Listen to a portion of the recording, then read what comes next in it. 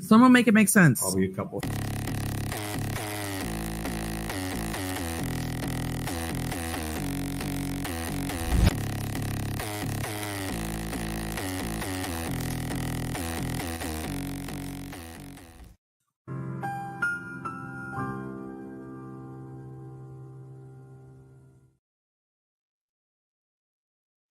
Hello, everybody. Let's get some music. Do, do, do, do. Night driving time. Okay. Guys, I'm glad we ended up doing this tonight and not last night. Here's why I think it worked out. Because, first of all, we would not have had DSN with us last night, and he should be joining today. Tonight is his anniversary with his wife. Shout out to DSN and DSN's wife, and happy anniversary. And so he will be here shortly, but he wouldn't have been able to be here last night. But also, I would have had limited time because had a window for lessons. Anyway, would have had limited time. Whereas tonight, I will be here with you guys for as long as it takes for us to laugh and enjoy Dr. Seagull and the Morgans. And if we want to watch them all twice, we can. We can do it however we want with the sidebars. So this, I think, will work out for the best. So some Saturday Night Squirreling going on here, guys. Hope you all are having a great weekend. Things are going well here, except there's a mosquito lurking in my house, ready to pounce when I'm least expecting it. So if you hear a clap randomly, that's me trying to get this mosquito. And it's funny because, like, I'm not a bug killer. Like, I'm a bug rescuer. For anyone that missed it, I told a good story about how I got a big, huge, I hit my head really hard, actually, and ended up with damage to my face, way worse than Amber Heard. I think that was on the last Depp Heard live stream, actually. But the way that it happened was me trying to rescue a spider in my bathroom. And so anyway, I'm an animal rescuer with the exception of mosquitoes. Because I have no tolerance for them, is what it is. And basically it's like physically, I ended up becoming allergic to them like 2 summers ago. So anyway, so basically, sorry if you heard that weird noise. It's my computer being stupid. Okay, but what I wanted to do real quick is show you guys this. So anyway, if you do hear a random clap, it's just me trying to kill this mosquito. And just know that I'm not a bug killer, and it's only for the mosquitoes. Okay, shout out to Black Witter. Shout out to Fender. I'm so glad you guys are here. Fender, I thought we weren't sure if we were going to have you. Good morning to you. Shout out to Candace. Woohoo! Y'all, when DSN gets here, make sure everybody tells them happy anniversary and congratulations for finding his better half. We can all aspire. I think actually all of us that are here, for the most part, are all single. Happy to see you, Kelly B. I'm so happy you're here. Remind me, Kelly B, you're moving to Florida, right? Is that correct? But I'm very glad to be here for a pick-me-up. Remind us where you're moving to. I believe it's Florida, but we have a lot of connections here, and maybe somebody will have a recommendation for you. So let's see here. And Fender, was that your two-wheeler? I think you called it a two-wheeler. I don't know, a scooter. Was that you ride that? That looks fun. Dr. Bob is not what? Happy you're here, Dr. Bob. How is Bandit doing? I think about Bandit every day. Because every time I look at my dog, I think of Bandit. They're so similar in age and size. Okay, Kelly B is moving to Florida. Okay, cool. If you want any help from Squirrel Crew, I don't remember if you've joined the Discord, but feel free to join the Discord if you feel. Dr. Bob says he's not single. Of course, yes, very true. Happily married for what, over 50 years? How 50 years? No, that can't be right. A long time. I remember it was a long time. But yes, Kelly, if you don't feel like you want to, hear in the chat, say anything more specific, of course, that's understandable, but feel free to join the Discord if you haven't already. And there might be people in there that can have some recommendations if you're moving to a new state for the first time, So, but yeah, I hope that it goes well for you. Let us know when you're moving. 42. So I was close. When I said 50. Congrats on that. 42 years. Yeah, that looks. Yeah, Dr. Bob is married for 42 years. Is my understanding. And actually, I was gonna say too, Blackwater I know has fucking Andrew, so she's not single. But here's what I wanted to show you guys. Check it out, y'all. What was that song? Check it out, y'all. What song is that, guys? Let me pause night driving so you can get a better idea of what I'm trying. Funk's your brother. Get out now. What is that? From the 90s, right? Or early 2000s? Okay, so Pearson, Florida, Kelly says, wow, working for a professional nanny certification and newborn care specialist certification. Congratulations. I'm sorry the job search isn't any fun, but hopefully you're excited about the move. Anybody that lives in Florida or has lived in Florida and has any recommendations, feel free to share those. Dr. Bob's met his wife junior year of high school. I know, it's just adorable. I agree, Fender. It is very cute. But I wanted to show you guys this 20 years of experience. Anyone in Florida near Pearson that is needing a nanny or care for their newborn, I have a recommendation for you. So, okay. Let me share this part of my screen. Hold on. I wanted to show this to you guys for anyone who hasn't seen it.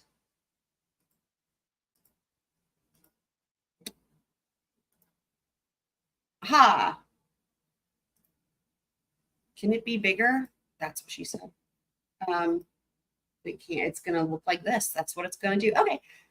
So I wanted this to be like full screen, but whatever. Anyway, this is actually, let me do this. Let me share it as a window. Let me see if that's any better.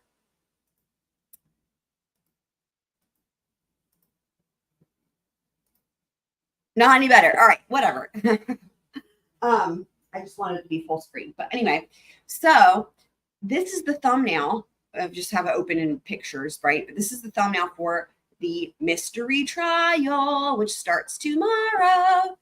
Guys, so far, nobody has guessed what trial it is or even attempted. I don't know that anybody knows, which doesn't surprise me. I didn't expect anybody to know this trial. Totally did not expect it. But if anyone does, that's awesome. But what's going to happen, y'all, after tomorrow, I think if I can figure out how to make it happen during the live stream, I'll do it that way. But what's going to happen is everywhere where you see where it's like redacted with question marks, it's all going to reveal itself.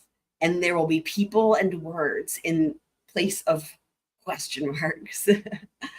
I had the most fun making this. You guys, in case anyone, it's funny. I cannot draw to save my life. Some of you guys have seen my squirrel drawing.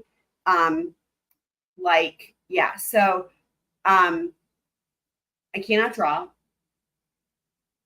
But I feel like I do have a good visual eye for things as long as I don't have to do any drawing. And it's funny because I'm completely technology adverse. I have no technology skills, right? And again, I can't draw to save my life. But what I found was it's funny. I really love making thumbnails. I love it. I've really gotten so into it. It's just, every time I make a thumbnail, I surprise myself with like how much I actually enjoy it. And so I've been like trying to make each one better than the last. And anyway, it's weird. After I made this one, I was just like sitting here like, why do I love this so much? Like, it's really funny. It surprises me, right? It's like I learned something new about myself because I guess what it taught me is that I do have visual skills, but I just hadn't learned how to use them because, and it's funny. All the other reason it's funny is because it's visual plus technology, right? The two things that like I thought I was terrible at and I still say I'm terrible at, right? Like this is both of those things. So it's like, she seems like it should be worse. Anyway, long story short, I had so much fun making the thumbnail and then figuring out how to properly redact it so that it would be a mystery, and then also how to properly unmystify it. So like when I imagined this mystery thumbnail in my mind before I made it, when I imagined it looking just like this, where the outline of people is exact. It's not like a block or a certain, it's like, it's actually, like what you see on other shit when it's real people doing it. It's like an actual, they actually figured out how to redact it. And like, even with like the question marks up top, that's in the right font. That's in the same font as what the text will be underneath it. So when I pictured this in my head, this is what I pictured. So it's so satisfying to like picture it, you know what I mean? And then make it happen. So anyway, but as per usual, there's little hidden gems in this thumbnail, you guys. And like for example, the squanguen is holding something. Like whenever I make these thumbnails, this is all from evidence. Like this book here, you guys don't even know. For every thumbnail that I make, like I watch the trial and I have places in mind of where I know I'm going to see certain things that I want, whether it's the people, like with the Debbie Heard thumbnail, right? I didn't just Google pictures. Like I saved those shots from the trial, from moments in trial that I specifically wanted, and I figured out how to make them. So like the evidence, right? So like this book here, it's actually a journal. Okay. This was not easy to get because it's from a moment when the defendant is on the stand. And what's happening when you see this, they don't actually put it into evidence on the screen. So you only see it for a split second when the defense attorney hands it to the defendant and opens it to the page. And that's what you have here, this journal. And it's for a split second, and the defense attorney's hand is in the way. That's the only time you can see it. So I had to figure out how to save it and where you could see the full thing and then get the hand out of the way. Anyway, so that's one thing. And then you've got the squanguen. The squanguen is holding the journal when the journal is closed. That's what it looks like. And then it's also over there on that table. So these are all evidence. And there's other hidden things. I'm not going to point them out because I want to see if you guys can find them. There's other hidden things that are very specific to this trial. The only things that I will say are not actually from the trial evidence are the coffee mugs. Sorry, the coffee mugs. Those are not actually from, but as I go along, if I see actual coffee mugs from the trial in evidence, I will swap them out on the thumbnail with ones that are, but I didn't know of any. So those are not from, but everything else is from like in the trial evidence. So anyway, yeah, actually, that's a good point. I'm not a real person. I'm a squirrel. So anywho, but I wanted to say this because I'm so excited about this mystery trial, guys. Nobody's covered it. Nobody's done any, I don't even think it's been on YouTube, the whole thing. I had to search through the Court TV archives on courttv.com to find the entire trial. And so that's how I'm able to get the footage. It's not on YouTube. So it is such a good trial. I don't know how it flew under the radar, but I'm really excited to start that tomorrow. And like I said, after we get going, all of this will be revealed and it will no longer be a mystery, and we will cover it gavel to gavel. Kelly B, thank you so much for your super sticker. I appreciate that. That's very generous of you. Thank you. Thank you. So yes. Okay. So let me get rid of this if I can. Anyway, hopefully you guys will join us tomorrow for the mystery trial. I don't know how, like, I keep thinking to myself, saying it's a mystery trial, I could understand if people are like, well, I don't know what it is, so why would I waste my time, right? But let me just say, if you're listening to this, and please trust me that it is well worth your time. The mystery part is just to make it fun, but it's going to be awesome. I promise you guys will be super, super glad to be there and watching it. It's a really good one. And what made me think of it is this, okay? Amber Heard. Let me just say, guys, the defendant in this trial that we're going to watch, the mystery trial, is Amber Heard. This is why I'm so shocked that the trial did not get more attention. It's Amber Heard times a bazillion. It's like Amber Heard if Amber Heard was even more calculated, cold, manipulative, had more personality disorders, and went way further with it in terms of lying or, the fake, like, okay, thinking along lines of like the fake Me Too, okay? Fake Me Too. Think along those lines, right? Like alleging that you're being abused when it's the other way around. Take that and imagine someone going so far, okay, as to murder somebody to try to perpetuate their lie, okay? That's what we have. And you guys are like going to be like, what? Yes, you heard me correctly. That is the mystery trial starting tomorrow. There's no witnesses in common. No witnesses in common between mystery trial and Depp heard. Different state, but I'm not going to say which state yet. You'll learn tomorrow. And it's a criminal trial. It's not a civil trial. It's a criminal trial. Criminal trial. Like, I guess that, obviously, I keep saying defendant, so never mind. But yeah. Oh, it's so much worse than Jodi Arias. Fender, it's so much worse. She's so much worse than Jodi Arias. She makes Jodi Arias seem like a nun. Oh my God. And you guys, and she's, dude, and the defendant is a lot younger, and I will just say is like kind of like a hipster. And there's a lot more to it than that, man. There's a lot more to it than that. I'm not going to give any more away, but like, it's oh yeah. Oh my God, it's so much worse. I know, it's hard to believe, right? This is why, you guys, I'm so excited, because it's, yeah, it's really crazy. It's really crazy. It's, okay, here's what I can compare it to. Those of you guys who were there for the deep dive with Murdaugh, okay? And remember how we were talking about how only Alex Murdaugh would go to rehab without having a drug addiction just to try to convince people he had a drug addiction, okay? It's like that, but murder to try to convince people that you're a victim of like sexual assault, essentially, is what it kind of comes down to. That's actually oversimplifying it. It's worse than that. It's worse than that. It's really worse than that. But that's the simple way to make it. So, and worse than Casey Anthony. Guys, I will tell you, I think this defendant is on another level. Like, it's really fascinating. And this defendant on the stand is like nothing you've ever seen before. It is, y'all are in for a treat. That's all I can say. It's really, there's nothing like it. There's really nothing like it. Worse than, it's not Courtney Clenny. It's so much worse than Courtney Clenny, but good guess. South Texas, shout out South Texas, by the way. That's a good guess. That is a good guess. Good guess. But not Courtney Clenny. This is a trial that has already concluded. Okay. Trial's already happened, but it kind of flew under the radar. I don't know. I'm trying to think if there was another big trial happening at the same time, but you know what? I'm not mad at it, because now we get to cover it and everyone's going to be watching it. Like I said, the whole thing's not even been on YouTube.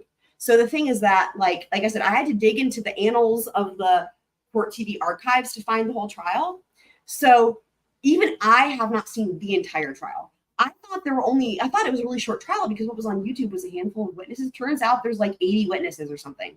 I was like, what the fuck, man? Like, there's like 6 witnesses on YouTube or something, right? So like, there's like so much more to it. So I'm going to be learning along with you guys, because I will be seeing things for the first time just when I'm editing the videos. But other than that, I'm coming in like, it's going to be great. It's going to be great.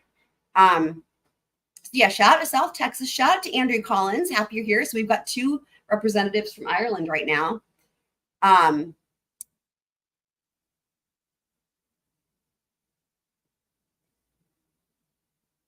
Oh, about the addiction? Yeah, Fender, watch the deep dives. Then you will. But I can't say that for a fact. But we disprove a lot. Dude, I'm just saying, anyone, y'all, I know I'm a broken record. Anyone that has not watched the Murdaugh deep dives, the Murdaugh Murders Trial series, seriously, I recommend it. Like, anyone that was there Candace was there, Black Widow was there, anyone that was there, y'all can back me up if you feel so inclined. Like, did we not, though, just like completely blow shit out of the water in terms of the general consensus with a lot of things? I feel like we did. We solved a lot of the questions that were left unanswered. Also, I personally called Sunrise Detox, and I put that's on video, live. You can watch it live, me calling Sunrise Detox. and asking what requirements they need in order to submit me in for rehab at the same place, the same exact place where Murdaugh went. Like, dude, you guys don't even know. If you haven't watched it, it's so good. It's so good. We went there in every sense of the word. We went there. I'm so proud of that deep dive, as I've said a bazillion times. Thank you, Candace. Candace says she can recommend. Oh, I see what you're saying, Fender. Okay. Oh, okay. About AH killing. Wait, I'm still not quite sure what you mean, though, Fender. AH. Post-mortem. I don't know if maybe you're confused. I'm talking about, that was what I was talking about there with killing the abuser, and then like that I was referring to the mystery trial. That's what happens in the mystery trial. Oh, I missed a text. Okay, hold on. Sorry. Okay, let me see. A lot of people think that if Johnny Depp didn't have a I see. I see what you're saying, Fender. Okay, thank you. Yes, I see what you're saying. I wouldn't, yeah, I could. Okay, I see what you're saying.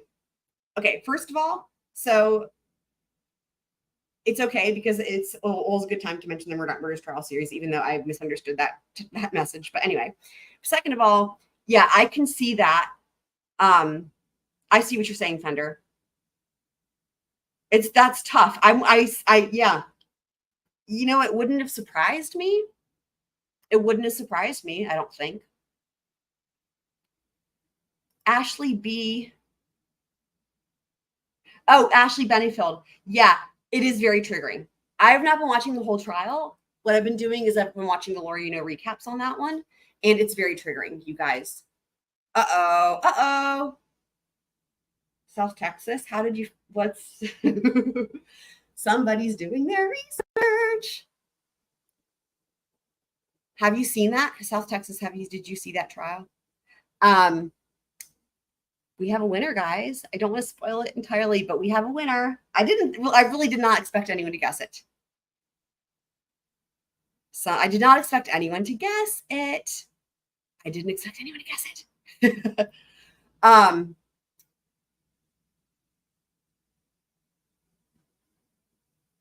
Yeah, the thing is like, most people don't know the half of that trial. Well, like I said, unless you watch the whole thing live when it happened, the whole thing's not on YouTube. So, okay, so some people are familiar with it. I'm surprised that there's people that are familiar with it. Okay, but okay, cool. I will say, if you're familiar with it, again, you've not seen the whole thing. So we're gonna go through the whole thing. I have so many thoughts, and I have a lot of thoughts beyond just her. I have a lot of thoughts about the attorneys. I will say, I think that the cross-examination when the defendant takes a stand is one of the most brilliant things you will ever see in your lifetime. It's one of the most brilliant things I've ever seen in my life. I can't wait till we get there. I have so many thoughts. Like, I just have so many thoughts. There's a lot of interesting elements about this. But also, it's an Amber Heard times a bazillion. So, but yeah, the Ashley Bennyfield is hard to watch, and it's very triggering. And I had a hard time with her on the stand and with the prosecutor. That was really hard and very triggering, for sure. Yep. She's off the charts. Some of you guys are familiar. Yep. Okay. So yeah, and that's the thing, is I'm sure it wouldn't surprise me if there's a lot of deep dives on her. But again, nobody's done the trial. Y'all, I've looked, because if they had, I would have watched it. Like, let me just say, like, if somebody had covered the trial, I would have watched it. But nobody's covered the trial gavel to gavel. So that's why I'm so fucking excited. This will be a YouTube first, you guys. And so anyone who's there, please join us, because we're gonna make history. Squirrels are gonna make history, you guys. I swear. Andrea, yeah, and I think you were there for some of the Murdaugh deep dive, were you? Yeah, Pawpaw, Roro. Hold on. We've got, what am I even doing, you guys? I was so excited about the mystery trial that's kind of not a mystery anymore, that I'm not even keeping up with things. Hold on, let me do the things. Let's do the things. Hold on. Shout out to the road trip crew. Gang's all here.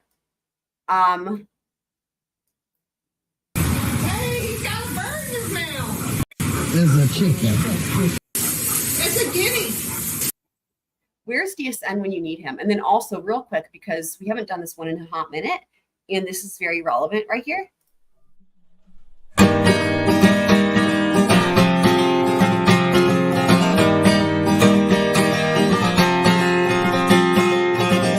Not unusual to steal from anyone. Not unusual to have killed your wife and son. But even God would never forget what you've done. Unusual to see you lie or pretend to cry.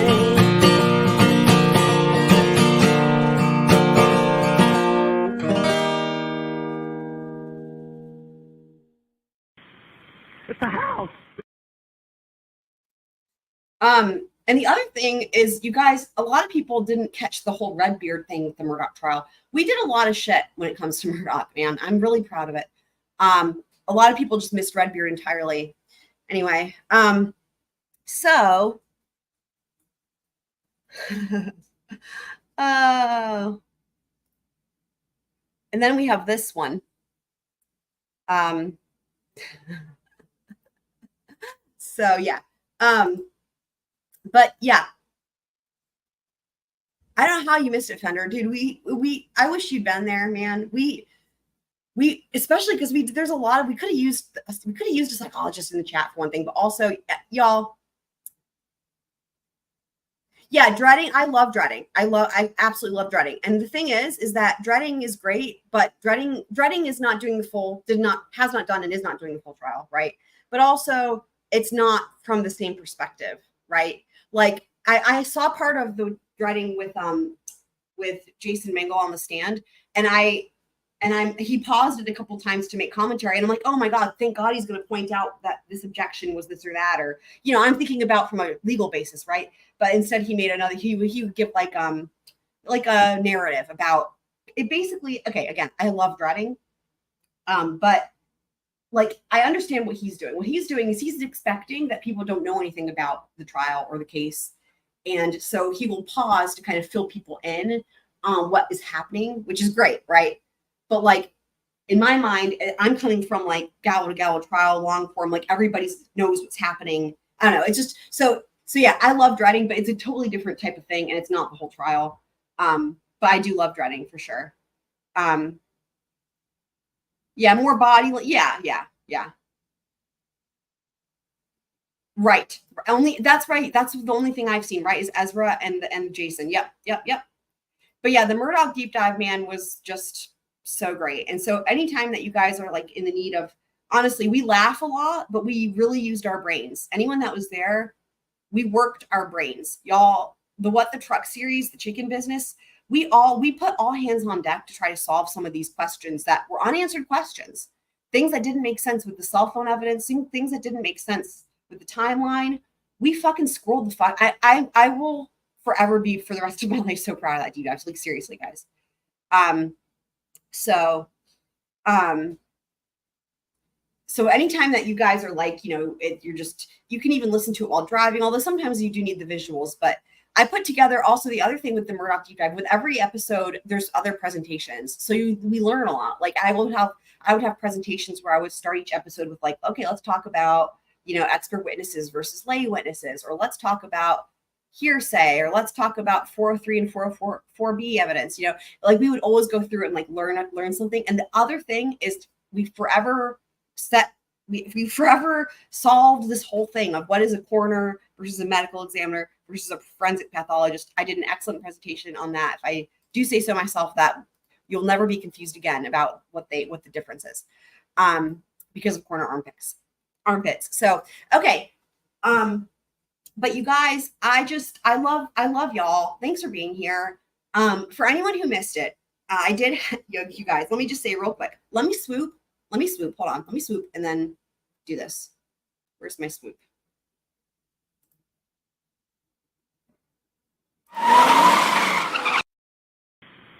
It's a house.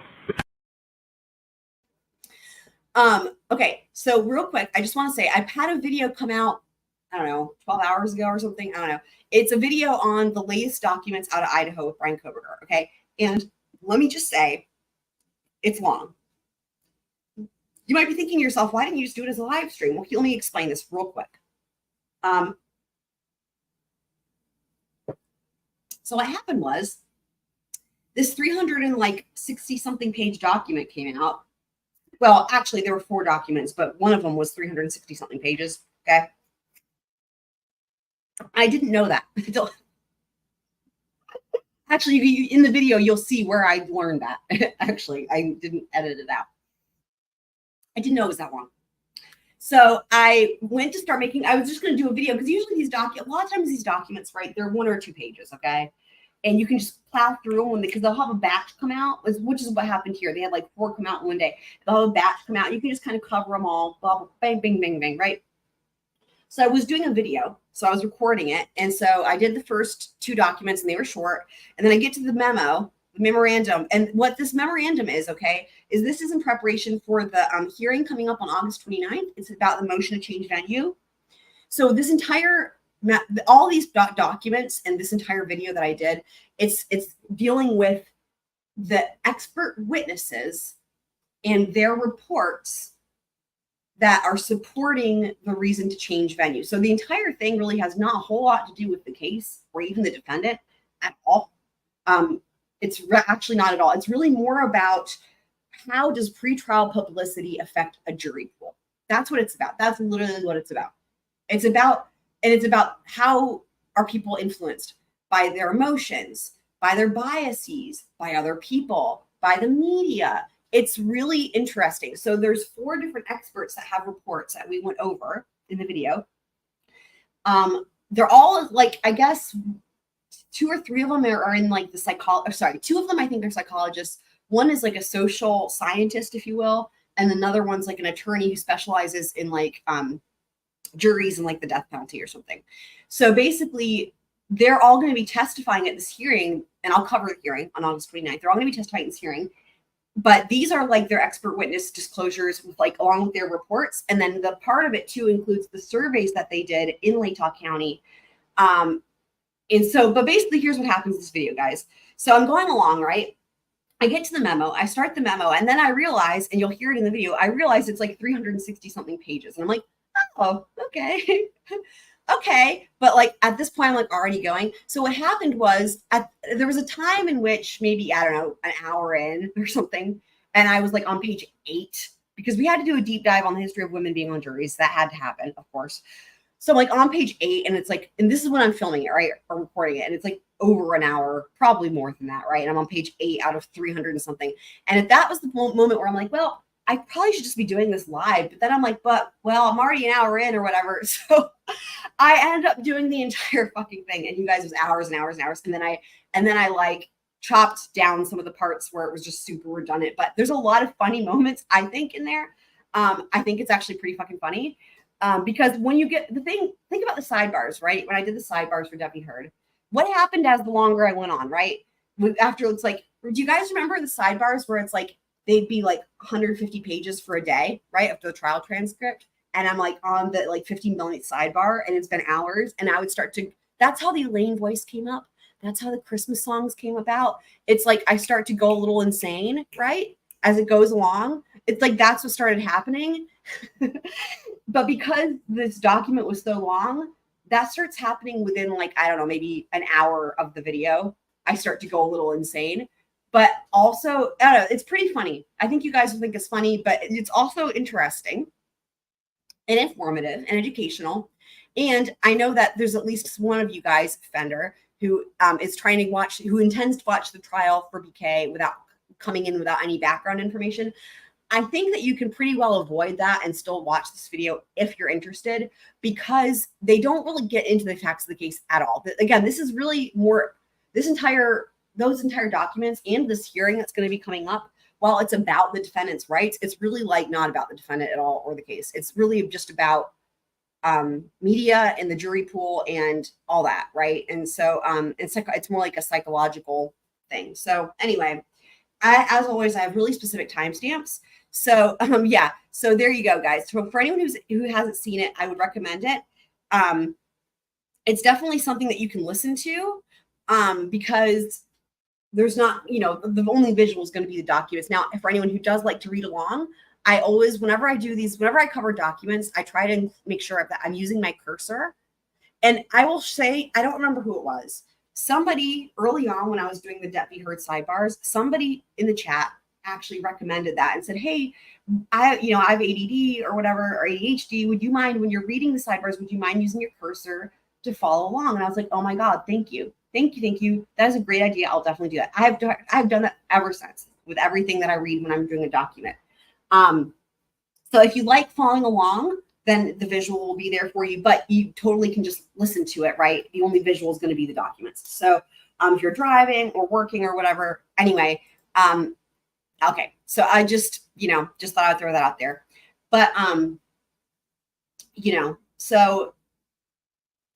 but what I will say in terms of like just what made the Murdaugh deep dive real special too, I will just say, I want us to say shout out to the Squirrel Crew. You guys are what make this thing great, whatever it is, whatever this thing is that I'm doing. You guys are awesome. And even when I'm doing a video, like the Idaho documents, right, where it's not live, even when I'm doing a video, I'm thinking about you guys, and I'm giving shout outs to you guys. And I'm thinking about, well, what you guys think or what you guys say, and it's sort of like, I think you guys can probably tell, by listening to it. So, and there's a fun game we're going to do also that I mentioned in that video. So, okay. All right. Enough about that. So now that's all of the getting the beginning stuff out of the way. Yeah. Defender says, yeah, Debbie heard we could see you get more delirious with each sidebar. Exactly. And that's true with all of it. Like I remember on the last live stream we did for Debbie Heard, I think we almost beat my record of longest live stream. My longest live stream so far to date was 10 hours and 15 minutes. And it was it was during the Murdaugh deep dive. And it was the episode, what was it? Just Follow the Railroad, I think it was, or something like that. It was the one with the railroad. I get goosebumps thinking about it. Just, yeah. But it was 10 hours and 15 minutes. And I think the last live stream was like 10 hours and 2 minutes. It was really close. But anyway, it's the same thing. I was just trying to get more and more delirious. It's really funny.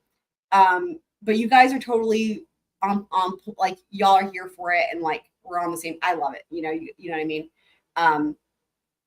Spencer was there for the long haul with that one. Shout out to Spencer. Where's Spencer? So anyway, but I'll do Spencer's command. Actually, you know what I haven't done in a while? We're missing some squirrels. We're missing DSN. We're missing Super Planet Girl. Blackwater's been quiet. I don't know if she's still here. We're missing Spencer. We're missing a lot of people.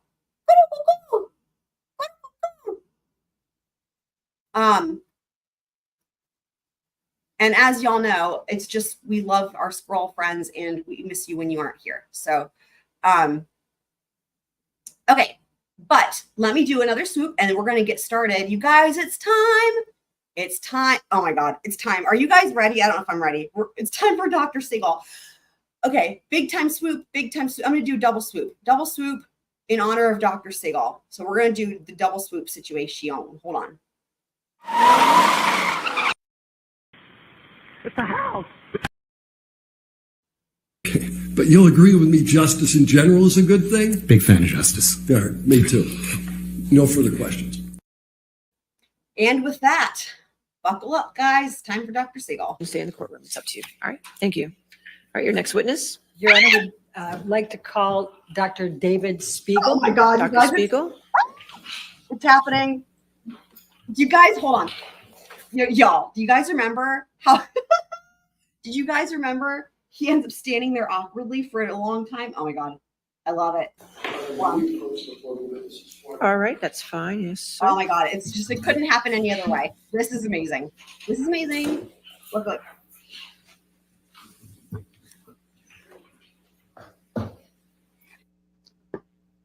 Yes.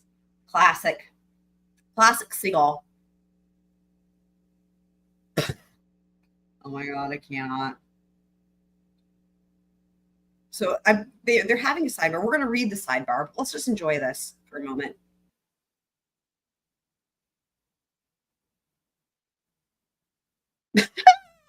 guys. Okay. Well, now that it's showing them at sidebar, that's an appropriate time for us to read the sidebar. So let's do that. Here we go. Okay, so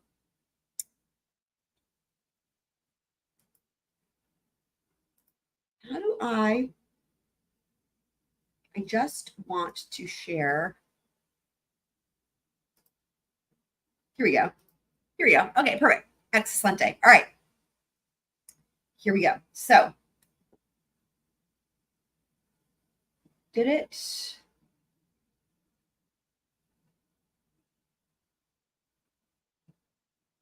Hold on. Where did it go?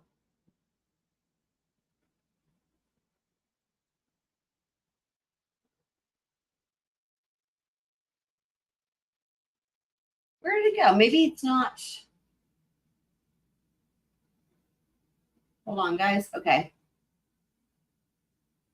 So you know what's funny? Sometimes the Control F doesn't find sidebars. That's why it's funny, because they don't always type the word sidebar. It's a bit weird like that. Okay, hold on.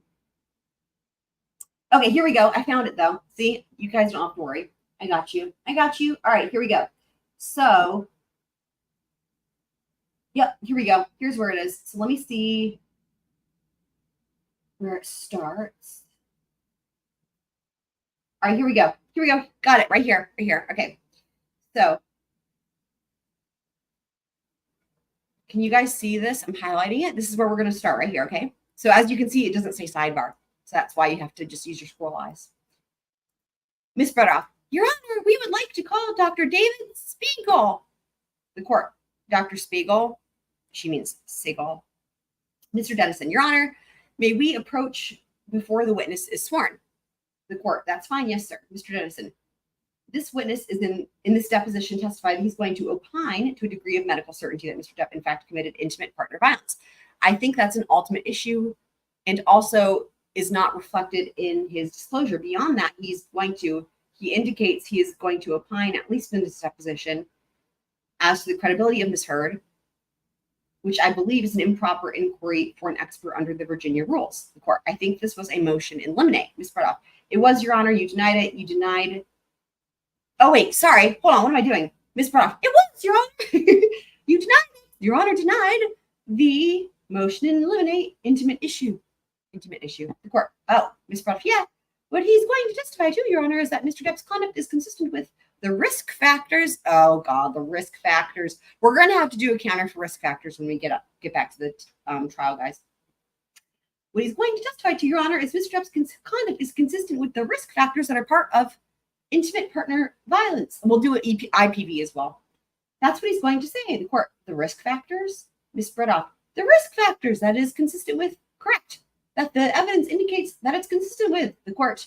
Let me see what the motion limine it was, Mr. Dennison. The testimony, Ms. Murdaugh, I don't. Mr. Dennison, that testimony is consistent with his disclosure. The court, as long as he stays with that, Mr. Dennison. Right, but they cannot say, and I think you said improper for him to say that Mr. Depp committed. The court, well, he's not going to say risk factors, Ms. Murdaugh. He's going to say that it's consistent, but we're going to go through all the evidence of that. Oh boy. Court, correct, Ms. Murdaugh. But even if he did, oh no. And he did say anytime deposition, and he did incorporate and supplement all of our depositions of our experts. What he's going to say is that it's consistent with it, but the rules would allow him to testify to an ultimate issue if the court, that's what we're making sure is not being testified, Ms. Murdaugh. But I believe that he is going to testify that he has all the evidence of consistent with the risk factors consistent. Y'all, I'm not making this shit up. You can see it for yourself. This is what it says. Mr. Dennison, I don't have a problem with that. I also do have a problem, however, he has met with Ms. Heard over Zoom for 1 hour, and he has testified, at least in deposition. Remember, as this is happening, he's standing there awkwardly. At least in deposition, that he finds her the more credible witness, the court. He's not going to testify to credibility. Oh, but he's going to fucking try. Ms. Murdaugh, that's not what he said in his deposition. He said, based on Dr. Curry's testing, the issue is that, in fact, one of the findings in there is there being truth in their responses, and he's been consistent on that. So that's absolutely one of the things he said. The court. He can't testify to credibility. That's up to the jury to decide credibility, obviously. Talking to the jury. Miss Brando. He's going to testify that that testing result reflected that she was giving truthful responses to Dr. Curry's test, which she can do. That's one of the factors. Mr. Johnson, again, not in the disclosure. Miss Brando, actually it was. The court, I'm going to allow that testimony and you can cross-examine on that. Mr. Johnson, okay. The court, just on Dr. Curry's test, then. Ms. Brando, the court, not in credibility as a witness, okay? Mr. Johnson, right. And remember, I don't have to tell you to remember, you remember. Both Dr. Curry and Dr. Hughes talked about this in terms of professional opinions about evidence of feigning. This wasn't who's telling the truth, the court, right. But it was just a factor in that particular test. Ms. Brando, a factor in that particular test. The court, okay, that's fine. You can cross-examine on it, okay? Mr. Johnson, okay, thank you, Your Honor. Ms. Brando, may I just tell the witness briefly? The court, to remind him? Ms. Brando, to remind him? The court, yeah. Remind him before he's sworn in. That's perfect. Ms. Brando, thank you, Your Honor. The court, thank you. Mr. Johnson, thank you. Back to open court, and it is time for the Seagull, as it were. Dr. Seagull. Ready, guys? Are you ready? Bum, bum, bum, bum, bum, bum. Kid Smits is here, just in the nick of time. Kid Smits, yay! So the scroll call worked. I was doing kudu-kuku, and here you are. So we need everybody else. Kudu-kuku! Kudu-kuku! For whoever didn't hear the scroll call, let it be known. I mean, isn't it so true, though? Okay, Fender's going to compliment him. Let's see what she's going to say. He has confidence in himself. Well done, Fender. Well done. Well done. I also like the way he says Norfolk. Norfolk. Doesn't he say it kind of like they do in what's her faces? You guys know. You guys know. Which is weird.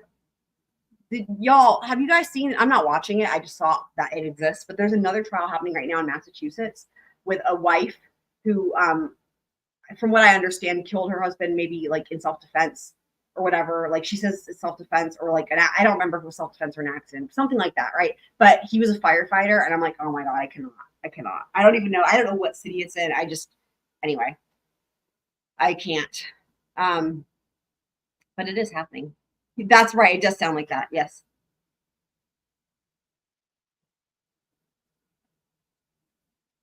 Okay. Let's see if we can.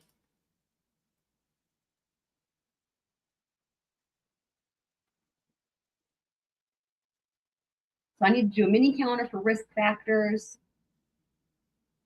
That's right, Hitsmits. That's what I'm saying, right? Isn't it odd? It's odd. And just I don't know. I wish it were happening at a different time where I could have the stomach to watch it because I feel like but at the same time, it's like I feel like it's something's gonna be fucker. There's gonna be fuckery and there's gonna be injustice, and I can't handle it. So anyway. Okay, so she's reminding Dr. Seagull about. All right, here we go. Yeah, I agree. She's reminding Dr. Seagull.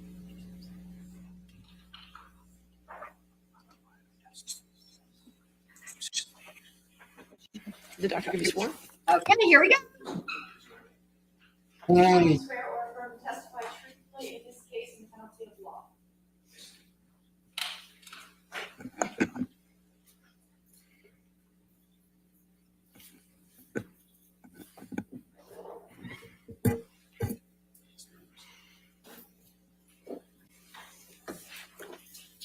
Thank you, Your Honor. Will you please tell the jury your full name and business address? David R. Spiegel. I'm a physician. I work at 825 Fairfax Avenue in Norfolk, Virginia, as part of the Eastern Virginia Medical School. I remember at this point, I'm like, okay, he seems all right, but his hair is a little off. And what is your occupation? I'm a If you physician could have brushed psychiatrist. it or something, you know? And where do you work? Do you work at? I work at Eastern Virginia. I'm employed by Eastern Virginia Medical School, but I also work at Wait, Norfolk General Hospital. Sorry, it's like already off to a terrible start. Hold on. Does she just ask him to repeat things? I think she does. Hold on, let me back it up. We didn't even get one question in. Oh dear. School. I'm a physician. I work at 825 Fairfax Avenue in Norfolk, Virginia, as part of the Eastern Virginia Medical School. And what is your occupation? I'm a physician psychiatrist. And where do you work? Do you work at? I Oh work my at God. Eastern Virginia. I'm employed by Eastern Virginia Medical School, but I also work at Norfolk General Hospital, which is a teaching hospital in Norfolk. How many years have you been practicing as a psychiatrist? I entered residency in 1989. I graduated residency in 1993.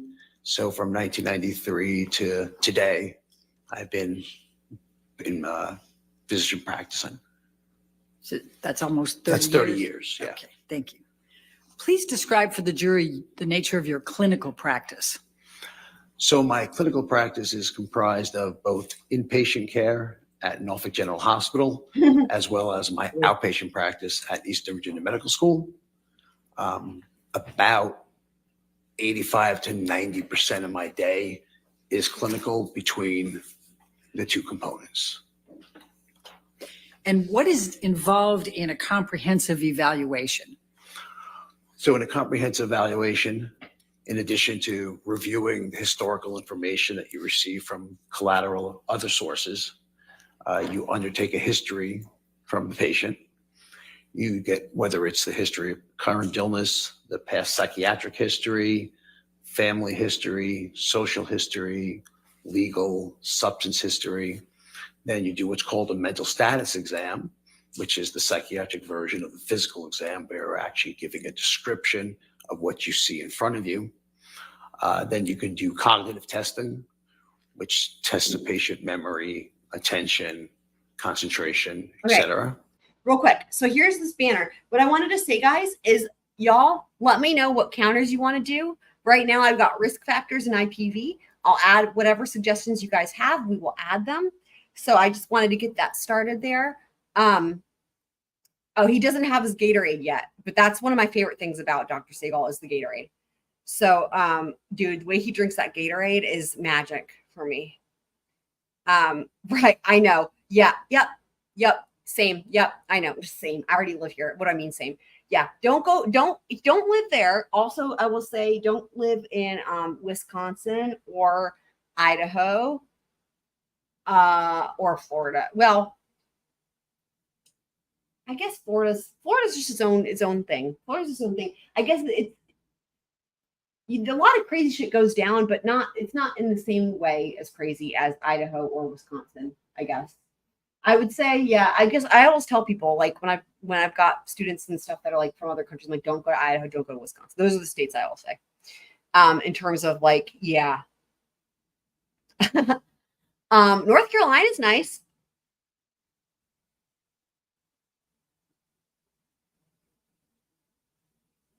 Disclaimer for Founder here. I'm going to use words I never use for other humans, and it's for his performance on stand only. You got it, Fender.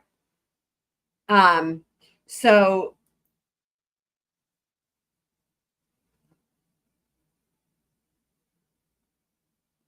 Colorado seems like it's really nice, but there's some crazy cases out of there. But yeah, I would Idaho and Wisconsin, stay far away, and Massachusetts, but for different reasons. Okay, so yeah, so let me know if you guys want me to add anything to the ticker.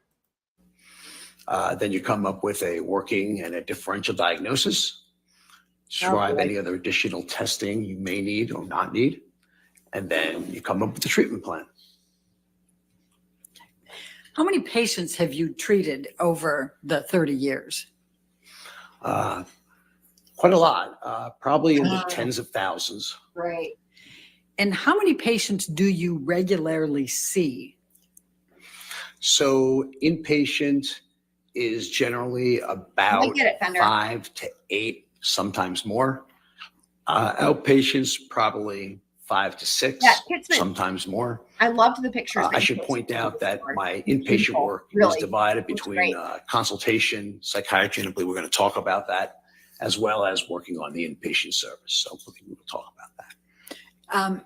What, if any, differences are there on how many patients you see on weekends as opposed to weekdays? So when I'm on call, which is on either a Saturday or a Sunday, meaning I have to be in the hospital and around. That's probably an additional 35 plus patients. How frequently do you treat patients who abuse drugs and alcohol? Unfortunately, drugs and alcohol are part of psychiatric practice.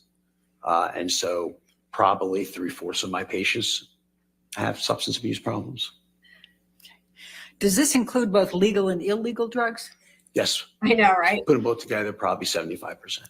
Right. And Yeah. how frequently do you treat patients who have suffered from someone in their lives who abuses alcohol and drugs? On a regular basis, like I said, on a daily basis. This is part of what psychiatry is. I know, Bender. And Yep. as part of that treatment of patients who abuse drugs and alcohol, do you evaluate the impact of the abuse on? Smith says she thinks Elaine's from the Midwest originally. One could think that, except remember, for anyone who forgot, I still fully think it's possible that Elaine is from another planet because she's an alien. On their brains and personal interactions with others? Maybe. Yes, substance of abuse, both in the short term and the long term, can affect the brain in terms of mood, behavior, cognition, meaning attention, concentration, memory, ability to control your behavior, as well as your overall level of functioning. It can affect it. Speaking of cognition, Dr. Edelman defines cognition for us in one of the Idaho documents I covered in that video. In the short term, such as alcoholic blackouts. It can affect it by causing stroke, such as stimulants can. And so at the end of the day, it's a rather lengthy list of what substance abuse can do to the human brain. Dr. Spiegel, how frequently have you treated patients who have suffered intimate partner violence? Again, it's very unfortunate that probably 50% of my patients suffer from trauma. If I had to guess of those 50%, probably 25% of my practice is people who have suffered intimate partner violence. And how consistent is that with the national average? By the way, In America, unfortunately, it's about 20 to 25%, depending on the study, of women have complained, have reported oh my God. intimate partner violence. All right, we're gonna rewind that part. By the way, I'm counting it if they say IPV or intimate partner violence. Second thing, you guys that are watching this, I'm sure all know, but I'm just gonna say this for the record. Like, obviously, IPV and abuse and all this, like, obviously it's not funny, right? I think that everyone that's watching this trial understands why in this context, anyway. Where no one's making light of any real abusive situation here for sure. I think that it's more of that because it is so preposterous, and then of course this witness. But I'm going to rewind it because the question and answer here is interesting. So hold on a sec. If I had to guess of those 50%, probably 25% of my practice is people who have suffered intimate partner violence. And how consistent is that with the national average? In America, unfortunately, it's about 20 to 25%, depending on the study, of women have complained, have reported. So he's just already setting it up to look at his face. He's already setting it up where it's like the women, right? The sexist. Oh God. Shout out to Lisa Lee. Happy you're here, my friend. And you're right. For Kidsmits, thank you. You're right. There were 3 from the sidebar. I was actually thinking about if I should include that, and then I distracted myself talking about something else. Thank you. Yes, I will add it. Yes. That's right. Right. Yep. But you guys all know. I just wanted to say it for the record, but I know that we're all on the same page. It's by, I have not even said it so far at all, like covering with all the coverage I've done. We've not even said, like, here's why we're laughing, just in case anyone is wondering, because I feel like everyone knows. But anyway, happy you're here, Lisa. And then what was I going to say? Yeah. So, but they're already doing this thing of like the women, only the women, right? Are victims type thing, which is just Intimate partner violence. And how frequently have you treated patients who have perpetrated the intimate partner violence? So again, in the outpatient setting, I don't see it quite as much, but in the inpatient setting, again, it's a really relative common phenomenon that I will see perpetrators of partner violence. And, they're patients who need treatment too. And overall, how many patients have you treated who have been perpetrators of intimate partner violence? Perpetrators? Yes. Probably 5 to 10% of the patients I do is perpetrators. And would you say tens of thousands over the 30 years? Yes. And leading. Right. Yeah, that's why I mentioned it, because her question wasn't about women specifically. It was just, the numbers, and his answer was women specifically. As part of treating patients relating to intimate partner violence, do you regularly evaluate these patients? Do I regularly evaluate the patient? Evaluate the patient. Oh, yes. Yes, regularly. I mean, they get the same comprehensive evaluation that I described before. Are you licensed in Virginia? Yes, I am. And when did you first become licensed in Virginia? 1993. Have you been qualified by courts I don't as know an why expert witness? that was funny to me. Yes, I have. In how many states have you been qualified as an expert? 3, which would be Virginia, Maryland, and South Carolina. South Carolina. Dr. Spiegel, can you please review for the jury your educational background, beginning with your undergraduate studies? I don't remember what I went to Duke University undergrad. is. I went to medical school at the State University of New York Health Science Center in Brooklyn, formerly known as Downstate Medical Center. I did my internship and residency between Dartmouth Hitchcock Medical Center and Penn State Hershey There it Medical is. Center. And I'm also fellowship board certified in consultation liaison psychiatry. okay. And Great. Good job. where did you do your residency and your internships? So I did my residency for Penn State and internship at Dartmouth. Okay. And what is your current title and position? So Fender, go crazy. We love it. I am Add to the the acting chair, endowed chair, and professor in the Department of Psychiatry and Behavioral Sciences at Eastern Virginia Medical School. Are you board certified? Yes, I am. You already said And that. what are you board certified in? General adult psychiatry and consultation liaison psychiatry is a subspecialty. Okay. So you have 2 board Yes. certifications. Okay. Oh my God. Can you guys, explain- Elaine can count to 2. Amazing.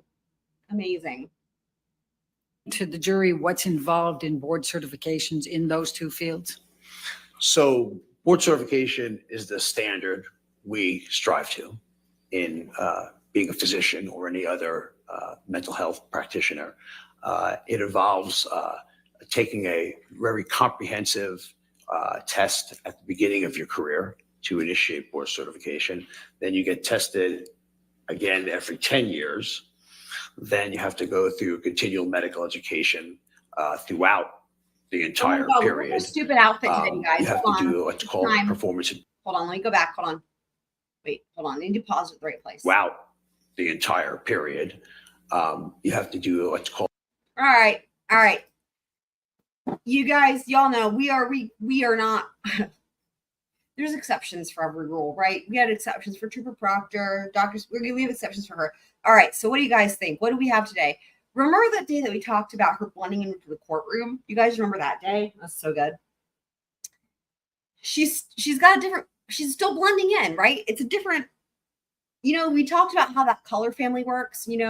With like the wall, the courtroom wall, and then the wood and shit. And then I even said like that from my experience making thumbnails, it's like it'll recommend a color palette and there's like 4 colors. From that day, the color that was missing that I could picture in my mind of like the 4 colors is the color that she has of her blazer. That's the color that we didn't have. There it is. Shout out to HW. Hi, I believe. Are you new here? If you are, welcome. Dr. Wackadoodle, that's right. Dr. Wackadoodle Seagull. So, right? Fender coming out hot. Yes. Right? I don't know what the fuck it is. Is she a sailor? Does she wish she was on the ocean blue? Anchors away, doo-doo. Anchors away. What are other naval songs? It kind of reminds me of like a Popeye the Sailor Man outfit, like a cartoon character sailor type thing. Don't they have little ties like that on their neck? They do. Plus the colors, right? It's like a dark navy. It's either black or dark navy. What do you guys think? Is that like a dark navy or is it black? And then she still has the one hair, but it's not as wet noodle, I would say, guys, right? It's less wet noodle and more like what's that pasta, that spiral pasta called? Rigatoni? What is it? No. You know what I mean? The spirally pasta, it's like that style versus the wet noodle. So we need to make sure we have our proper culinary terms here. Kits mitts. Kits mitts, I feel like you would know, actually, the type of noodle, type of pasta. Good point, Lisa Lee. That's a good point. Yep. And actually, speaking of wet noodle, maybe being a sailor, ahoy! Oh no, this could go off the rails quickly. Is how she got the noodle wet in the first place. Maybe she fell off the boat. Maybe no. Maybe her shipmates pushed her off the boat. No, maybe they made her walk the plank. Oh my god. Okay. My brain is like, now I'm like thinking about Disney movies. So yeah. Yeah. I still need to know the name for that spirally type of pasta noodle thing. Spiral. So anyone that knows that, let me know.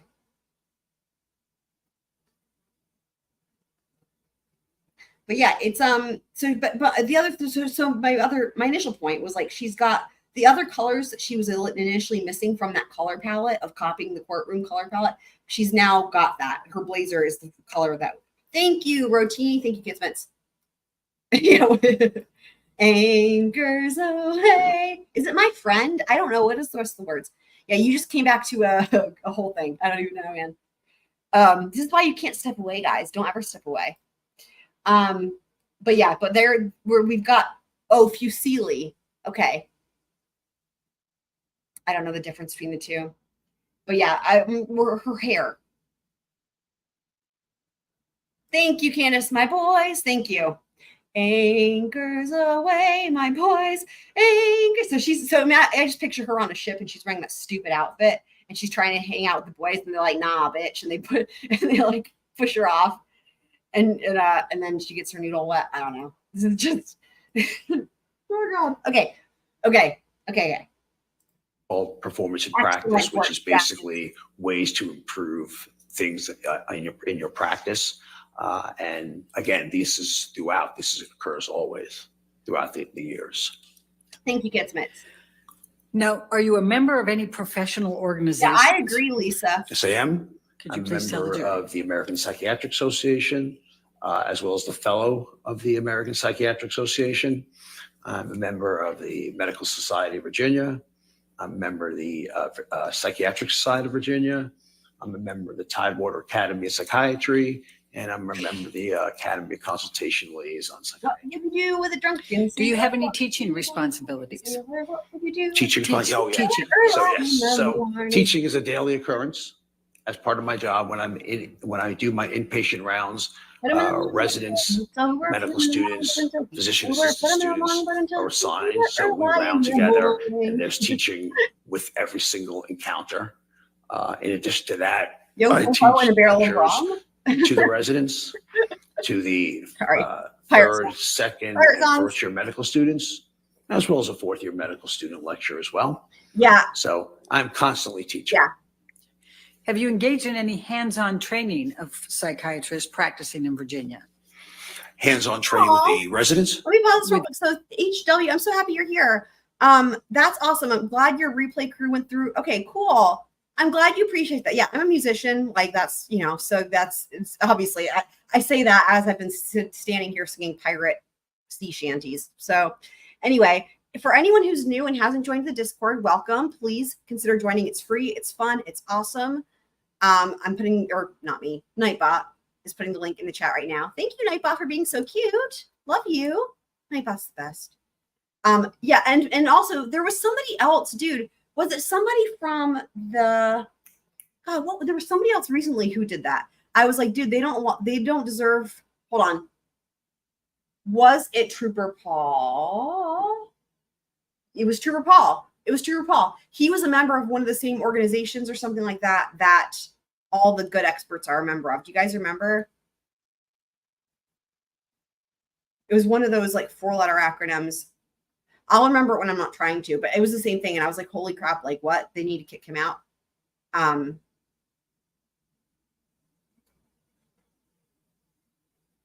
what was it? Arnab. Maybe it was Arnab. Not Arca. That was the company. Anyway, Anab. Anab is one of them for the crime scene reconstruction people. Anyway, Aptar. Thank you, Fender. I knew someone from Aptar. That's what it was. It was Aptar, right? And it was Trooper Paul, right? Okay, yep. And it was the same thing. It was like, dude, Aptar, get rid of him, dude. No, because Aptar is usually great. Look at this cutie pie. Those students need to be retrained. Amazing. Right, Fender. Correct. I know. Very true. Psychiatrists. Oh, yeah. So again, I'm teaching at bedside. I mean, we don't speak in front of the patient, obviously, but I'm teaching at bedside, meaning after we see a patient, we discuss the important points to learn. And again, that includes residents at every level. That includes medical students, third, second, and first year physician assistant students. So every day is a teaching explanation session to the students and residents. What is your role at Eastern Virginia Medical School as the acting chair? Please tell the jury what that means. Does that mean he acts like a chair? Sorry. How have I not thought of that before? Of all the times. How is he like, does that mean he's acting like that? It's set up for that, right? So as the acting chair, you are not only accountable for your own practice, but you As are the acting chair, you basically just sit there quietly. accountable for your faculty members' practices. So I have to make sure that everyone is treating, seeing, evaluating a certain number of patients. I have responsible for their academic requirements. So in terms of Good point, publishing, Fender. et cetera, Distinction I'm between- responsible for I'm just their making an important distinction between chairs and Dr. Siegel. teaching assignments to other That's residents, to correct, other Lisa. students. I know. I'm responsible I for know. fiscally that they are accountable to their fiscal productivity. So, and a heck of a lot of other administrative meetings that I go to. Have you published in your field? To the tune of about 80 manuscripts, and I have my own book on catatonia, the consultation liaison setting. I have a book chapter on the current and current and contemporary approaches, my God. temporomandibular disease, at least the psychiatric I portion. feel like it's starting to kind of go south a little bit. Not nearly as bad as it's going, but it's like I remember watching this the first time live, right when it was happening. It's like it was starting to be like, I don't know. I'm also in a dissociative identity disorders chapter on a wiki book. And have you peer-reviewed literature? Yes, so I'm a reviewer on. I've served as a reviewer on Lancet. I've served as a reviewer as innovations in clinical neuroscience. I've served on reviewer for clinical neuropharmacology, and I'm actually editor-in-chief right. At this point of clinical neuropharmacology. He's not making like. Have you lectured on the effects of drugs and alcohol on the human brain? Yes, I teach to the He residents. lectured on the effects of this trial on the human brain. That's what I was like in my mind. I'm like, that's what she should be saying. I teach lecture to the second year medical students, third year medical students. So I am fully aware of not only what I teach, but what I see in the emergency room and the consultation and inpatient settings. Have you published and lectured on the causes and effects of intimate partner abuse? Barrett? Yes. Well, I'm going to count that. I'm I counting believe it. 2 articles on the effects of trauma, and in that trauma was intimate partner violence. Are you familiar with the Correct. hallmarks of intimate partner violence? Oh, boy. Yes. Are you familiar with need what an assistant. causes intimate partner I violence? need an assistant. One more, excuse me. What causes intimate partner violence? There's a multiple explanation that cause intimate Oh. partner violence. And if I can just mention at this point too, that when we are discussing intimate partner violence, That point was a turning point for me. Hold on, let me back that up as I updated my ticker there. Let me back that up for a second. Look at it, pause game. This was a turning point for me because it's like, what is happening? yes, there's a multiple explanation that cause intimate partner violence. And if I can just mention at this point too, that when we are discussing intimate partner violence, Why are you doing I that? think it's imperative for the jury to know we are talking about repetitive behavior. What the fuck are you doing? What? Objection, no question pending. What? Objection non-responsive? Over Are you just periods adding of time.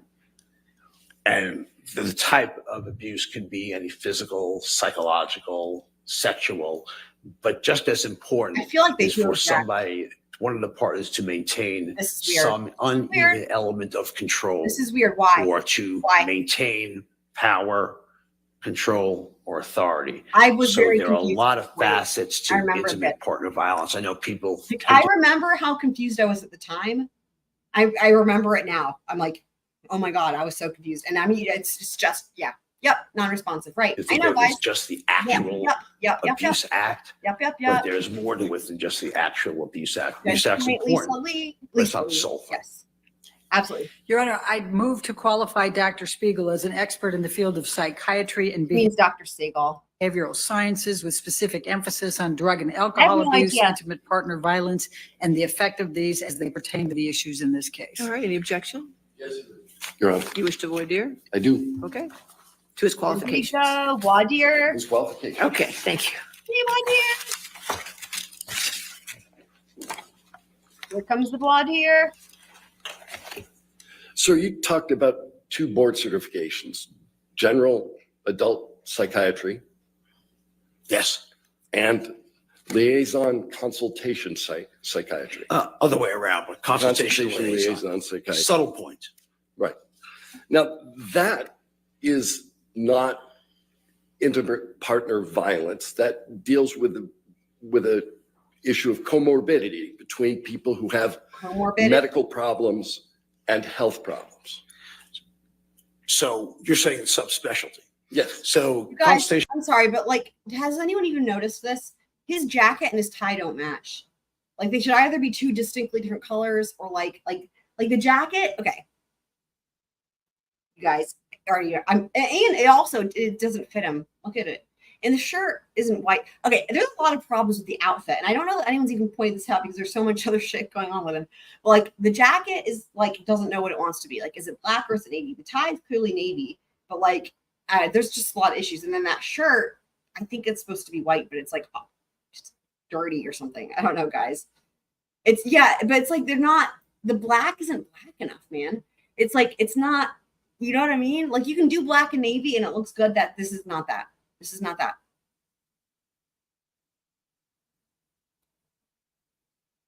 Did somebody ask if the jury is present? Yes, the jury is present. Voir dire has a ton of fucking meanings. I know it's confusing. So voir dire has so many fucking meanings because sometimes, besides, obviously y'all know jury voir dire, right? But in terms of not that, sometimes it does mean outside the presence of the jury, where they, we've seen this lots of times in trials, right? But oftentimes, and you see this more often in civil trials, okay?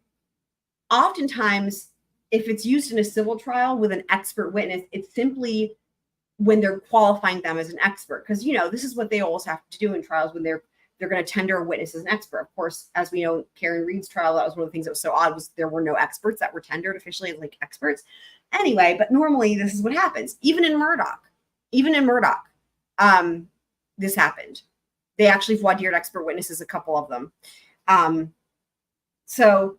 anyway, what was I saying this? When you're voir diring an expert witness, to have them make sure they qualify as an expert, that's always in front of the process of it's always in front of the presence of the jury, unless it's the type of thing where it's more like a Daubert hearing, if you will, or like with the case of in Karen Reed's case, right? When they did those experts and they called it voir dire, that was different because that was to see if they were even going to be like allowed to testify.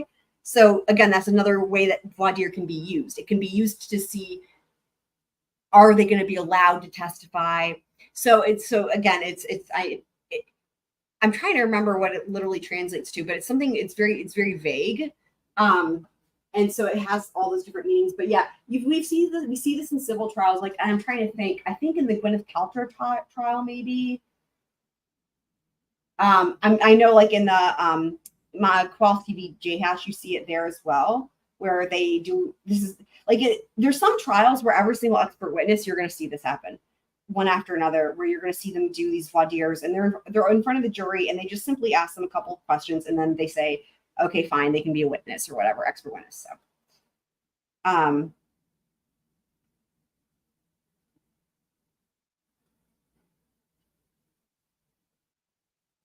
right. Okay. So voir dire, it's literally translates to speak the truth. That's it. So that obviously is just, again, it's millions of different uses for it. Patient liaison psychiatry does have that. Yes. But you're also treating patients who have medical illness, who have comorbid psychiatric illness, or people who have psychiatric illness that have comorbid medical illness. And many of the And patients. sometimes this can be used to say, I object to them being qualified as an expert.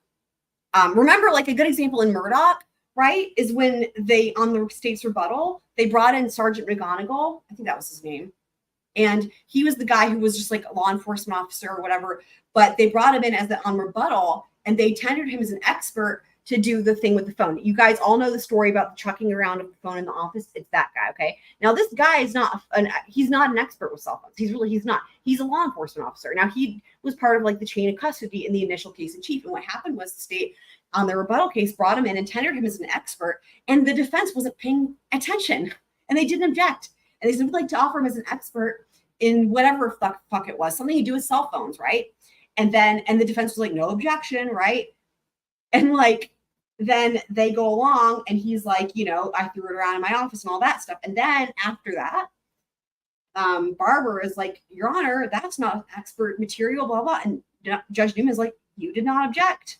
So that's an example of where with voir dire, they could actually be challenging, and then they could actually object to someone being an expert at all, period. They could say, yeah, they're not an expert, I object. Or they could say, I object to them being an expert, being able to testify as an expert in this area as well. And again, we also saw that in Murdaugh with a different witness. It was one of the defense witnesses, right? I think it was the Mike Sutton dude, the 5'2" vigilante dude, where he wanted to be an expert in some other category as well. And the state objected, and it was sustained. That objection was sustained. He was not able to testify as an expert he wanted to be an expert in like 4 categories or something. And he was, I think, allowed to go to be an expert in 3 or something. So it can be so it can be objecting. The voir dire, it would be a series of questions wherein after that, whichever party it is that's asking for the voir dire, they could object to the witness being tendered as an expert entirely, or they could object to only certain areas of expertise and saying they're not qualified for that. Patients that I see on the trauma service have tried to take their own life. And unfortunately, as part of that. I think it's definitely a strategy. It's definitely a strategy. I think the point is because he starts to get Spiegel, like kind of rattled. He rattles him. 100%. Yeah, this was on purpose. Intimate partner violence and trauma in general is part and parcel of that. So it's very narrow to say it's just a medical psychiatric interface. It's much more of psychiatric patients who need medical help, medical patients who develop psychiatric problems, but also that interface. Yes, Sergeant McGonigal. That's in the Murdaugh trial. I think it's McGonigal. Something like that. Sergeant, I'm pretty sure it's McGonigal. Something like that. Yeah. So, back up to Dennison's question.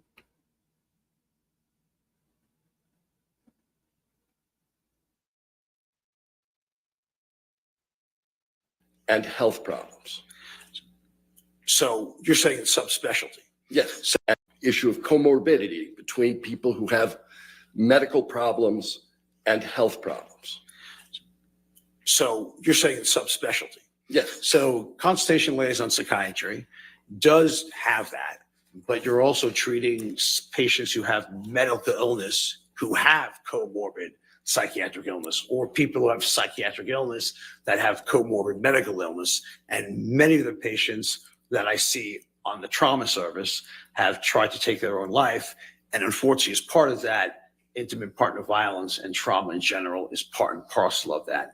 So it's very, very narrow to say it's just a medical psychiatric interface. It's much more of psychiatric patients who need medical help, medical patients who develop psychiatric problems, but also that interface. So as a subset of your trauma patients, which you say are about 50% of your practice, as a subset of that practice, Oh my God. some people have been involved with intimate partner violence. So as a subset of my overall practice, 50% have suffered from trauma. About half of that number have suffered from, I'm sorry, about 20. So it's about 20% that suffer from intimate partner violence. All right. You've never conducted any empirical Oh, God. research What's his face doing? on individuals Why? who experienced intimate partner violence, have you, sir? If your definition is trials, is that what you're saying? Yes. Like pharmaceutical trials, or what are you saying? Brian, Is that what you're saying? Because I've done review articles Oh on no. patients who suffered from trauma. Uh-oh. So the answer is, I haven't done any Uh-oh. studies like Uh-oh. where you Oh boy. give them medication for treatment or try one treatment versus another. I've reviewed the body of literature on intimate partner violence to get 2 review articles, yes. So you've read about it, is what you just testified to. I would have to disagree with you on that, sir. Reading about it and writing a review article are completely 2 different things, sir. All right. You Morning. haven't Morning. authored any articles Morning. specifically on IPV, have you, sir?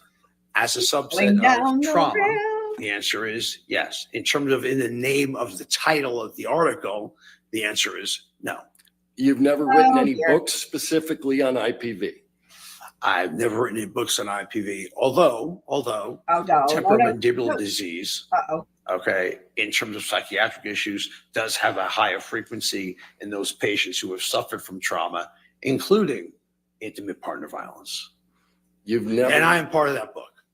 Oh my God. Temporal mandibular disease deals with problems with the jaw.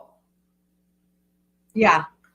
Is that a question, sir? What is temporal The mandibular? temporomandibular disease is a problem with oral issues, yeah, but there are many patients What? who complain of oral issues where the oral surgeon cannot find a reason for it, and the reason why they can't is because people who have suffered from trauma and intimate partner violence are prone to increased sensitivity of somatic sensations, which can manifest in temporomandibular disease. Thank you, I appreciate Mother of that. God. Nice plug for my book too. Thank you.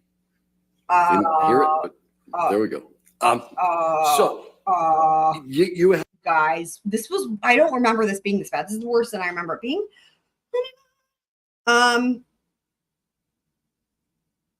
Y'all, I'm actually pulling up.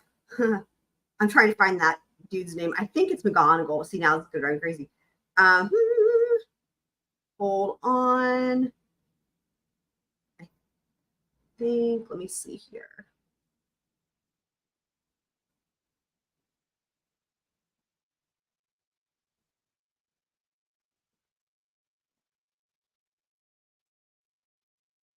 Let me pull this up. Good old Colleton County.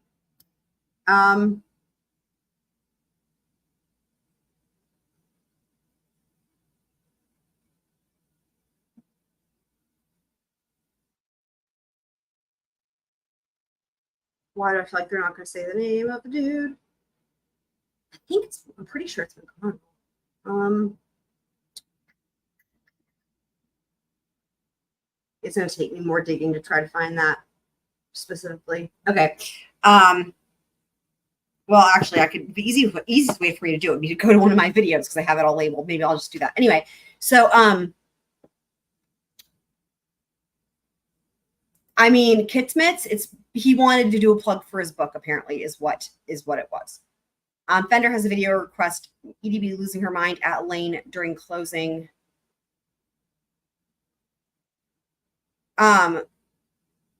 When you mean during closing arguments? Because we're gonna watch those, but not today.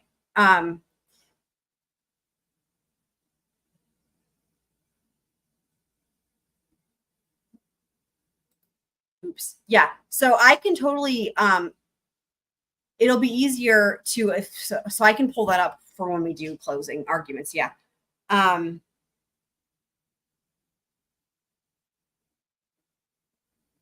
So what else was I going to say?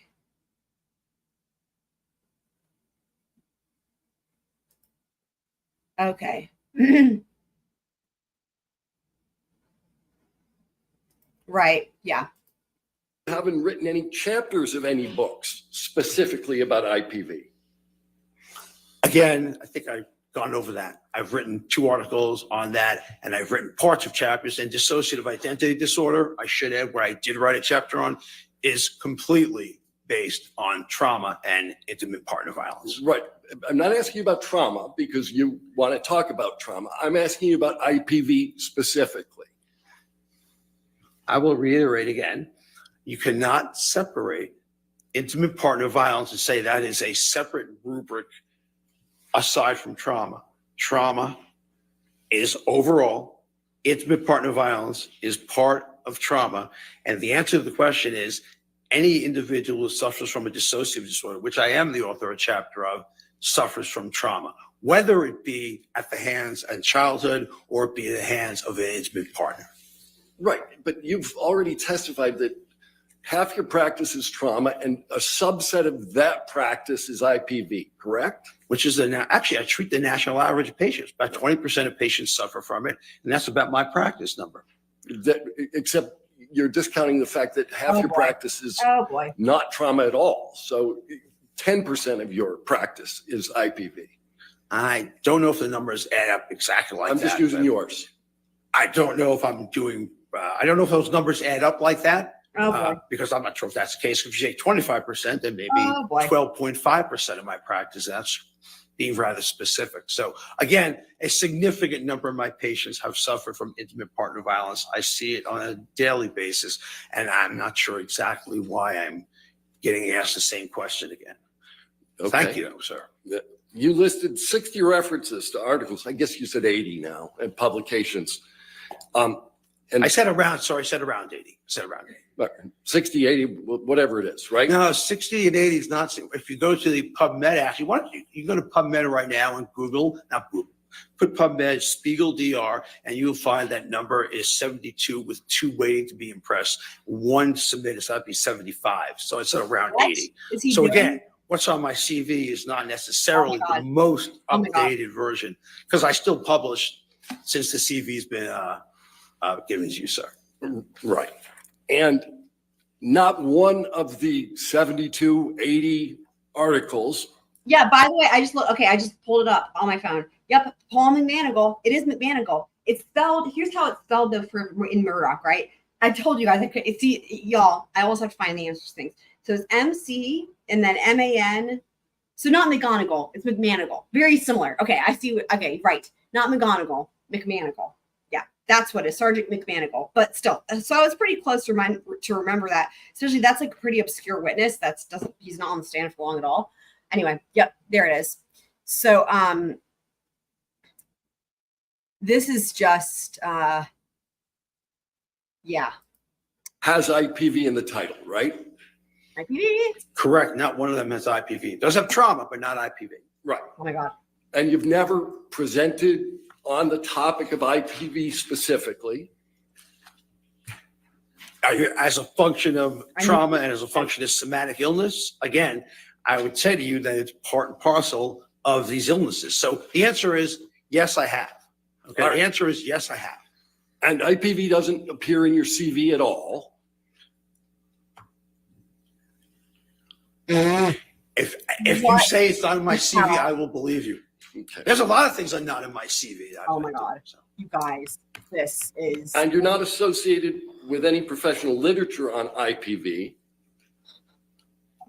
I'm sorry, repeat the question, sir. Is there any professional literature that you've contributed to relative to IPV specifically as opposed to trauma generally?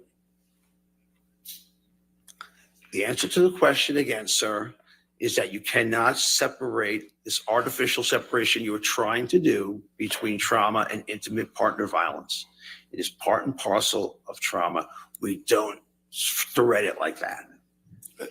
Your Honor, plaintiff would accept this witness as an expert on general psychiatry, and with respect to the drug usage issues that Ms. Bredehoff referenced, but not with respect to IPV. All right. There it is. That's the perfect example. And of what I was, for anyone who was wanting to, when I was talking about the voir dire and how you can say that you can object to them being testifying as an expert in more than one area. So here he's saying, yeah, it's fine as far as the drug abuse, but not for IPV. He's saying that he objects. So I'm going to update my ticker again.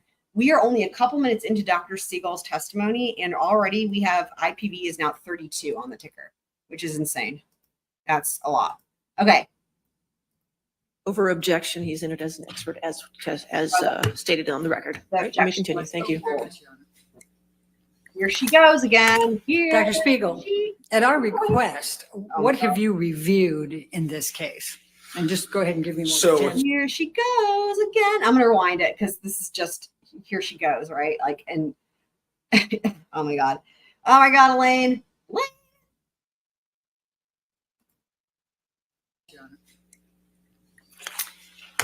Dr. Spiegel, at our request, what have you reviewed in this case?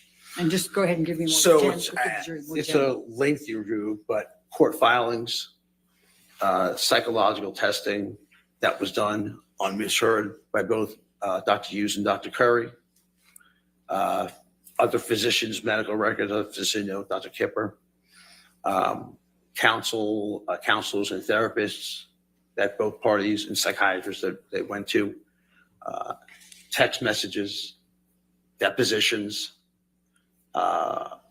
snippets of the UK trial, and I'm sure pictures of I'm sure. physical injuries. So I've seen a lot. He's seen a lot. What, if anything, have you seen in terms of emails, audios, videos? Yes, so I've seen Audio. videos Audio. of Mr. Depp. I think the video was showing already of Mr. Depp destroying, slamming cupboards and Of course you saw that. breaking glass and saw. yelling at Miss Heard while having a wine glass in his with wine in his hands. I've seen videos of destruction of property in the house. Okay. And what, if any, review have you conducted of the deposition and No, we're missing Maisha. Because Maisha is the one who actually pointed this out before about there's another feed, I think it might be Long Crime, but there's a different feed where it shows more of Johnny Depp and Benchu. The problem is, I don't know I don't even watch Long Crime anymore, but like they used to, back when this trial was happening and other trials like Murdaugh, they played around with their layout a lot to where sometimes it would be like they would have like 3 different camera views, but the majority of the screen was like the Long Crime background, and then the 3 camera views were like really small. So I don't know. Anyway, I know exactly what you guys are referencing as to the faces. I don't know how much will be shown on this one. I personally, though, enjoy being able to see better. Like, also, Long Crime is known to be the copyright strike. I was gonna say queen, but I don't know if that's the right. They're the copyright strike people. They're out to get. It's really kind of insane because trials should, it's their public record, right? But anyway, so, but I in other words, I just I know exactly what you guys are talking about. Hopefully, we'll see some of that on this feed, but yeah. testimony of Mr. Depp's hired witness, Dr. Curry. Objection. Sure. And here comes the sidebar. All right, I'm gonna sing a sea shanty while I pull up the sidebar. So let's see here. What would you do with a drunken sailor? What would you do with a drunken sailor? What would you do with a drunken sailor early in the morning? Put him in the longboat until he's sober. Put him in the longboat until he's sober. Put him in the longboat until he's sober early in the morning. Oh, do, do, do, do. I don't. Candace, what's the other verses? Lyrics. I don't remember. Boom, boom, boom, boom, boom, boom, boom, boom, boom, boom, boom, boom, boom, boom. I have a funny story about that song too. What's some other sea shanties?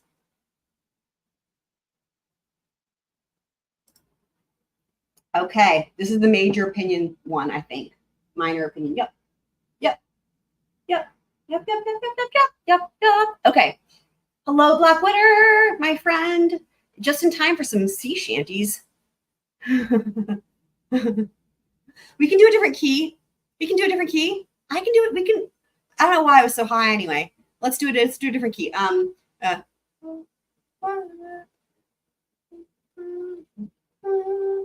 What would you do with a drunken sailor? What would you do with a drunken sailor? What would you do with a drunken sailor early in the morning? So I'll clap instead of stomach.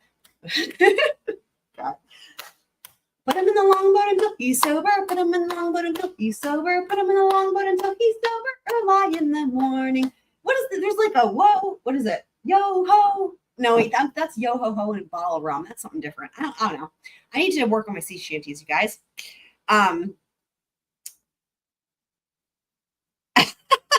I'll probably remember, but if I don't, remind me to talk about my issue with his response to being asked to be called. I'll let someone else keep track of that because I'm keeping track of a lot of different things, including this ticker at the bottom, which is a lot. I'm naturally a soprano. What is yours, Fender? Blackwater's at a party. Party Central.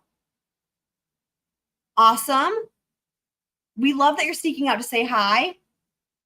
I have an idea. You could suggest to the party, like, hey guys, do you guys want to watch a live stream? Tell them that they should be joining the real party. This is where the real party's at, right? Squirrel crew. Squirrel party. Hey, squirrel party. Yeah. Thank you.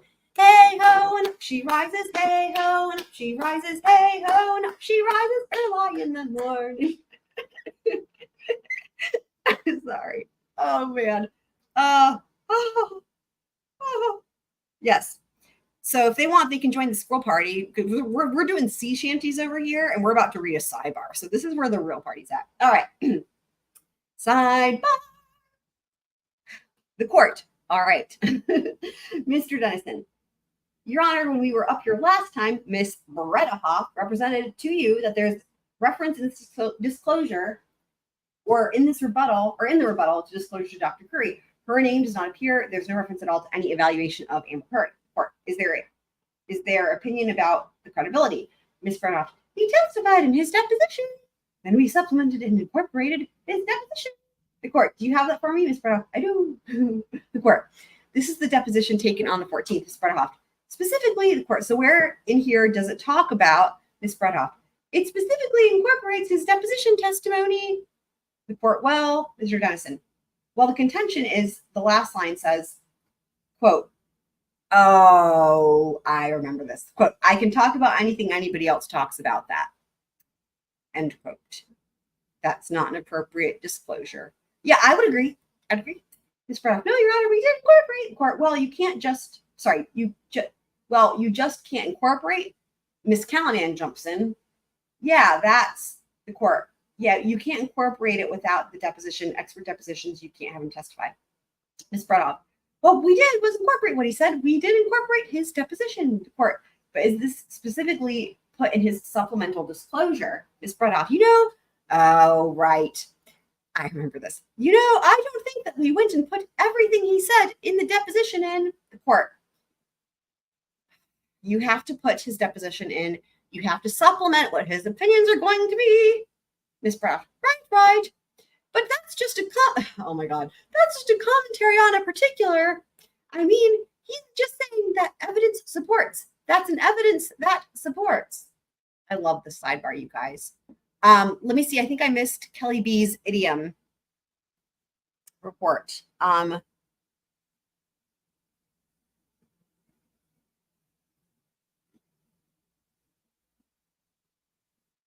The shape sorting test. I don't know what that is. Okay, A to A sharp. That might be mezzo soprano, Fender. I think soprano is C to C. Awesome, Blackwater. Let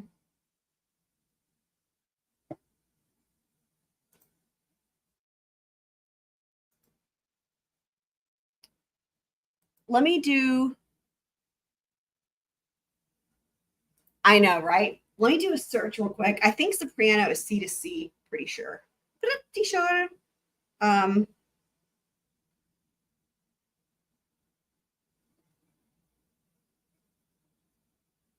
I don't know why I knew this, but I knew that Kitsmits had a lower vocal range. I think Kitsmits, this is funny. I feel like Kitsmits is more like in the alto range or maybe mezzo soprano. Okay, it says vocal range of a soprano is typically B3 to C6. Yeah, choral music. So middle C. Sorry, if it's opera, so middle C to soprano C. Right. So C to C, but it's not just one octave. I should have been more specific. It's not one octave.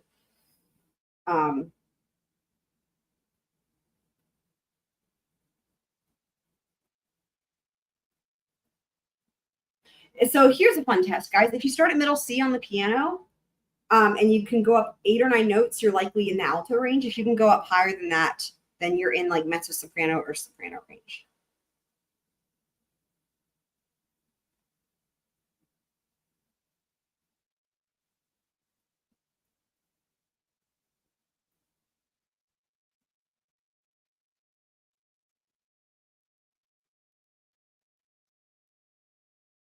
Oh, right. I didn't see high F. Yeah, I saw middle C. Like, where was it? In operatic. Middle C to soprano C. It should be more than 1.5 octaves. It should be like closer to 3 octaves. There you go. That's a good one, Blackwater. I want to hear about your 16-year engagement. Why have we not heard about that? That's crazy. That's what that's so funny. So I called it, right? That's funny. Kelly B says she's not certain what she's certain about. Love it.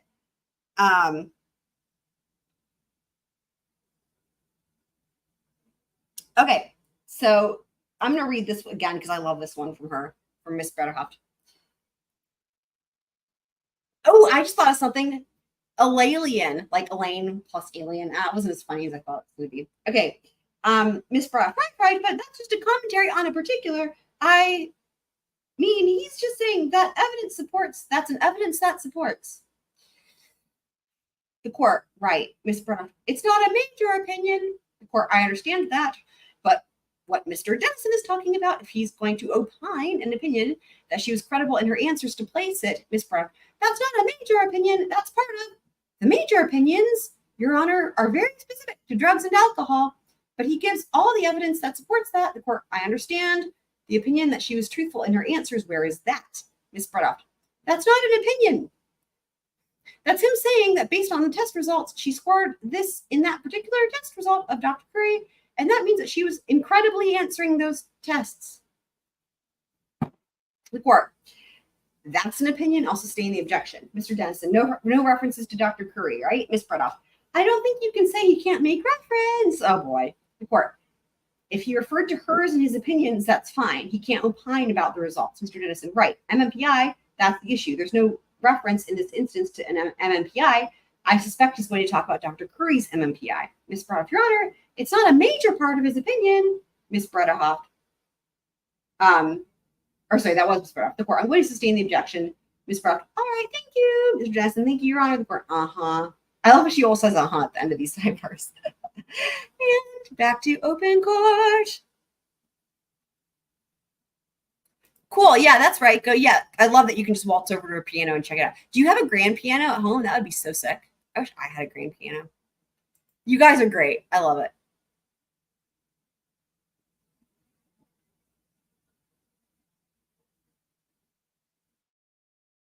You guys are awesome. Okay, let me Давай Посмотреть. That was Russian. Okay, let's do this.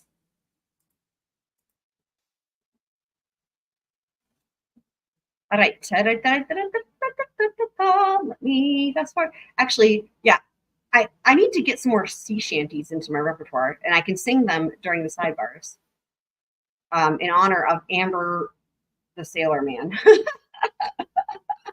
Like Popeye, but Amber Heard style.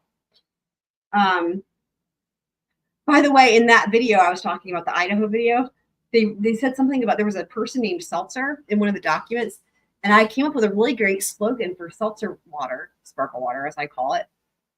So here's my $1 million idea. Seltzer, it's the water that sparkles.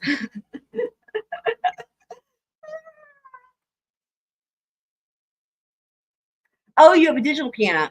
Cool. Yeah. I'm quite familiar with those kitsmits as well. I guess I'm not, so I have a keyboard. Remind me, if you will, if you want to, kitsmits, what the difference is between a digital piano and a keyboard. I used to know, but now that's just a piano that I used to know. Oh God. Yeah, I forgot what the difference is, basically. If you're like reminding me, well, I fast forward. Candace says she uses Elaine as a curse still. Excellent. Do you remember my question? Did you review the reviewed deposition and testimony of Dr. Curry? Dr. Curry. Oh God. Yes, I've Dr. Yes, I'm sorry. And- Yes, so I reviewed testimony of Dr. Curry. I reviewed Dr. Curry's reports. I reviewed Dr. Curry's testimony. Okay, and what if, did you review the deposition and trial testimony of Dr. Hughes? Yes. Objection, Your Honor, beyond the scope of the disclosure. I'll allow that. Thank you, Your Honor. Overruled. Did you interview Mr. Depp? No, I did not. Are you? Did you request? Is that at your I party? requested to interview Mr. Depp twice, and both times Mr. Yes, Depp and was yes. refused. Yay! Dr. Spiegel, I'm going to ask you some questions in this case respecting your opinions How was? and the opinions you have formed on the Guys, we basis. have to say a couple things. Happy anniversary to DSN and Mrs. DSN. We love them. We love them. I'm so happy you're here. Cuckoo. Here's where we're at right now. We are all discussing our natural vocal ranges. We're singing some sea shanties because Amber is dressed kind of like a sailor in her outfit today. Black Witter is at a party, but she's sneaking out to have more fun with us. Those are just some of the things.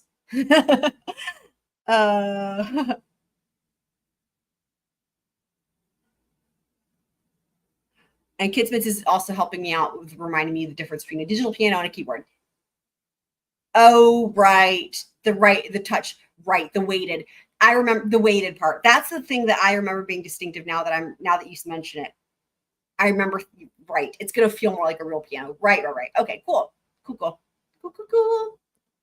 Candace is scrubbing the bathroom. Good for you, Candace. Good for you. Make sure you have the ventilation on if you're using toxic chemicals. Safety first. Okay, so, yeah. By the way, since DSN is here. Hey, he's got burgers now. For them.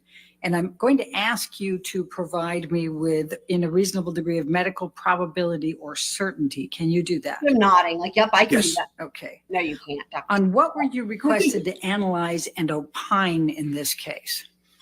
So it's fourfold. What a weird One, answer. I was asked to opine about the risk factors Risk that are associated factors. with intimate partner violence Oh boy. and behaviors that are shown, risk factors that are shown in intimate partner violence to be consistent with behaviors that Mr. Depp has demonstrated. Two, I've been asked to opine about the acute effects on alcohol and substance use. And I mentioned that including mood, behavior, cognition, functional impairment. Three, talking about the psychological profile, if you would, of, is there a question? I'm sorry. Oh, No. okay. Weird. Of psychological and medical sequelae of patients who have Sequelae? suffered What's that intimate word? partner violence You guys would know what a sequelae is? I don't know what that is. and perpetrate intimate partner violence and whether or not Mr. Depp's Oh yeah, behavior I is love consistent these. with that. Very familiar. Very And good. lastly, about alcohol and other substance use disorders, their diagnostic This is criteria, their medical and psychological effects, psychiatric effects, their cognitive effects, and their functional effects. And I think I would like to just go with the jury one other thing. No, When we again. talk about, No. when psychiatry No. talks about substance use disorders, He's doing it again. Objection. No question pending. Objection on it's imperative to responsive. understand, we're not talking about someone who rarely uses and happens to have a bad night. We're not talking about someone who uses on a weekly basis and has a bad night. We're talking about repetitive patterns of behavior that meet a list of 11 criteria that can What be is happening deemed right now? mild, moderate, or severe. He's just going, Because I think people get confused when they hear the word substance abuse, that they think of, oh, I may have used Why are this you because I making used it assumptions? twice. Ugh. There is a whole criteria of weird. behavior and sequelae and consequences that go with a Sorry? substance What are use you talking disorder. about? I'm not just talking about someone who will occasionally smoke a There you joint or go. smokes a Goodbye. joint or Brilliant. snorts occasionally coke, Brilliant. okay, or has alcohol on weekends. So Goodbye. I really need to reiterate that because I think when you look at psychiatric behavior, we tend to people look online and say, my gosh, I have all 7 of these, right? What is happening And right now? they're reading it not quite the way the psychiatric literature is supposed to go. So please, when I'm talking about this, I need you to understand, one, that's what's going on. This As is I told you bizarre. about intimate partner violence, Thank it's horrible that anyone would strike anyone, you. okay? But again, we're talking about Thank you. repetitive behaviors for means of control, right? So that's real important to understand when you're moving forward. And I may say occasionally substance abuse, but what I'm referring to is substance Objection use. beyond the scope of the Thank question. God. No kidding. I don't, Denison, Sustain. what took you so long, man? Next question. okay. Dr. Spiegel, could you please just summarize for the jury the conclusions you came to with your opinions, and then we'll take you through the specifics. So in my opinion, based on my a review of the evidence, based on my clinical experience, based on my publishing experience, based happening? on my teaching experience, that Mr. Depp has behaviors that are consistent with both someone who has a substance Right. use disorder as well as consistent behaviors for someone who's a perpetrator of intimate partner violence. Thank you. I'm going to start with the impact of drug and alcohol Well done, abuse Kristen. over I've time. never heard of that. Well First done of all, based finding that. upon your review of Well the done. record evidence, what type of drugs has Mr. Depp used? So Mr. Depp, and I'm talking about use, we're talking about a substance use disorder That makes here. We're not sense. just talking about use. Okay, so we are talking about alcohol.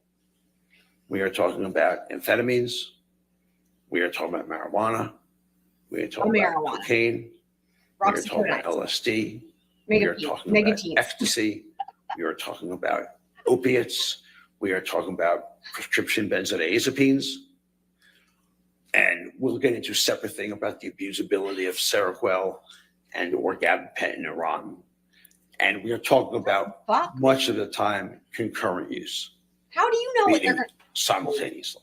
going to do? In your practice, do some patients suggest to you that drugs and alcohol actually help them? So I think it's patients who lack insight or are in the very early stages of recognizing they have a quote unquote problem will sometimes actually say that they have this medication actually calms me down. This medication makes me feel better. And in actuality, they may not acutely feel anything, but chronic and continual use will take its toll on the brain. So the answer is yes. But again, people who have substance use disorders have lack of insight and a lack of judgment about what's going on. They're very poor moderators of their own behavior. Has Mr. Depp suggested, based on your review of the record evidence, that alcohol and drugs actually help him? Yes, in a review of the evidence, he has suggested that alcohol, Xanax, I'm in the list of medications, do help. Although I will also tell you on review of the evidence that there were at least 2 times I can remember that Mr. Depp was referring to at least short-lived periods of sobriety, and I cannot exactly tell you what that included. That both times he said that he functioned better and that he recognized that alcohol and drugs was at the root of his problems. Now, there's been testimony that Mr. Depp is quite charming, both off and on the drugs and the alcohol. What is your answer to that? So again, let me put one thing clear here. I am not here to Are you here? impeach Mr. Like, what? How are you supposed to? What the fuck question is that? How are you supposed to say whether he's charming or dude? What are you, an 8-year-old girl?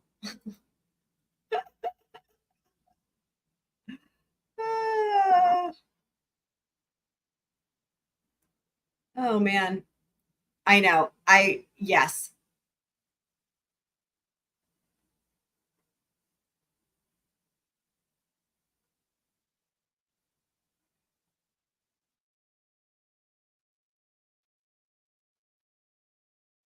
Wait, Blackwood, what are we reminding you of?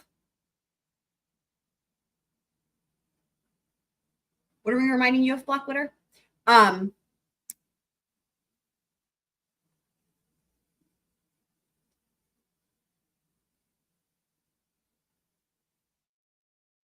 Something is very French. Okay. Mr. Depp's acting skills or his persona. He has way greater skills than I do in that. What I'm here to say is talk about how drugs and alcohol affect what we all have in common. We're all human beings.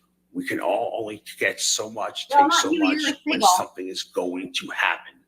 And that's what I see every day in the emergency room, on the consult service, on inpatient psychiatry.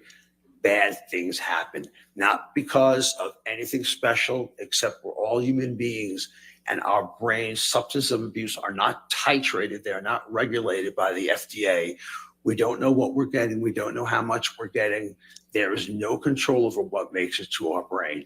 So it is not the actor. It is not the persona. Okay. It is a person just like the rest of us who are human beings who will have these effects. And that's what we all share in common. Everyone in this courtroom shares that in common. When Mr. Depp was in his relationship with Amber Heard, was he a polysubstance abuser? Was he in what substance abuse? Polysubstance Yes. abuser? So Can you explain to the leaving jury your what that is? Overruled. I'm sorry. Okay. Go ahead. Okay, so polysubstance abuse is the use of 3 or more substances. And I answer, like I said, concurrently, he was. Even while I was getting ready for rehab on the island, he was. So, yes, he did engage in that. Did Mr. Depp's drug and alcohol abuse affect him cognitively? Yes. So, if nothing else to look at, Dr. Blaustein, psychiatrist at Valley, Mr. Depp, did a mini mental state exam on him. And as part of that mini mental state examination, you're asked to remember 3 words and then come back 5 minutes later and repeat those 3 words. And in the meanwhile, you're getting other types of testing for attention and concentration and visual, spatial, and language. So other things that are being tested too. Mr. Depp was unable to recall any of them. And that is very unusual for a 50-ish year old male. I don't remember how old he was when he took that. Generally speaking, that age group should be remembering 2 or all 3 of those words.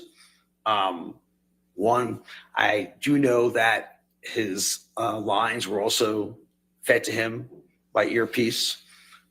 Again, affecting memory. I did see in video deposition about having to have questions. I don't want to say repeat as much as completely forgotten. So the answer is yes. And you know, any one of us who use alcohol and cocaine to that level of degree, and I'm talking about a severe level of substance use disorder, are going to have effects. It is inescapable because we all have brains that are malaffected by extensive substance use, and potentially sometimes less, but certainly what we're talking about here is extensive. What, if anything did you observe from the record evidence about Mr. Depp having difficulty focusing, his attention span, processing, whether he could function as an actor? So Objection compound. Compound is only if it's Overruled. Thank you. So again, in terms of the acting part, we do know that he needed his lines fed to him for movies. Part of that could have been also due to, and I don't know which movie, and please forgive me about that, that he actually confessed he did a movie entirely wasted. So I imagine it would be harder to do that. Additionally, like I said, when I looked at deposition, you can tell that the processing speed was down. His thinking rate was down. If your thinking rate is down, and I'm not talking about, again, I'm getting older. I'm probably not as sharp as I was at 25, okay? But I'm talking about it so slow that when we're trying to move on to other questions, we're still trying to answer the original data that's presented to us. So attention span is very much impaired. And if your attention span is impaired, your memory is going to be impaired. It is inescapable that that's going to happen. So all that comes into play there. And that's what I witnessed in the video deposition. Fortunately for Mr. Depp, I do see that during this trial, his cognition has improved somewhat, which will happen if you are sober. So I commend him on that. But again, I'm specifically referencing the time with Ms. Heard's and Mr. Depp's relationship. So we're talking about that. What, if any, observations from the record evidence did you have about Mr. Depp having alcoholic blackouts or foggy mind? Again, there were reported times where he would be essentially, quote unquote, passed out drunk. You saw pictures of him passed out drunk and not being able to remember what he did, which is, again, if you look at the record evidence, you will see that, and this is linking intimate partner violence and substance uses together. I know we're going to get to that, which is basically if you have blackouts and you're using alcohol or using cocaine, it's going to be near impossible to remember what happened the night before. I don't think I'm the first person that's ever told you that alcohol can cause blackouts. And basically, alcohol decreases a brain chemical, glutamate, which is involved in memory formation. If it blocks that to an extensive degree, the individual cannot remember what happened because they didn't have enough time for their brain to process the memory. You need this brain chemical. So does alcohol blackouts happen every time? So no, of course not. But are they a complication of a use disorder? Absolutely yes. And there was record evidence of that. Dr. Spiegel, you said at one point alcohol and cocaine. Is it possible to have blackouts with alcohol and different types of substances? Yes. So my clinical experience, and I'll date it back within the last month, we had a patient who was using both, especially cocaine, and she had these kind of stroke-like lesions around the brain center known as the hippocampus, which is involved in memory formation. So Objection relevance.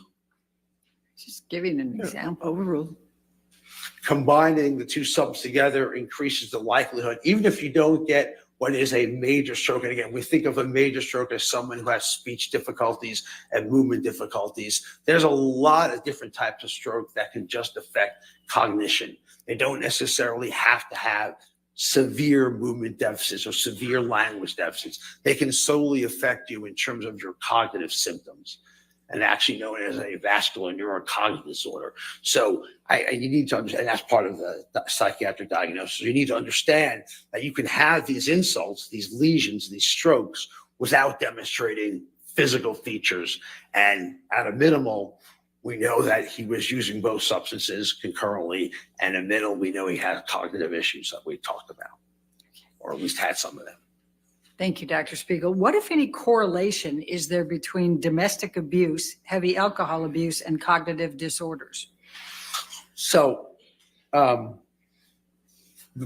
risk factors, if you would, for intimate partner violence, okay, and there are probably many of them. I don't have time to go over all of them, but the ones in particular, characters in particular, are one, having someone in the relationship who is jealous or suspicious. Two, having someone who has a higher than average acceptance of violence ideations. Three, someone who has rapid and extreme mood shifts. Four, someone who has limited self-control. One of the roles of cognition, one of the roles of our brain, is to prevent inappropriate behaviors and acting out on thoughts. We all get angry at people. That's human. We all get angry at people. We all think things about people. The difference is when our brains are intact and working well, most of us don't act them out. Okay? Most of us do not act them out. So that's because your frontal lobe and other parts of the brain are involved in making sure these negative thoughts don't get acted on. Okay? So when you have the effects of alcohol acutely, it causes disinhibition. which means you are, by definition, losing control and having rapid mood swings. 2, you are affecting parts of the brain that are involved in what we call social processing cues. So you no longer can interpret what's in front of you that is, I would say, right or wrong, or what I should act on and what I shouldn't act on. So we act on them, even though sober, and I've seen it with Mr. Depp's record evidence. I've seen it clinically. Sober, we can contain that. But when you have these mixtures together, knowing, by the way, that about 40 up to 60% of intimate partner violence is done under the influence of alcohol and or substance use disorders, okay? Knowing that treating it gets it better, improves, I'm not saying removes it, but improves it. Hearing from Mr. Depp's own text to Dr. Kipper that he was better with that things are going better, will show you that given those confluence of factors, given them all lining up, the risk factors, combined with something that when any of us use to a certain amount, if we're novice at it, it'll be a lot less. If we're more experienced and have more tolerance and dependence, it's going to take a lot more. But inevitably, will make us disinhibited and will make us act out. And acting out could be done in a lot of different ways in intimate partner violence, okay? With also remembering control is the end game of intimate partner violence. So that's how they basically interact in a nutshell. Ms. Brando, I assume you have. I have quite a bit more. Let's go ahead and take our morning recess. Ladies and gentlemen, just do not discuss the case and don't do any outside research. We'll be back with you. Oh, I'm sorry. In 15 minutes. We're Sorry, I we're talked just too taking a much. break. No, we're just taking a break.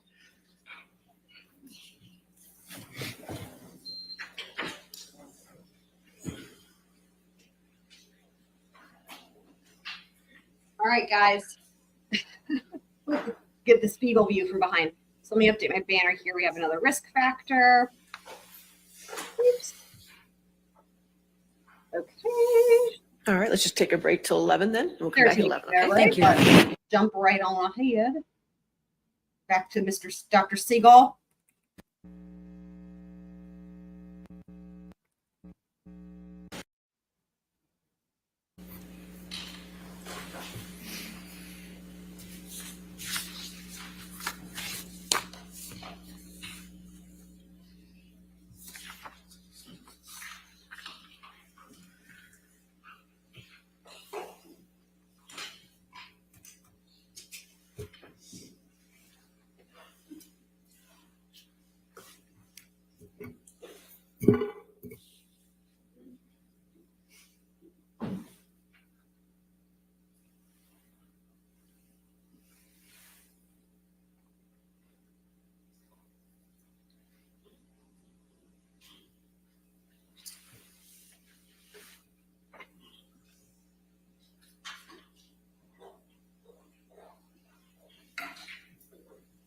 All right. Thank you. May we be seated? All right, your next question. Thank you, ma'am. Thank you, Your Honor. Dr. Spiegel, before we took the break, you were talking about the correlation between domestic abuse, heavy alcohol abuse, and cognitive disorders. Does the literature support your testimony on this? Yes, the literature fully supports everything I just said through that interaction. Thank you. Now, you indicated that you reviewed Mr. Depp's video depositions. Is that correct? The Yes. ones from November 10 through 12 of 2020 and December 14 of 2021. Is that correct? Yes. Okay. Did you reach any conclusions about his cognitive symptoms, insight, and judgment in watching those? So during the video deposition, what was readily apparent was a gentleman who had a significant delay in processing speed. Oh boy. And like I said, when you have a delay in processing speed, many other cognitive functions are going to follow. You're going to be impaired attention, concentration, memory.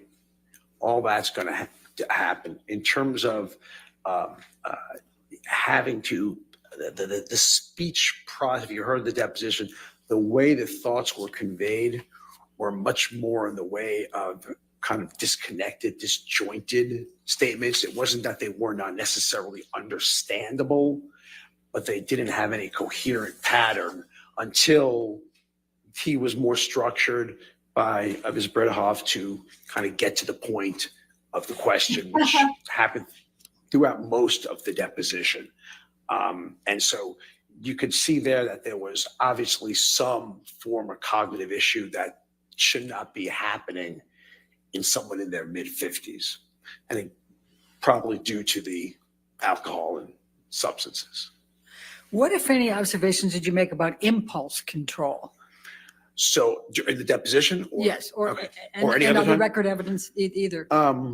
So again, I think that under the guise of not being acutely intoxicated, I think Mr. Depp was able to control much of his behavior, much of his thinking, even if it was aberrant or negative, he was able to control that. I think that once you start getting to the point of adding substances to that, that will set it over. If you saw the video, I think you all did, about the in the kitchen where there was smashing of glasses, slamming of cupboards, and yelling at Ms. Heard that you don't exist. And throughout the deposition of Dr. Kipper, Mr. Depp is firing him and rehiring him and yelling and screaming. And I do believe that a lot of it had to do with the interaction of, hey, we're trying to help you get sober. Okay. And it is obviously something you are resisting, not ready for, not wanting. And so you saw a lot of yelling, a lot of acting out, if you would, which puts you on the state of, hey, this is a gentleman who has really significant trouble with delaying gratification, okay, delaying reward. And certainly one way to make that significantly worse is with substances. There's no question about that. And you may have subsumed this in, but what, if anything, did you observe relating to erratic behavior based on the record evidence? Yeah, I mean, I think, again, when you talk about erratic behavior, Dr.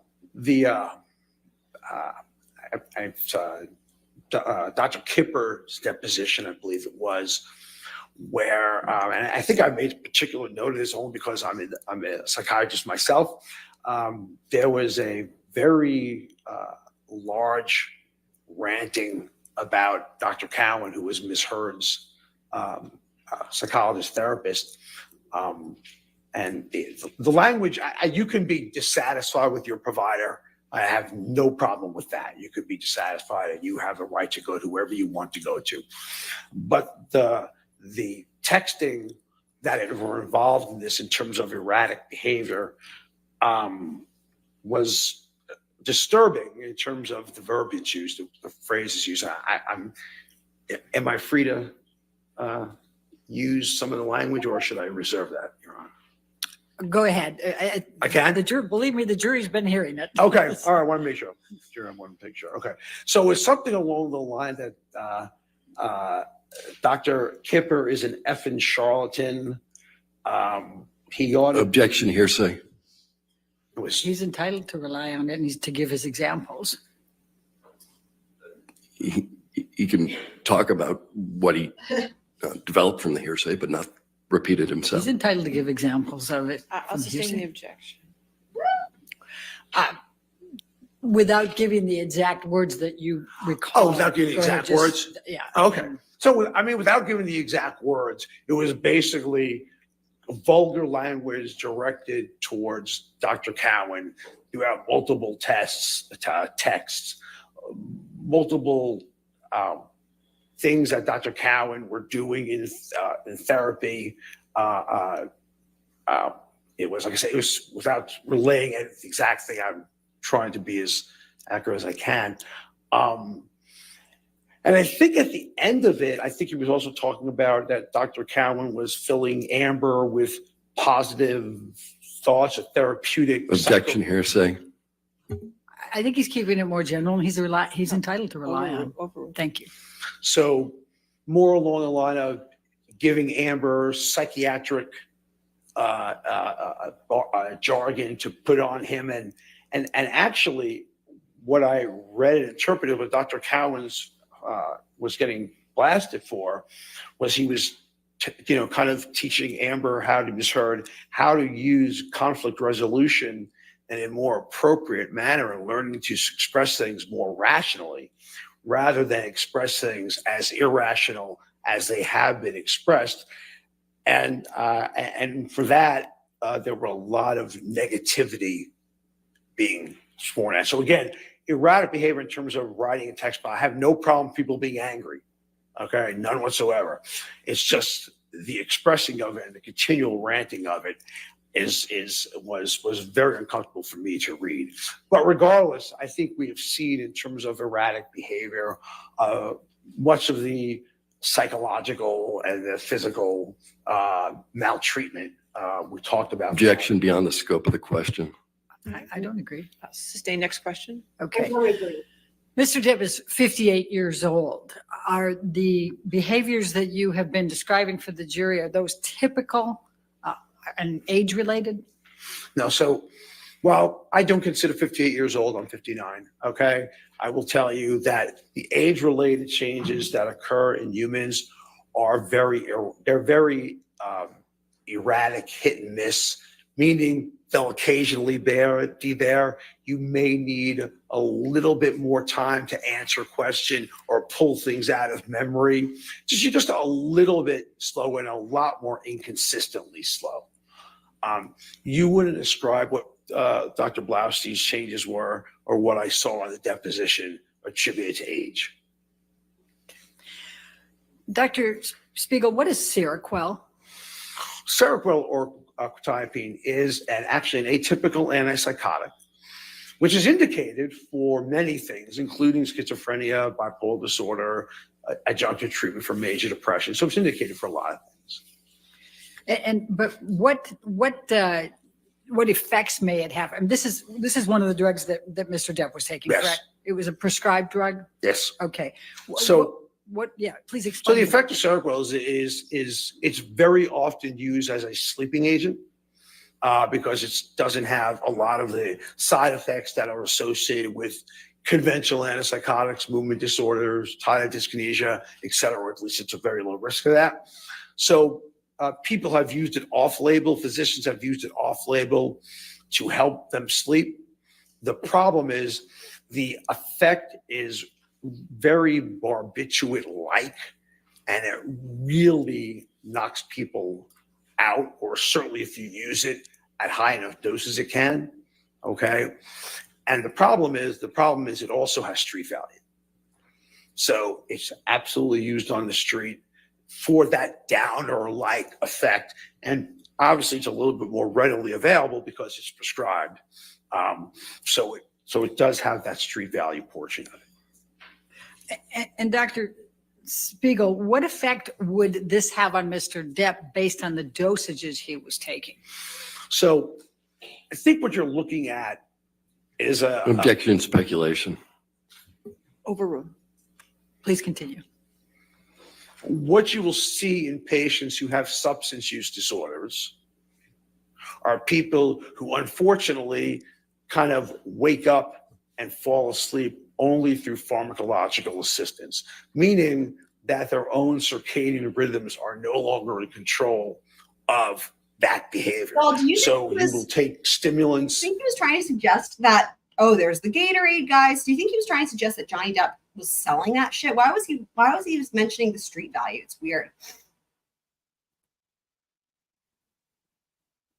Yeah, the ADHD he's totally not taking into account. Oh, totally.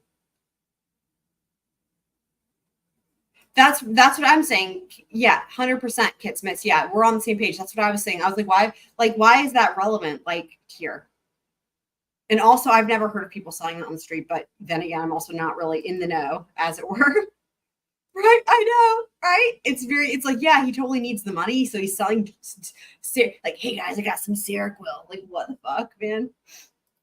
to quote unquote get you up in the morning, and then you will take things like quetiapine, Seroquel That's to unique. knock you out.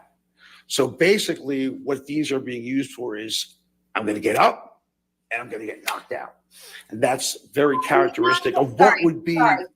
I have to. I get knocked out, but I get up again. You're never gonna keep me down. I get knocked down, but I get up again. Peace in the night away. You know that song, guys, right? I mean, literally, that's he was just. Was he actually trying to quote the lyrics from Tubthumping? Actually legal prescribed substances. That's not illegal at all. That's very legal. And that's the seemingly what these medicines effect are on patients who have substance use disorder. Dr. Spiegel, what is Neurontin?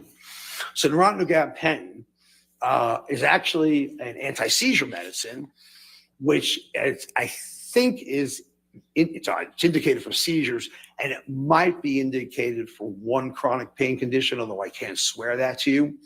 That said, again, in a substance use disorder population, it has significant street value, and people who misuse opiates often supplement that with Neurontin because it has this anti-pain calming effect. So unfortunately, it also can cause respiratory suppression.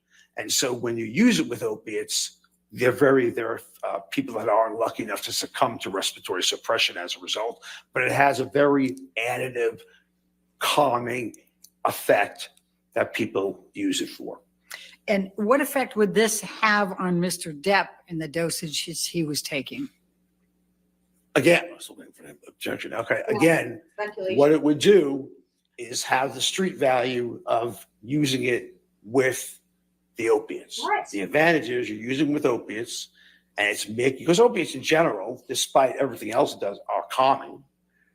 And you use it with it, it offers further calming, which is why doctors have been warned not to prescribe medications like gabapentin and opiates together unless under significant, strict following, because it can cause serious problems, such as death, respiratory suppression.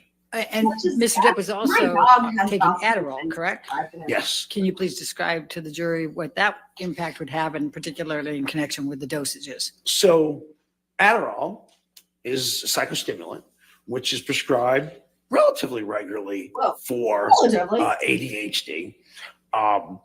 The problem comes again when you shouldn't be prescribing or receiving Adderall when you're already misusing cocaine.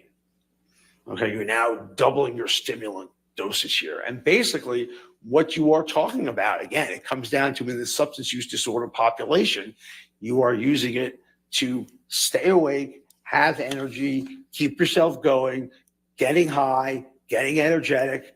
And then the only way to kind of combat that, because you have this effect, is to kind of cut downers during the day, and downers being anything that's calming. So anywhere from opiates prescription, anywhere from Neurontin, anywhere from Seroquel, all medications that are which are abusable. And so that's what this is going on. That's what the substance use disorder patient has. And it can't be given with someone using cocaine, because that's an extreme risk for death. You can't be given together. And what, if any, effect would these drugs have if they were mixed with MDMA or cocaine? So when you combine the two together, like I talked about before, there are effects where you are looking at, right, the predisposing traits of intimate partner violence. So jealousy, rapid mood changes, poor self-control, and to some degree condoning violence to a certain degree. When you combine them all together, you get this disinhibiting euphoriant effect from cocaine and Adderall. Then when you combine the two together, what happens? You get too much, and then you start getting irritable. You start getting agitated. Okay. You start becoming suspicious, jealous, potentially disinhibited, psychotic, and these are the risks. And again, we're talking about not your average everyday use of these substances. We are talking about chronic use together. And we also know that alcohol and cocaine use independently increase significantly the risk of intimate partner violence. These aren't statistics I'm coming up with. They all depend, anywhere from reports up to 7 to 27-fold. So you are, quote unquote, colloquially playing with fire when you are talking about substances and intimate partner violence. You are playing with fire. And that's all of us. And the substances that Mr. Depp was taking and the record evidence relating to those, did you draw any conclusions concerning whether he met this criteria or these risk factors? So in terms of substance use disorder, when you look at it, so major role obligations not being fulfilled, don't have any evidence about operating under the influence or not. Social issues, especially disagreements and arguments with your spouse or family. Obviously, there was tolerance and dependence for the amount he was using, because if anyone is naive to these medications, most of us would be dead. Unsuccessful efforts, difficulty cutting back, using more than intended, giving up social, occupational obligations because this. I know there was right after the rehab on the island in Australia when Mr. Depp went out partying with Marilyn Manson. And Objection beyond the scope of the question. Actually, that's asking for the record evidence I'll for this. sustain the objection. Next question. Okay. What other record evidence did you have supporting this? Psychological, using despite the fact it causes known psychological, psychiatric, or medical effects. And I think that's been pretty well documented. So in this case, you're talking about someone who has a severe substance use disorder. I do want to emphasize, ladies and gentlemen of the jury, that intimate partner violence and substance use disorders are two scourges in this country. They're two plagues. This is very serious stuff we're playing with. And when you are just getting someone closer and closer to the threshold. Objection, Your Honor. Relevance. This is highly relevant, Your Honor. I'll overrule as to relevance. It's beyond the scope. Go ahead. Beyond the scope of the question. Yes. All right, I'll sustain that objection. All right. Tell me more about the relationships between substance abuse and IPV, please.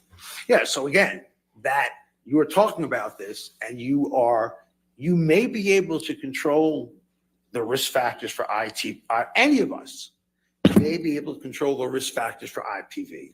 Any of us might be able to, okay? When we're thinking and we're not disinhibited, not having these hyper intense emotions from substances. Once you add that to this mix, your brain can no longer do what it's supposed to do. And it's supposed to prevent you from doing this, quite frankly, because it's wrong. Did you arrive at any conclusions concerning substance abuse and potential self-harm that may have led to Mr. Depp injuring his finger? So I think the physician before me explained that pretty well, but I'll tell you that Mr. Depp has a history of self-injurious behavior, meaning cutting himself. Mr. Depp has a history of burning himself. I know when the actual event happened, there was texting to Dr. Kipper, paraphrasing, not saying exactly, that Amber and him got into a disagreement related to her wanting him to be sober. And then as a result of that, he said he got so angry, he cut the tip of his finger off. So if you're asking me, can someone who has, or have I seen, and can someone who cuts themselves, burns themselves, can cut a tip of their finger off with or without alcohol or cocaine or the rest? The answer is Objection beyond the scope of the question. Exactly what he, thank you. Please continue. Was it overruled? It was overruled. Okay. Go ahead. So that is not a very far jump. I've certainly seen patients do a lot worse than that who started out with similar risk factors of, burning self and cutting self. I'm not going to get into the descriptions, but it has seen people do a lot worse than that. Okay. So the answer is yes. Okay. I'm going to turn now specifically to intimate partner violence, and I know you've talked certainly about it. But can you tell the jury, please, a little bit more about intimate partner violence and what is included in that? So the APA Task Force on Violence in the Family defined more or less this topic of domestic abuse, intimate partner violence, as recurrent abusive behavior by means of psychological, sexual, or physical maltreatment for the purpose of achieving control or maintaining power, authority, and control. Can it include threats and intimidation? It includes, so in the part of psychological abuse, which is done essentially as a means of emotionally and mentally hurting someone, but with the same end goal to achieve control, it can be destroying property, it can be financial, which is part of that, verbal outbursts, threats, intimidation, body language, all of that goes under the concept of psychological abuse. And you may be able to divide it verbal, nonverbal, what's exactly emotional versus verbal, but they're all under that rubric and they're all under the guise of maintaining control. Do survivors of intimate partner violence experience mental health issues? I heard Can you this repeat the question? Do survivors of intimate partner violence experience mental health issues? Oh, yes. Oh, yes. So survivors of intimate partner violence. And by the way, I should start out by saying we don't expect in psychiatry, we don't expect our victims to be perfect. We don't expect our victims to be unscathed by what they've received. So starting with that, okay, it is not unusual as survivors to see substance use, substance abuse, substance-induced symptoms, chronic depression, post-traumatic stress disorder, or a subsyndromal post-traumatic stress disorder along the lines of battered wife syndrome, and some emotional unpredictability. And again, you are a victim here. You are a victim. Do perpetrators typically seek treatment or counseling? No, perpetrators are not receiving counseling treatment. One, because they're going to be probably having to tell someone that they actually struck someone, which is what their thought is about the big problem about intimate partner violence, is just hitting. Again, important, but not the sole part of it. So perpetrators very rarely will go into any type of formal counseling. Victims go into counseling. Victims are seeking actually couples counseling. Victims are seeking couples advice to try to repair what's happening. Okay. But in terms of actual perpetrators, no, they don't do that. In your review of this case, is there record evidence of physical violence by Mr. Depp? So Objection, Your Honor. Which I No foundation. Do you want to approach them?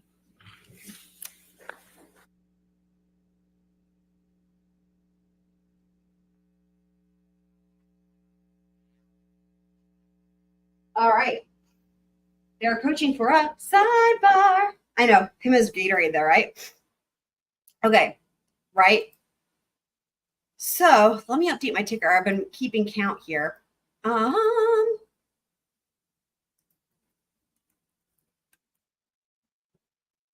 And okay, so now let's jump over to this sidebar.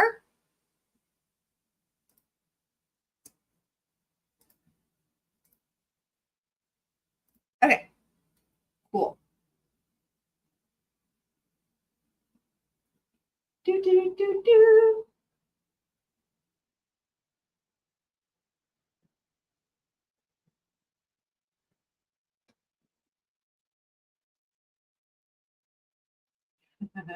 It's so funny reading this. So,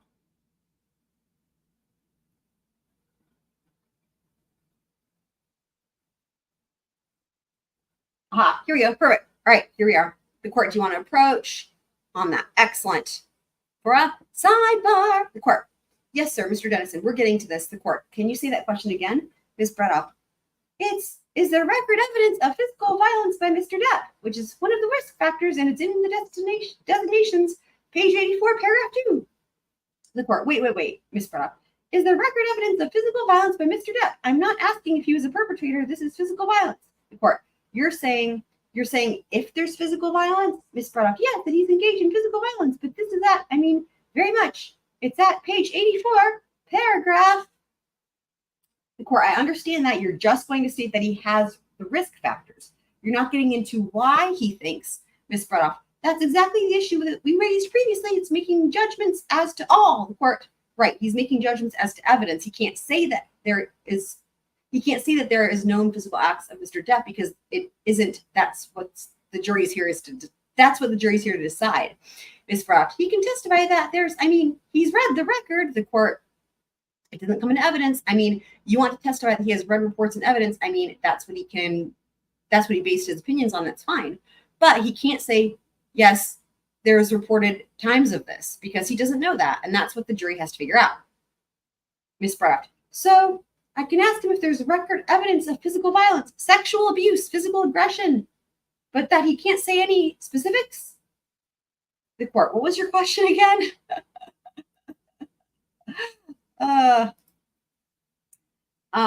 Ms. Brock, it was in your review of the case, is there evidence of physical violence by Mr. Depp? Mr. Dennison, Your Honor, I think it literally continues to invade the province of the jury here. Yep, that's specifically one of the issues the jury is going to ultimately decide, and she's asking him to sum it all up for them. And Ms. Brock, Your Honor, we disclosed this. The court, I know you disclosed it. We're past disclosure. Ms. Brock, and experts are able to testify to ultimate issues as well. But he's going through the 3 different types of the IPV here and in talking about it. But he's seen recorded evidence record evidence. I'm sorry. She interrupted herself, apparently. The court, record evidence. I don't want him commenting on the evidence that's before this jury. He can't comment on, quote, yes, he assaulted Miss Heard, end quote, because he doesn't know that. It's an evidence for the jury. Ms. Product. And what he said in his report is he said, there are numerous witnesses who report seeing cuts, bruises, and injuries, and it was reported that the court. Okay, so that why don't you ask what have you reviewed? This is her example, the court's example question, which this is crazy. Like she shouldn't having to be helping Elaine with this, right? She's giving her a sample question. Quote, what have you reviewed that shows that? End quote. I'm not sure how you want to do it, but I just don't want him to give any kind of conclusion with respect to the evidence. Makes sense, Mr. Dennison? I mean, it makes sense to me. The court, all right, Mr. Dennison. I mean, fundamentally, the court, he's not going to give, his only conclusion is going to be that he meets the risk factors, not that he's done it, correct? Ms. Brando. So I'm going to ask, I just want to make sure the court, well, okay, Ms. Brando, what have you reviewed that reflects Mr. Depp engaging in physical violence? The court, no, mother of God. Mr. Dennison, objection, the court. You just say the risk factors. Risk factors. Ms. Brando, risk factor relating to physical violence? I mean, that's just one of them. I need to update my digger. Wait, I'll three so far. Okay. The court, I understand, but what we were discussing earlier is he wasn't going to, Ms. Brando, he's engaged in, there's evidence of him engaging in each of the risk factors. Court, right, just in the risk factors, not engaging in physical violence. Maybe just explaining what the risk factors are first, and then what have you reviewed? Give us your information that he know that he was Ms. Brando. So if I'm understanding Your Honor's ruling here, she doesn't. I can't ask him what the record evidence is of Mr. Depp engaging in physical violence, sexual abuse, and instead I just have to explain to him, have him explain what that is and the significance of it to IPV, the court. What the risks, right? What are the risk factors, right? And what he reviewed that makes you believe he correlates with those risk factors. Does that sound all right? I think we're at like 12 additional risk factors here. Mr. Dennison, yeah, he can identify what the risk factors are for IPV, the court, right, and what he reviewed, that will put him on that course. But I just don't want him commenting on the evidence itself. Ms. Brown, okay, what it correlates, okay, the court, okay, Ms. Brown, I think so. Thanks, Your Honor, we'll give it a whirl. You guys. Let's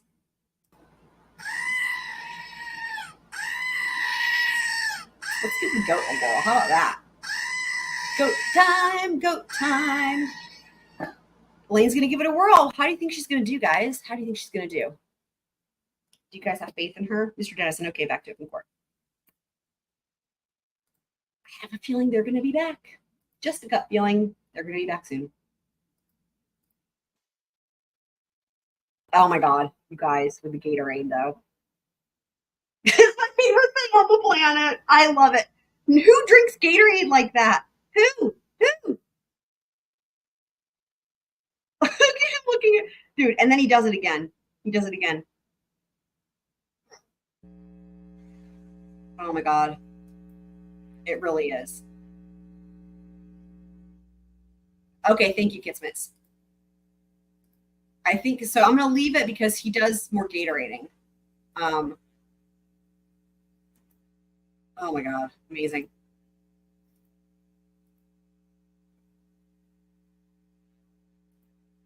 It was 8, Kitsmits said. So 18, dude. I think there were 5 IPPs.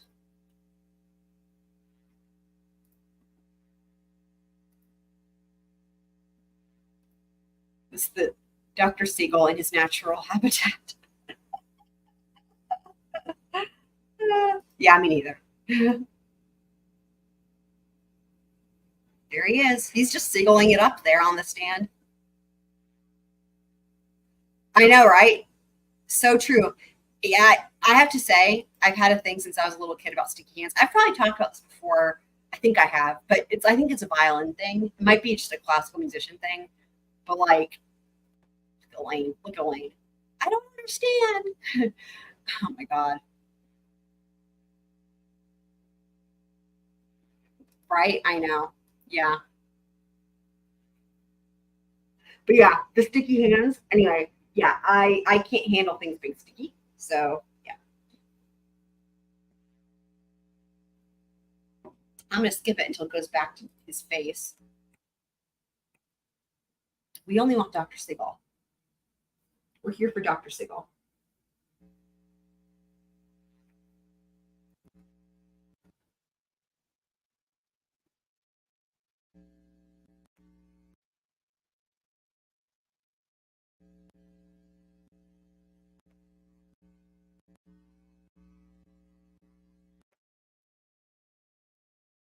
Kitsmith says she can't stand her hands feeling even a little sticky. Yeah, so we're in the same boat. Me too. I like literally, I'm like, why are my hands sticky? Can't deal.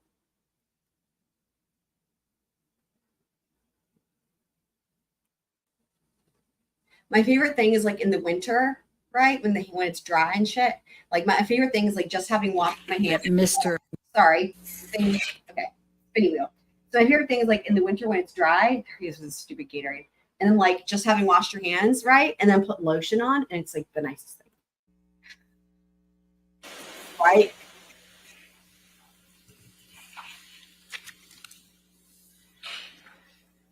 So what have you reviewed that correlates with the risk factors for IPV that related to Mr. Depp? So risk factor review that correlated. Wow. So starting with I guess we'll start with the physical because that was the question that was put out there. What I have reviewed has demonstrated pushing, shoving, grabbing. Objection, Your Honor. Let me see if I can direct this a little differently, Dr. Spiegel. Rather than giving the summary of what that was, what did you review that correlates? In other words, did you review witness statements? Did you review depositions, photos? Yes. So what I reviewed was in terms of like witness statements, Dr. Kipper's notes. Very, very interestingly, actually, early on in I think it was 2012 or around that time, circa 2012, 2014, Ms. Heard was Action beyond the scope of the question. This sounds What he non-responsive. reviewed is the question.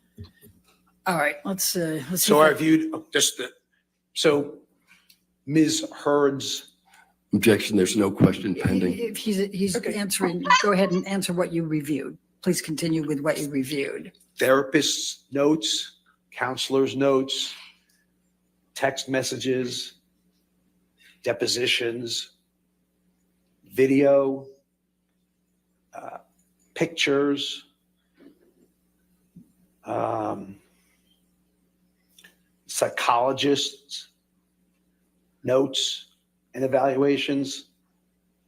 And I said physicians' notes. That's what I reviewed. All right. Now, you've indicated that intimate partner violence includes physical violence, sexual abuse, and psychological aggression. Can you please describe for the jury what psychological aggression is and what it entails? So I said psychological aggression would be the engaging in behavior for the sole purpose of emotionally and or mentally harming someone, with the main purpose of, again, to maintain control. So behaviors that can occur with psychological aggression include insults, intimidation, holding things financially against someone, jealousy rants, property destruction. So all that is involved, a nonverbal communication, so threatening looks, glances, things like that. All that is involved in psychological maltreatment and intimate partner violence. What if anything would be psychological aggression if it was trying to control somebody's career? Would that be a factor? Yeah. Section leading. Awful question. So yeah, trying to control someone's career, that would be under financial, trying to mistreat someone, especially someone wants to succeed and try and have a career, and you're preventing them from doing so by maltreatment. That's another example. So I'm going to ask specifically about the risk factors for intimate partner violence. Is substance abuse a risk factor for intimate partner violence? Yes, it is a risk factor as well as a precipitating cause. And what record evidence did you review that correlates to Mr. Depp engaging in substance abuse?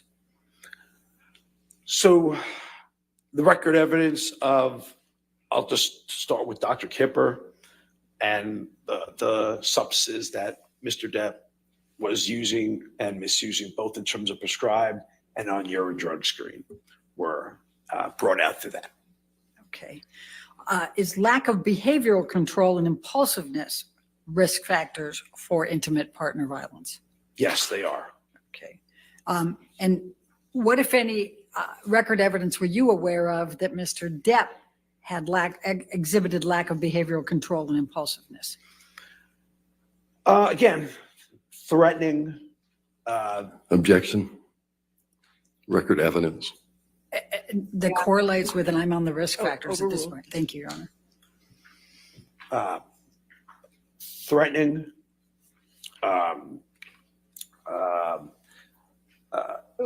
destroying furniture, property, breaking things, writings on walls, mirrors, writing in blood on furniture. All that would go with that. Okay. All right. All that would go with that. And what, if any, risk factor is narcissism for intimate partner violence? So a patient, before we get into narcissistic personality traits or disorder, the overall, it's categorized under what's called cluster B personality. Objection, Your Honor, beyond the scope of the question. Okay. He's explaining the narcissism. Well, I'll sustain objection if Okay. you ask a question. Can you explain to the jury what's involved with narcissism as it relates to the risk factors of intimate partner violence and So what that realm is? So narcissism patients have, again, poor self-control, okay, rapid mood shifts, okay, As a result, they have an undue sense of admiration. They worship power. They worship control. They have lack of empathy, and people are generally kept around as long as they're useful to them. A large sense of entitlement. Anything else? Need for praise. So that would go under narcissistic personality and IPV. What if any what if any traits would be requiring admiration? Would that fit into it? Yeah, oh yes, requiring admiration, need to be admired is part and parcel of narcissistic personality disorder. Yes. Would being envious fit within that? Yes. Fragile self-esteem? Yes. And what, if any, record evidence do you have that correlates with Mr. Depp being narcissistic? Well, I do think that the fact that he thought that Amber owed him, Ms. Heard owed him. Objection, Your Honor. Overruled. Thank you. Go ahead. The fact that Ms. Heard owed him and only wanted to be together with him because of his fame is an example of that. I do think the jealousy aspects are an example of that. I do think, as I think Mr. Tillett had testified that, being admired is one thing, but then behind your back saying something else about people is another thing. And I can probably say with a reasonable certainty that to some degree this whole trial is that. Objection, Your Honor. God. What's the objection? That's not record evidence. Speculation. Overruled. Please continue. That this whole trial in terms of narcissistic insult is what's going on. I believe that Mr. Depp was very much a mainstay appropriately in Hollywood, and then this was pulled the rug without. Objection, Your Honor. Can we I think be? he's able to explain this. Can you explain what you mean by this whole trial? Your This Honor, can we proceeding would go, approach? this court Yeah, case it would is. go through. There's an objection, sir. Okay.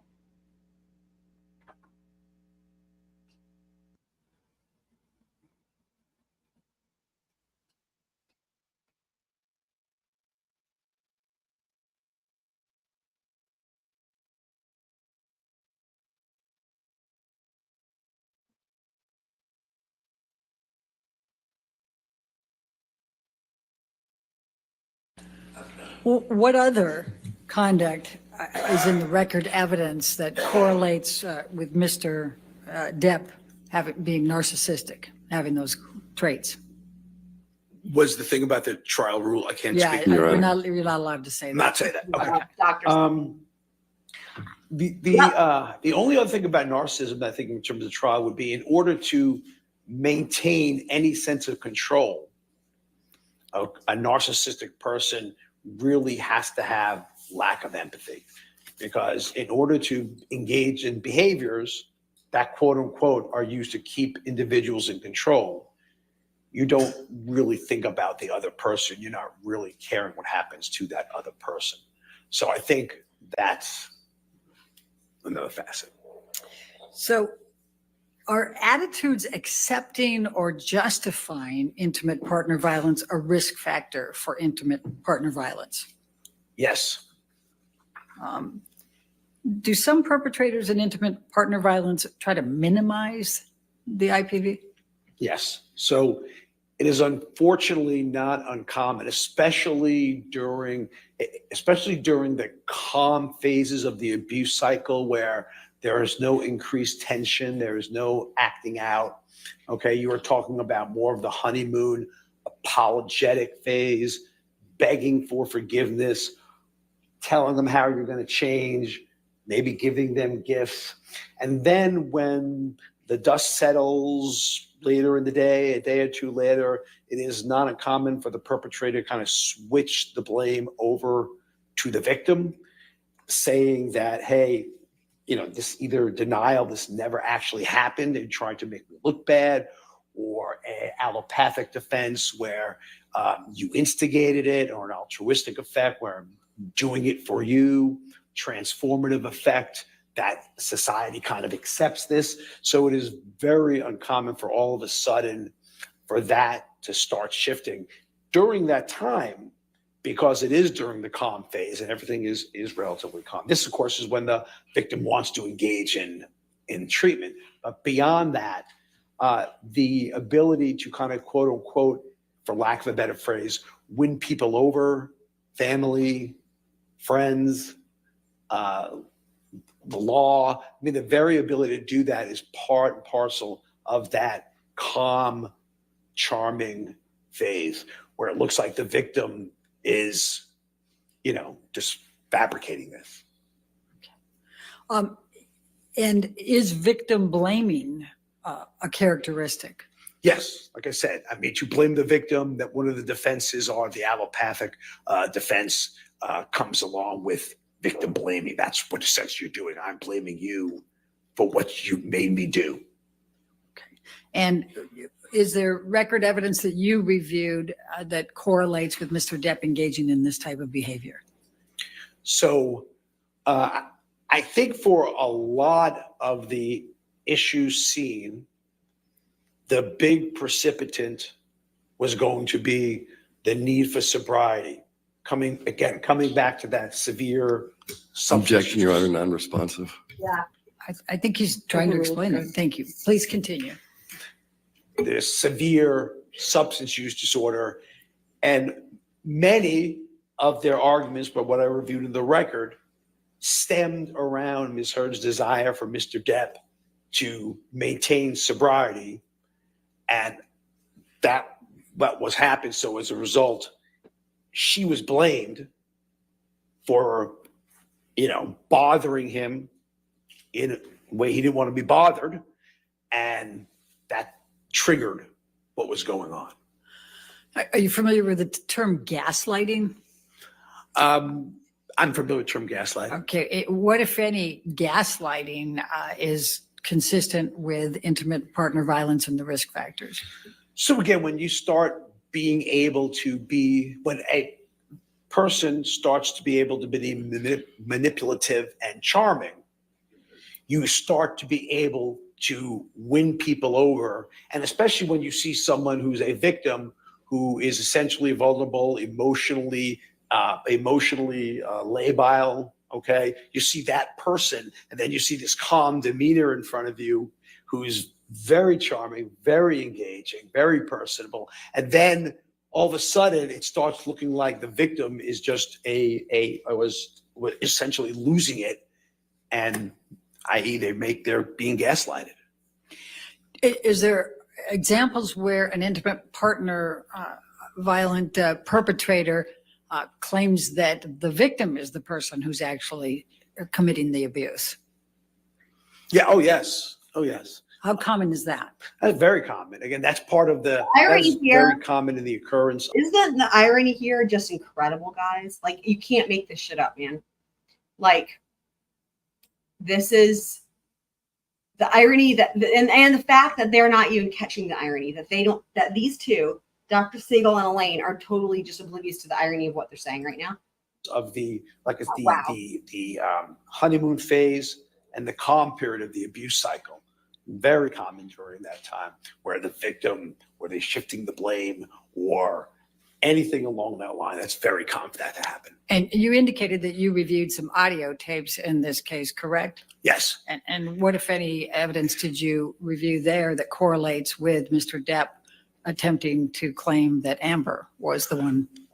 Well, I think that was what was said, that Amber was the abuser. Objection, Your Honor. I don't understand the objection. What record evidence? Overruled. Thank you. Please continue. So that claiming that Amber was the abuser in this particular scenario. And what I will reiterate again is that, one, victims are imperfect, and two, it is not uncommon in the context of being a victim when you know that person is about to proceed or relapse into a substance or going to a substance and anticipating what's going to happen, that you anticipate the next mood and start initiating self-defense. But by and large, that's not what's going on here. By and large, Mr. Depp, Objection, Your Honor. behavior was There's consistent. an objection, sir. Oh, sorry. I'll sustain the objection. Okay. All right, we can move on to the next one. Is prior victimhood of abuse a risk factor for intimate partner violence? Yes. And So what, go ahead. there's something known as intergenerational theory of violence, which is basically along the line of observation, imitation, and reinforcement.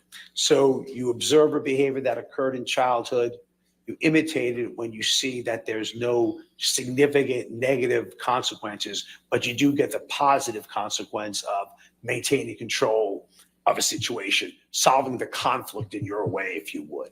So that theory is, interestingly, it applies to not only the victims, not only the perpetrators, but also the victims, because there are many victims who grow up in a house of abuse that are not abusers, but they're the victims of abuse. What are the warning signs of intimate partner violence?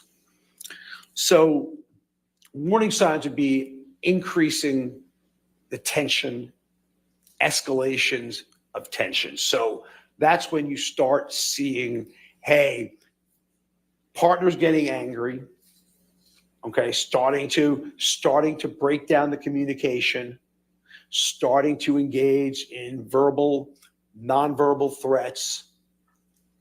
Victim concedes due to this tension, and that leads you to the actual act. So these acts progressively build, and then they occur. What, if anything, have you seen in intimate partner violence about apologies and promises? So again, the apology is part and parcel of the honeymoon phase, and promises are part and parcel of the honeymoon phase. And, the victim wants to believe it's going to work. They want to believe their spouse is going to be faithful to this. And as part of the abuse cycle, it ends up, as I should say, in the calming cycle, like I said, the victim tries to get some help. You had a good point earlier about the part and parcel, and that I totally should have added that to the counter. I just didn't even, I never picked up. You're right. He does say that like a ridiculous amount of times. How to resolve this until the tension buildup phase where something bothers them. So again, it could be bothering someone about substance abuse. It can be bothering someone about finance. It could be bothering something about your career.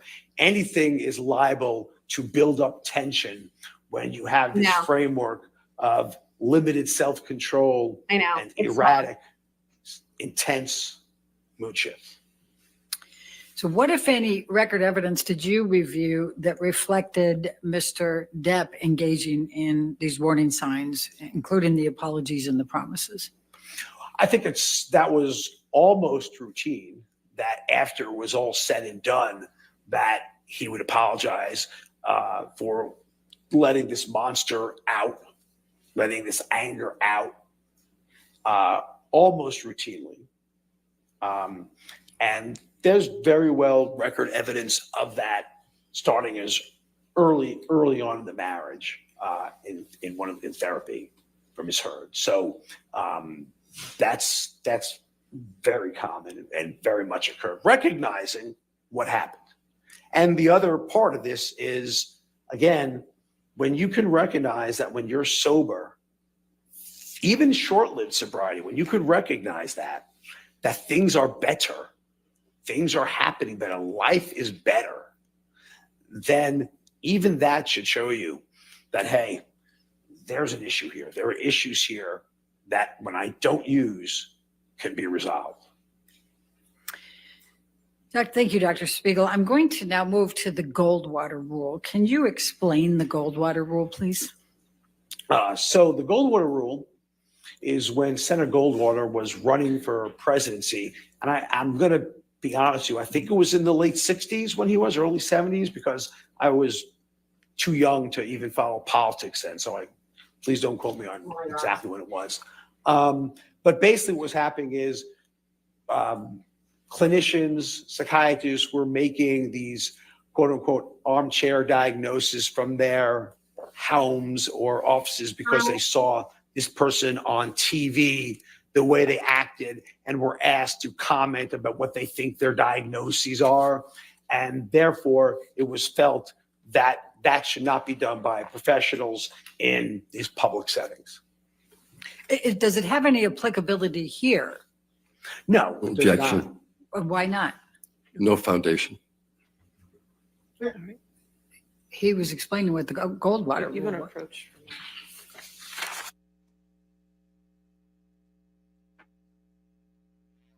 You know, one of the things that's so crazy about this too that I don't think I'd really mentioned before is like when he's like, "Oh, I was too young to be following politics." Like that's not why you should know what the reason you should know what the Goldwater Rule is isn't because you were a baby watching politics.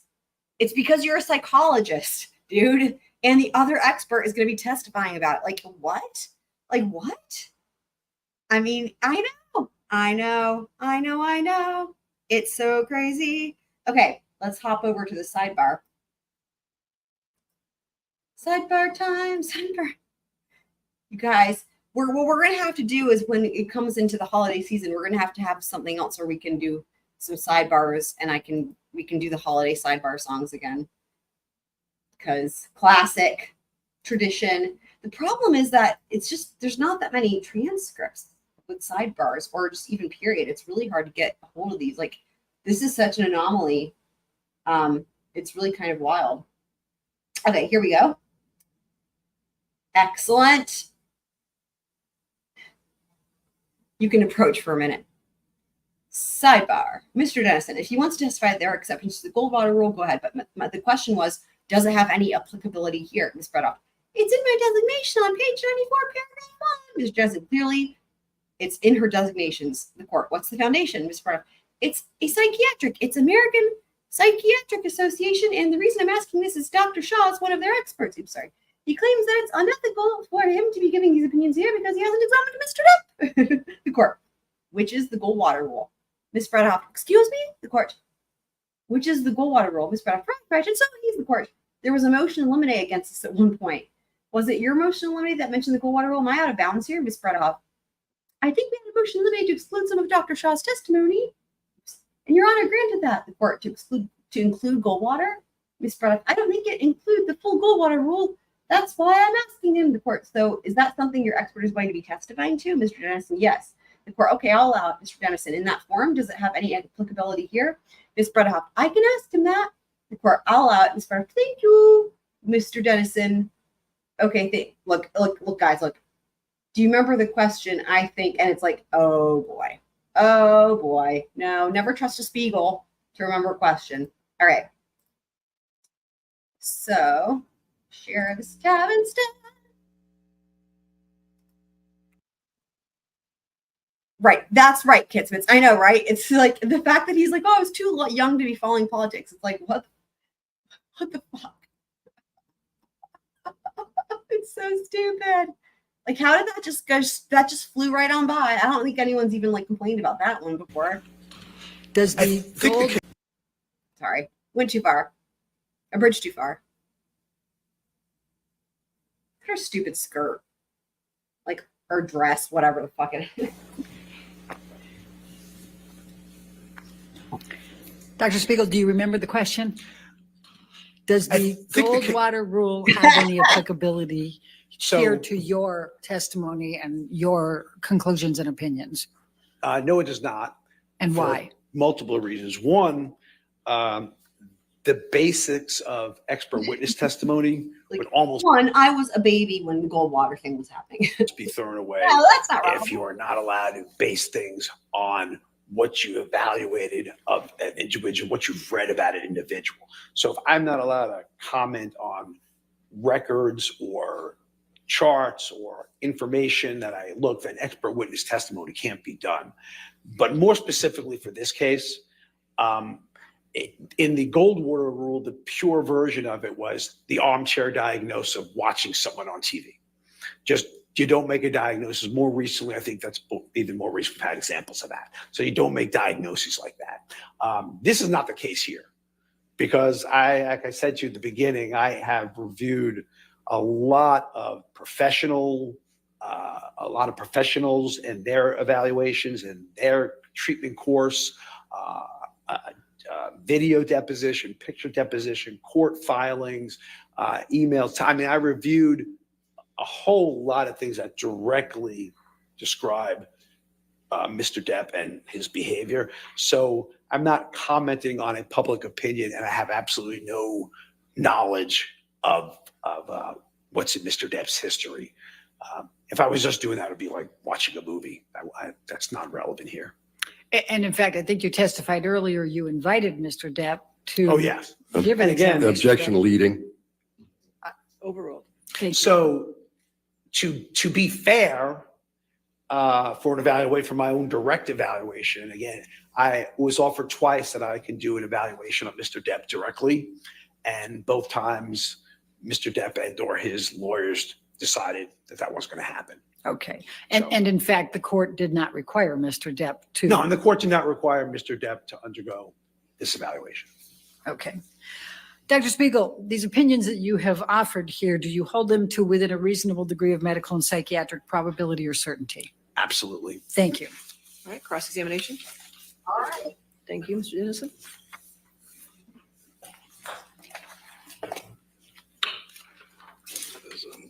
Sir, I'm Wayne Dennison. We haven't met. But let me ask you, let's start with what you finished with. I'm sorry, one more time? Let's start with what you finished with. You understand that the court was twice asked by Ms. Heard's counsel to order a medical exam of Mr. Depp, and those motions were denied. Well, I think your team told the court you didn't want to have them, and the court ruled on them, right? I don't think the court proactively did it. You kind of had a motion to them, right? No, when Ms. Heard's lawyers moved for them and asked for them and did not get them. Isn't that right, sir?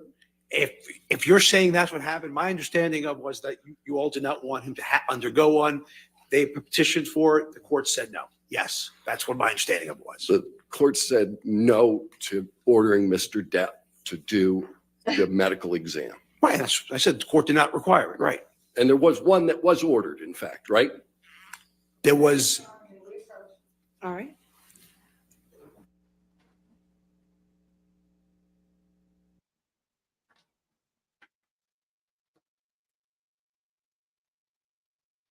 Okay.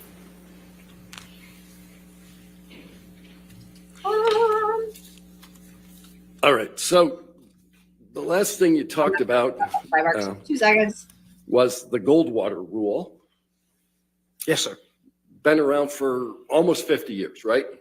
Yeah, I'm 59. That sounds about right. Yeah. He doesn't And fucking. it's been around as a So result true. of Yeah. the presidential election that you referenced. Yes. And Dude, Who- Janice, prepare yourself for the end, Seagull. yes. Yes. Yes. Yes. Yes. Yes. Oh my God. has that rule? What organization Well done. maintains that rule? The American Psychiatric Association. An association you're a member of. Associated, not a member Right? of. Shout out Yes. to Native Girl. Happy to see you. Aren't you a fellow or something? Yes, I am. I heard Okay, you were a so- fellow or something. And this is an ethical rule, right? It is an ethical rule.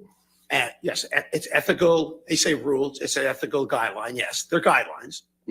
And you know that over time, the American Psychiatric Association has amended the rule. So it's not just about diagnoses, but it's also about professional opinions. Could you be more specifically say about professional opinion in regard to what? Well, let me read this and see if you're familiar with it. It is unethical for a psychiatrist to offer a professional opinion about an individual based on publicly available information without conducting an examination. That's the rule, right? If you're reading it directly, I will believe you. Okay. However, a diagnosis is not required for an opinion to be professional. So my question is, it's not just diagnosis that this Goldwater Rule applies to, it's professional opinions. So again, I'll reiterate that would come down to essentially nullifying witness testimony, expert witness testimony without a direct evaluation.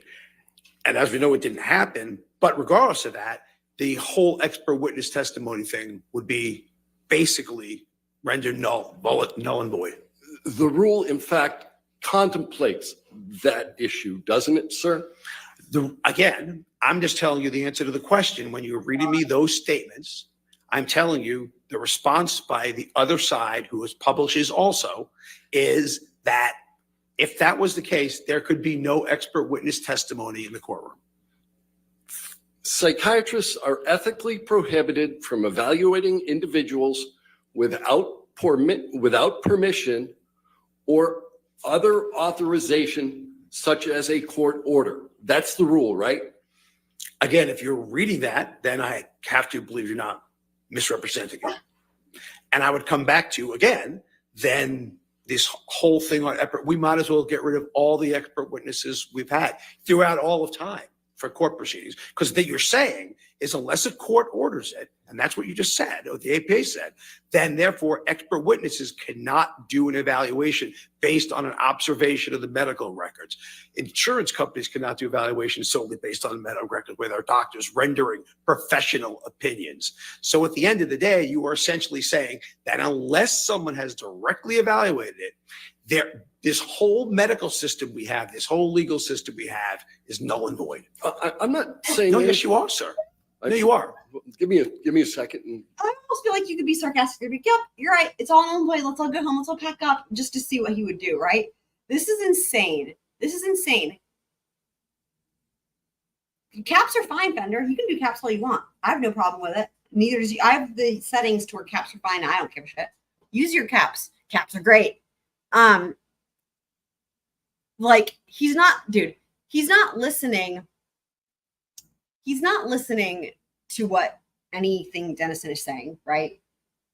I want to hear this part again because the part about from the dawn of time is just so much. It's just so much.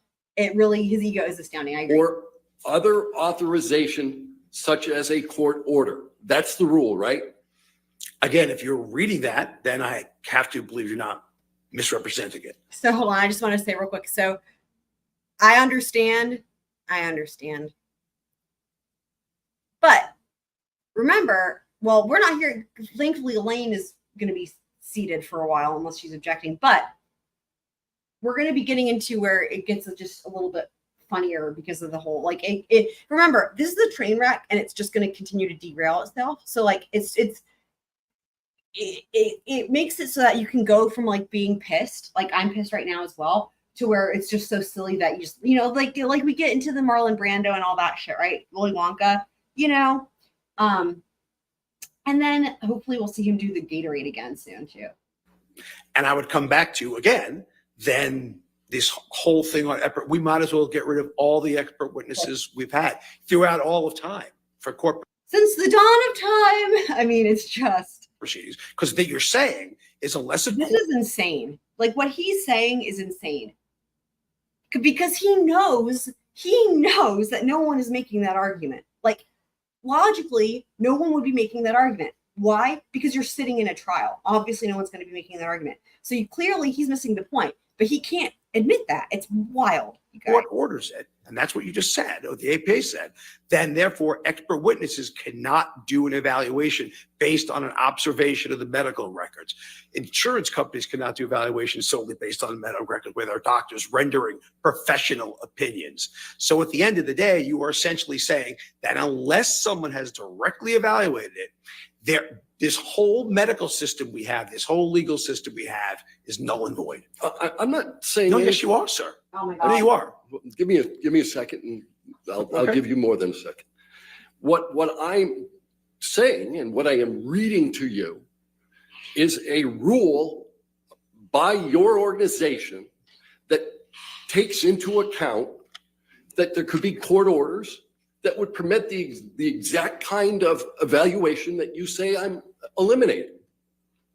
And I think we're going in circles because I think I just said that means expert witness testimony would not be allowed, and the branch of forensic psychiatry would be especially hindered. And we know the branch of forensic psychiatry does not prohibit that. So I am a member of the APA. That doesn't necessarily mean every single thing they put in there, everybody has to uncategorically agree with, because clearly that's not the case. Did you agree in your deposition that the professional opinions you rendered were inconsistent with the Goldwater Rule?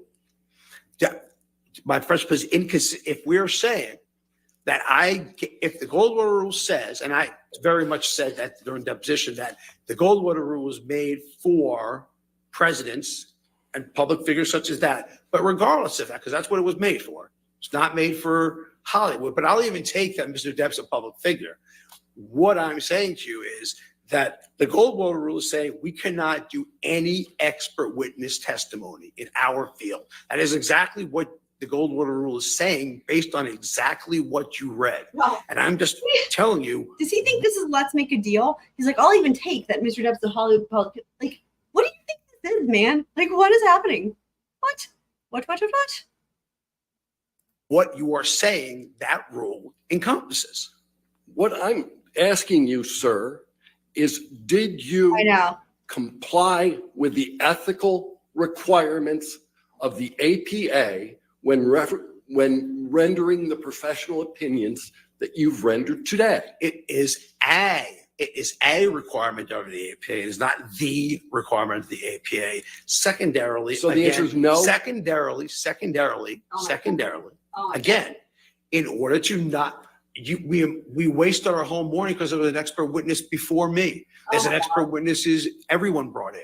So all I'm saying to you, that means the whole field of medical legal law is corrupt and unethical for engaging in an act that the APA clearly says we should not do. So if you're saying that, then the answer is yes, I'm agreeing with that statement. Wow.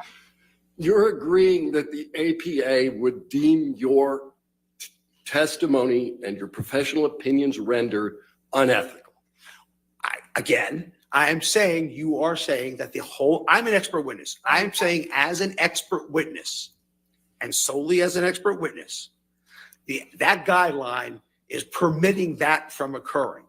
I would say then that the whole field of expert witness testimony, again, would be disavowed by what you are quoting in the Goldwater Rule. And we know that's not the case, because if it was, we would not be allowed to do it. And you said the rule was for presidents, right? And that was initially for presidents, yes.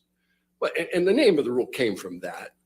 But the rule says it is unethical for a psychiatrist to offer a professional opinion about an individual. That's right, sir.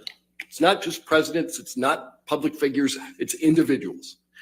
Funny, it was named after according to your logic, if you don't put something in the title, it's not true.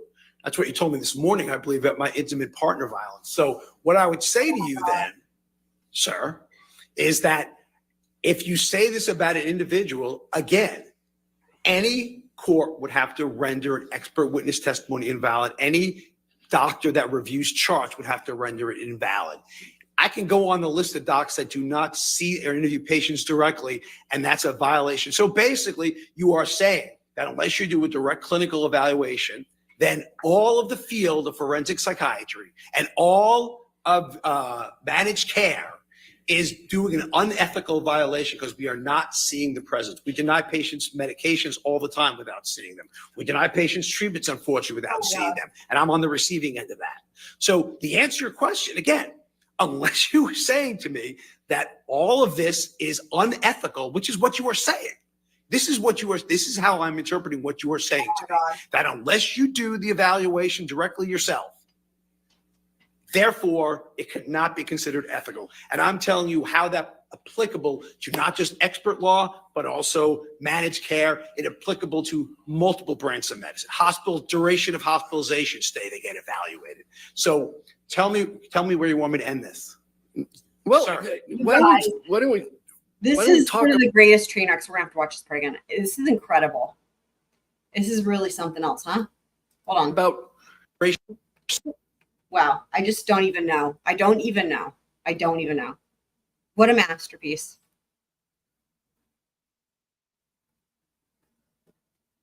Would not be allowed to do it. and you said the rule was for presidents, right? And That was public initially for figures. press, yes.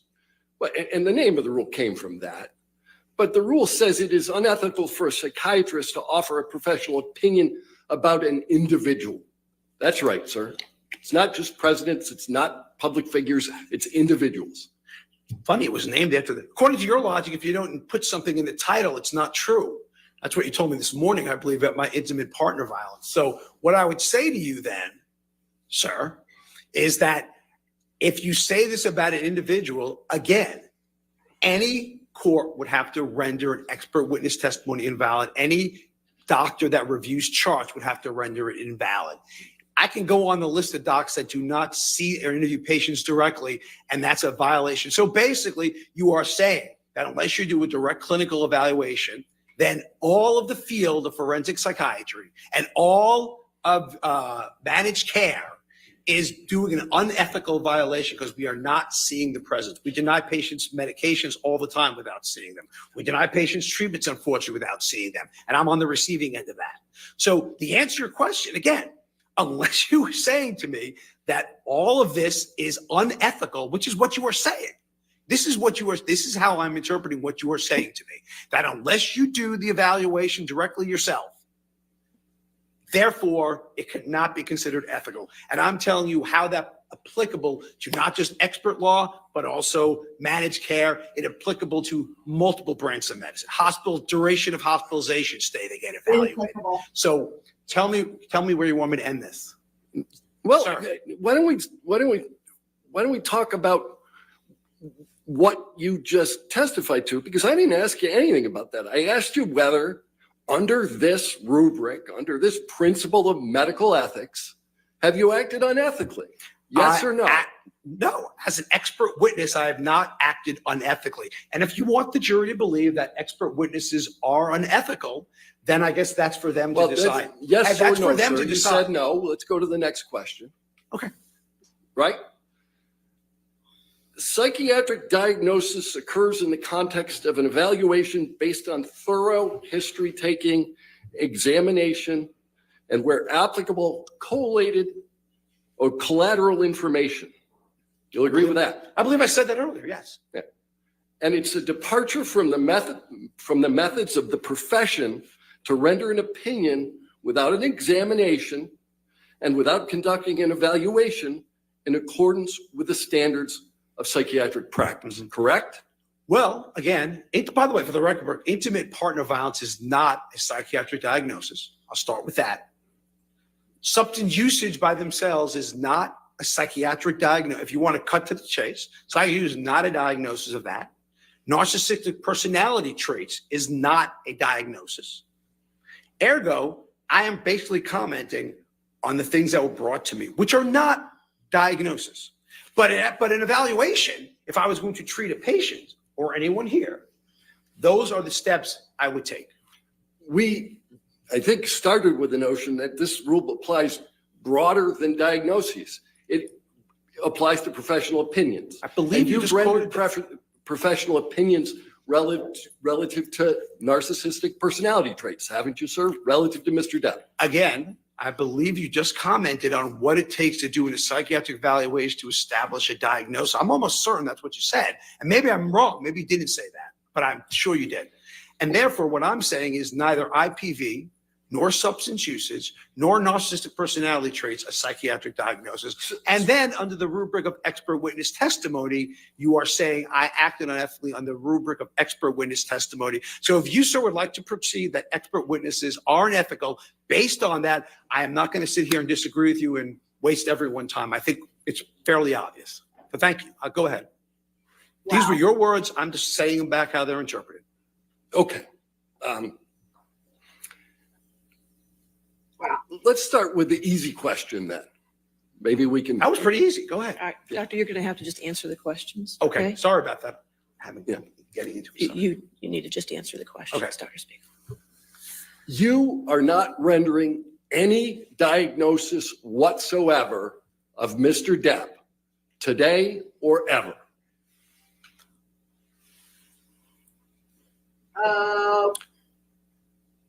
Uh-oh. No, I probably would say to you that certainly I would not say narcissistic personality, or I would say traits. Certainly from what I have read, intimate partner violence is not a diagnosis. So the answer is no for that. Narcissistic personality traits is not a diagnosis. The answer is no. But if you want to tell me that substance use disorder is a psychiatric diagnosis, the answer is yes. And But that wasn't an issue, was it? Whether Mr. Depp used substances? I mean, you said you've gone through the record. That wasn't really an issue at this trial. He's said it from day one. Oh, so you're saying he's already admitted to the diagnosis? He's already admitted to the use of the substances. Well, again, there's a difference between admitting to substance use and substance use disorder. Let's go back to what you just said about narcissistic personality traits. Yes. Narcissistic personality disorder is a DSM-5 diagnosis, correct? Correct. Diagnostic personality, and you haven't testified that Mr. Depp has narcissistic personality disorder, have you? I would certainly, if I didn't, I'm certainly thinking that, but at least I'm going to say he has traits, which are characteristics of provisional diagnosis of, it's a provisional diagnosis of probably narcissistic personality disorder. But yeah, I mean, I do believe that. Well, but when you say provisional diagnosis, you know the DSM-5 requires, in order to find that diagnosis, 5 of the 9 factors. Mm-hmm. And you haven't done that analysis. You've never made that diagnosis. You've just identified certain factors. That are criteria for the diagnosis. Right. But you need 5 of 9 to get to the diagnosis. You've already told us that you didn't make a diagnosis. You're just identifying traits, correct? I'm identifying traits that are consistent with the diagnosis. Yes. Right. And did you testify in deposition that the existence of traits as opposed to the disorder doesn't have a correlation with IPV? If I said traits do not have a correlation with if that's what I said, and I don't remember saying that, but that wouldn't be a correct thing. Narcissism has a correlation with the diagnosis. Yes, that part's true. All right, how far are we going to back this up? Because there's a diagnosis of narcissistic personality disorder, right? Yes, sir. And that one is has some correlation with IPV, right? Narcissism has correlation with IPV. Again, you're not allowing me to answer. You're splitting hairs. You're splitting hairs between the traits that are consistent with, which all I'm commenting on is behaviors and traits that are consistent with the diagnosis. And Mr. Depp, narcissism absolutely has risk factors associated with IPV.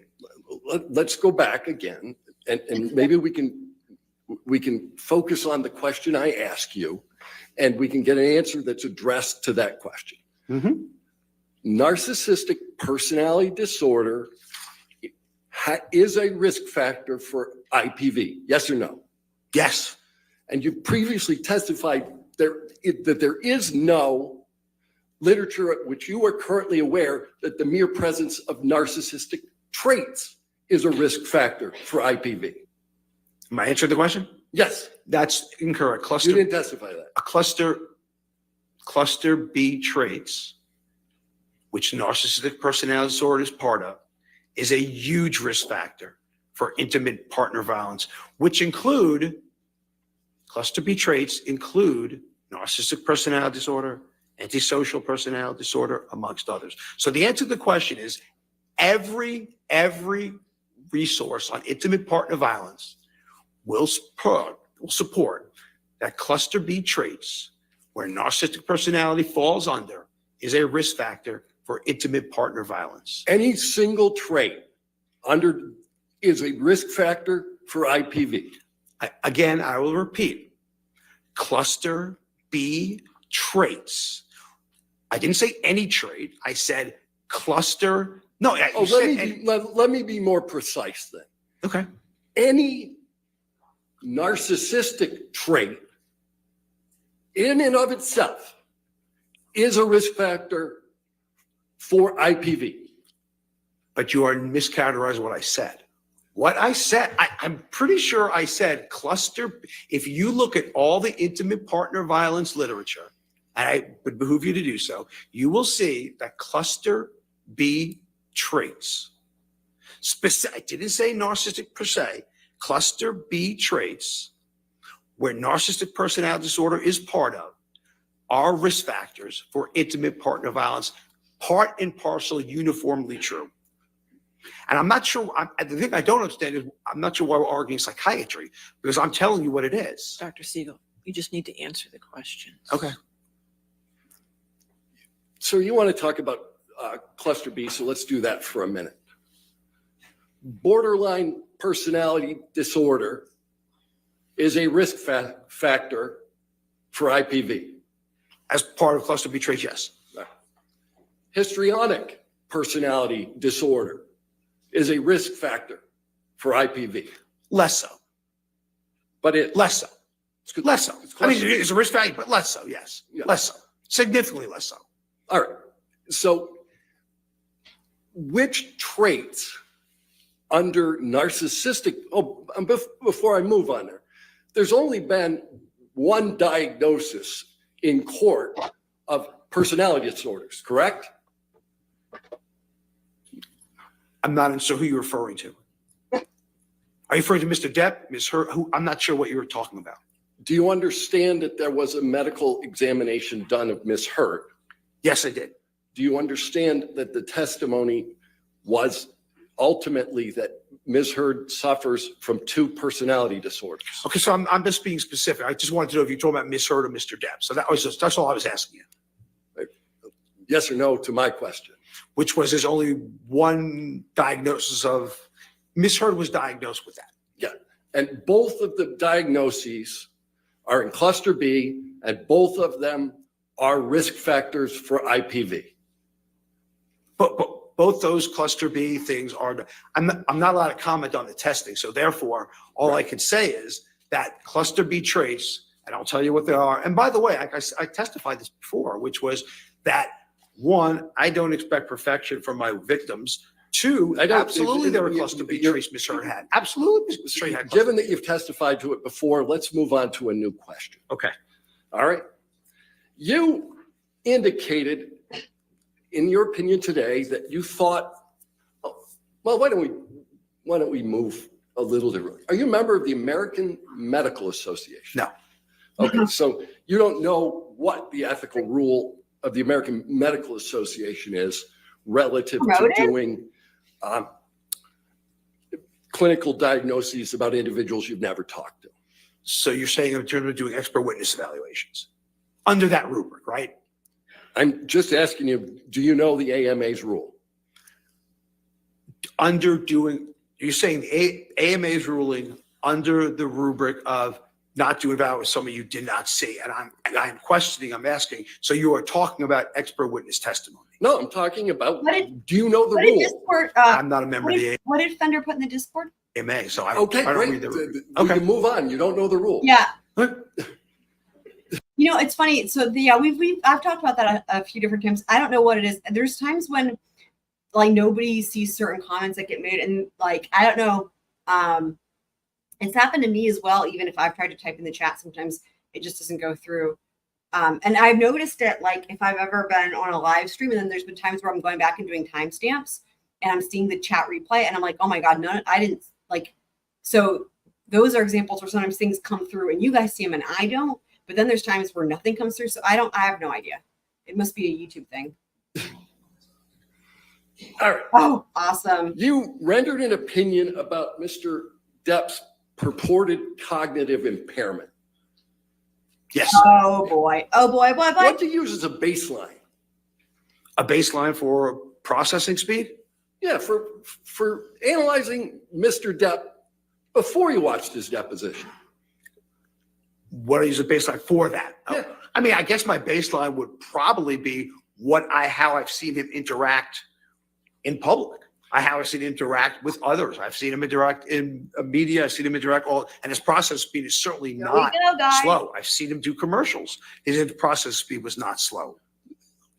At deposition, didn't you say that what you did was compare Mr. Depp's performance in lots of pirate movies against his deposition testimony What here? what I said was I've seen Mr. Depp do apology ads. I remember he did an apology ad with Bad Dog with no delay in process speed. I've seen him interact with the media regarding to that. I saw no delay in processing speed. All I'm saying Let me is, ask you about pirates, though.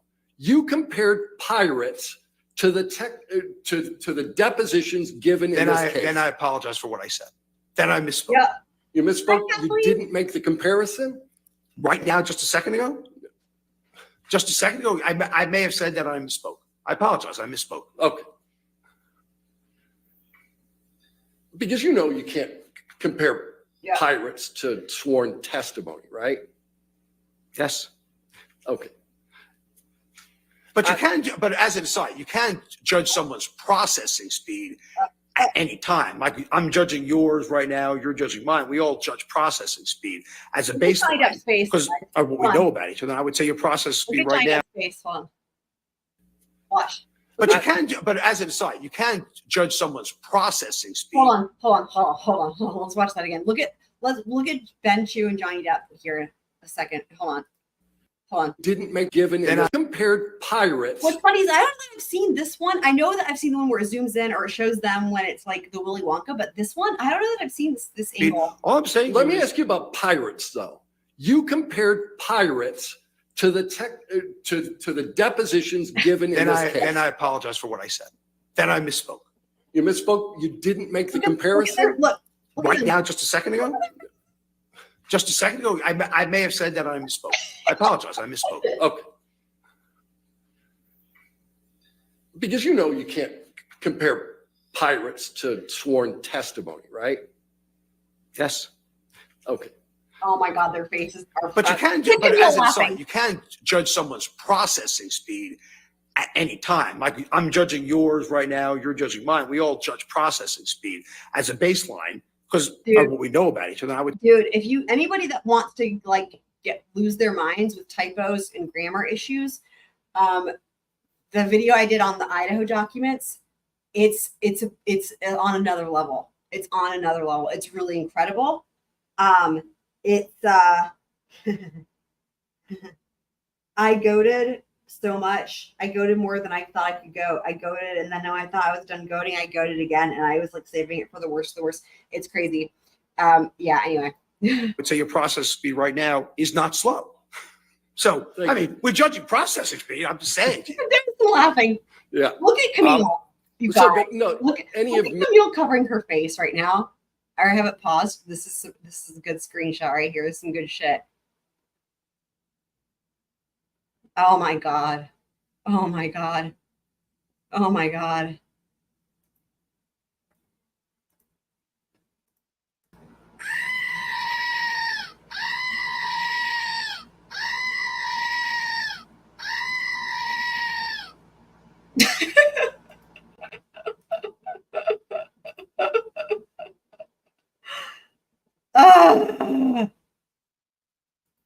Yeah.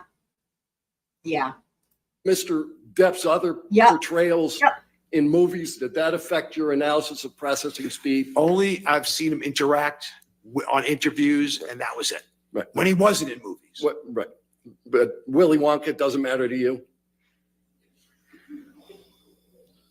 You Look at you see him in that Dennis movie, Hopper. Charlie and Chocolate Factory?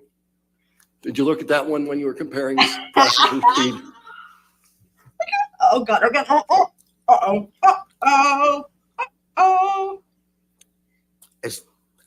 Do I have to answer that question, Your Honor? You have to answer questions. Yes, sir. No, you'll be happy to know I didn't see Willy Wonka I didn't see 21 Jump Street when it happened, or whatever it was about. No, I did not. All right.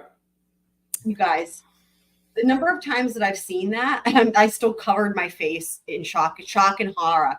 You guys, look at Ben. Hold on, let me back. Look at Ben Chu. It's shocking. It's so. Oh my god. Oh my god. Oh my god. Okay. Look at Ben. They can't look. They can't look. It's because it's like it's like.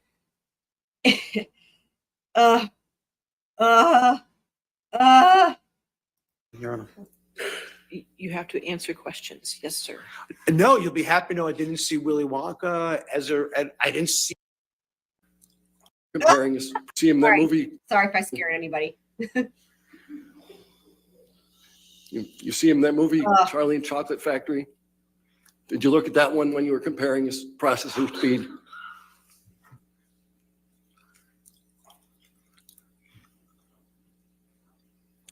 Do I have to answer that question? Your Honor? You have to answer questions. Yes, sir. No, you'll be happy to know I didn't see Willy Wonka I didn't see No, 21. look at his hair. It's sticking up even more. He's got like 3 of the little baby bird spike things now. 10 seconds more, offender says. Okay.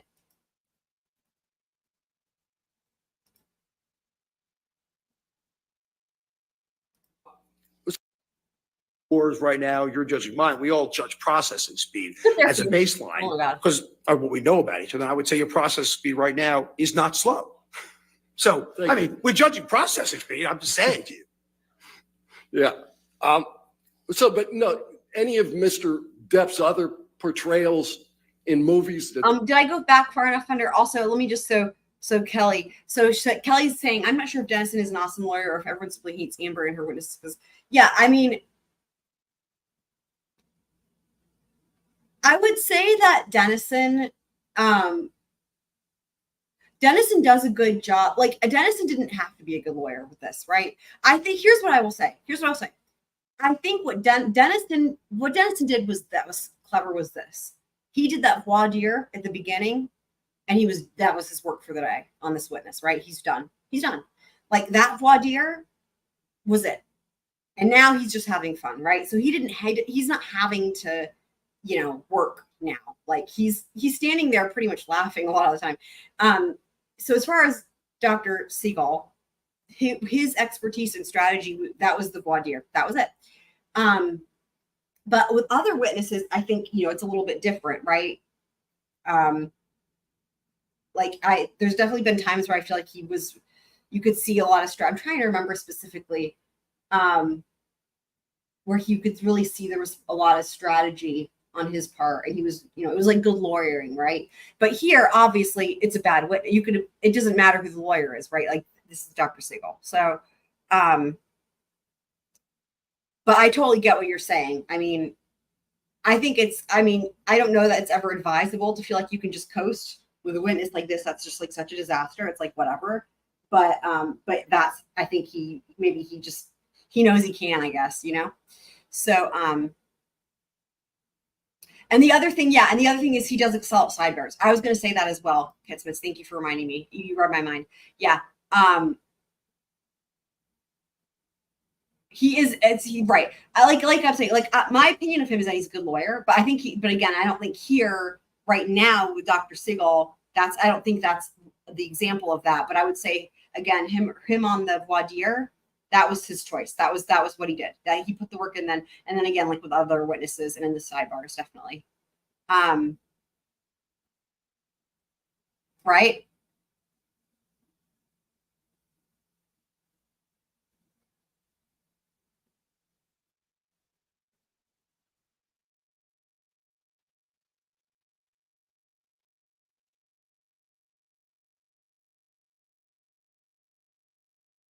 Are you saying Dennison is struggling?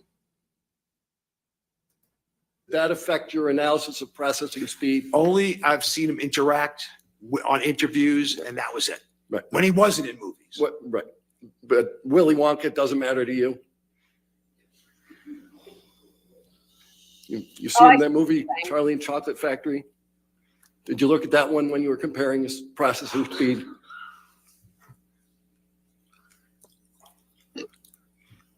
I almost just spit out my sparkle water. Oh my God. Do I have to answer that question, Your Honor? And that You have to Gatorade is answer just sitting questions. there. Yes, sir. No, you'll be happy to know I didn't see Willy Wonka and I didn't see 21 Jump Street when it happened, or whatever it was about. No, I did not. All right. You made a very kind admission, I think, early on in your deposition, that you're not claiming to be a better actor than Mr. Depp. That's correct, isn't it? 100%. All right. But with respect to acting, you know that actors actually rehearse for I their know, parts right? and work on the language, diction, timing That's of their right. dialogue I know, as right? part of that I know, work. I know the Gatorade. It's like you know what you know what it's like? It's just the way it's just sitting there waiting for him to drink it, and then when he does the weird math, he drinks it weirdly. Like he puts his whole mouth around it. It's almost like Jaws or something. It's like you're just waiting. Doo-doo, doo-doo. It's like you see the Gatorade sitting there. That's why whenever I was doing the funniest clips, I would have it like zoom in on the Gatorade because it's like there it is, you know, and the color of it too, right? It's like urine, it's like neon urine. It's like of all things, so you can't ignore it, right? And it's like it's not neon green, it's not orange, it's like this gross color. I don't know, it's perfect. Rehearsal? If you Yeah, say that's right. I'm not an actor, so I don't know what goes on. I can't tell you. I have no idea what goes on in acting. Why did they Okay, make it that but color? You don't know enough about acting made to it know really whether color. actors rehearse? Sir, I am not an expert in acting. I have no idea what an actor does. Okay.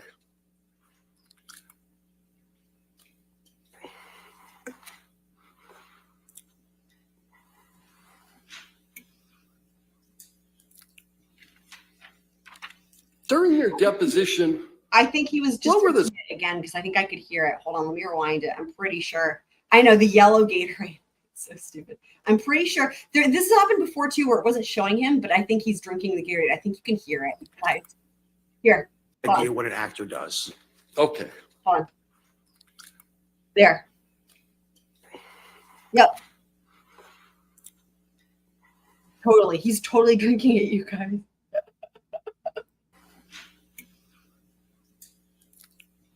Oh. During your deposition, what were the circumstances under which you decided to call Mr. Depp an idiot?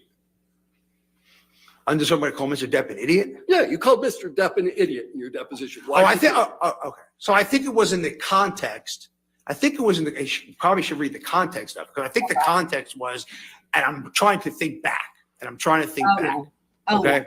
And what I thought it was related to was if you're coming to some deposition, okay. And again, I'm thinking back. So you have it in front of you. I don't. So I'm thinking back where he's coming in from Europe for a deposition, you know, you could have your memory. video refreshed. deposition that he gave, and he took it overnight the night before. And what I think I said was that if you're going to do a major thing to a trial that you're involved with, I think you'd be an idiot to come in the night before. All right. So I didn't call Mr. Depp an idiot. I certainly called that planning an idiot. I didn't call him an idiot. So the words, so I mean he's an idiot, are mistranscribed? No, I'm sure. Again, if I said it in that, if you just read one line, one snippet, I'm sure it was in the context I just said. But again, you have it in front of you. I don't. Yeah. Is Okay. idiot a professional opinion? Oh, boy. I wasn't running professional opinion. Yeah. No. Is it a psychiatric opinion? And that follows the Goldwater Rule. How does it follow the? Oh, you just said that. I'm not rendering a professional opinion. I said idiot. That's not a. No, so idiot is not a professional opinion. Look at their Is it your y'all. practice to describe people as Hold on. You gotta look at their faces again. I love watching them. Hold on. These three right here. Chew, Depp, and Camille. Hold on.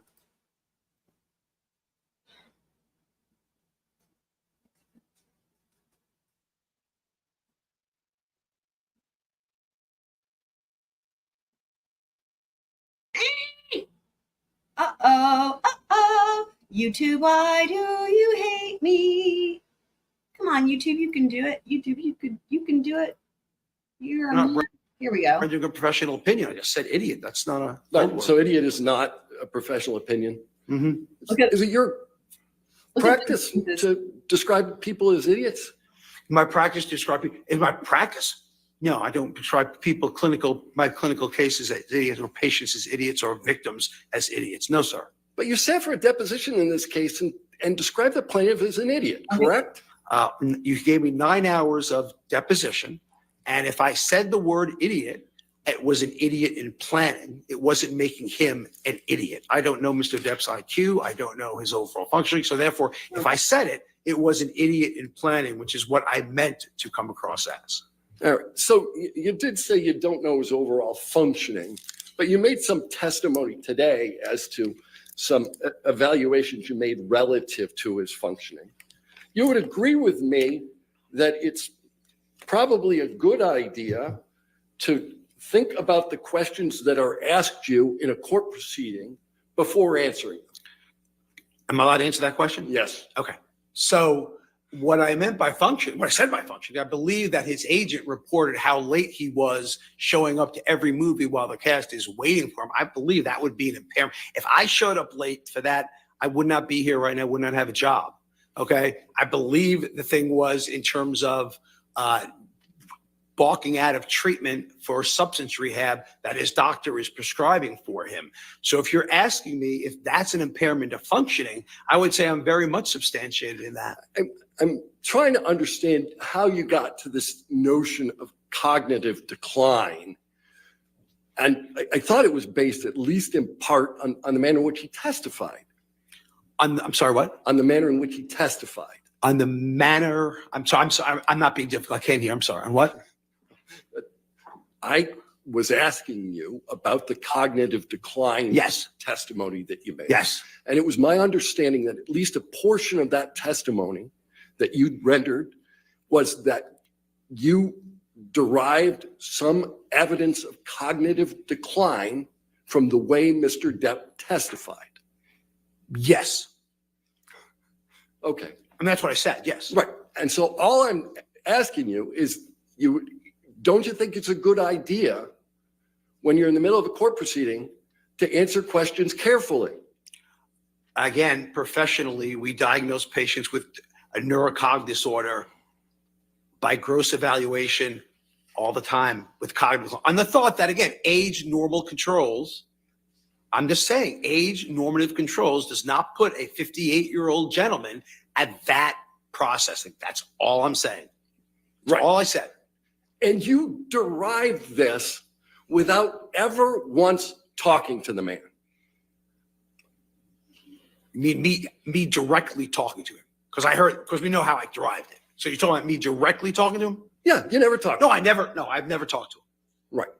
And this exam you gave, well, you did talk about Dr. Blaustein, right? Yes, sir. And you understand that the entirety of Dr. Blaustein's medical records are 12 pages of handwritten notes. The important part was what I said. For me, as an example of cognition, which I'm trying to prove, which is what you asked me, the important part was what I said. And that was irrefutable. The important part is that he gave the mini mental status exam? Yes, sir. All right. Let's talk about the mini mental status exam. Scored on a 30-point scale, right? Yes. All right. And it's an exam that basically is most often used for what, Alzheimer's, dementia, those kind of testing?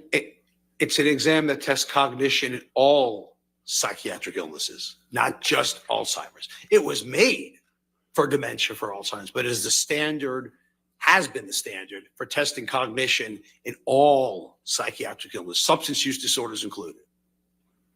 Okay.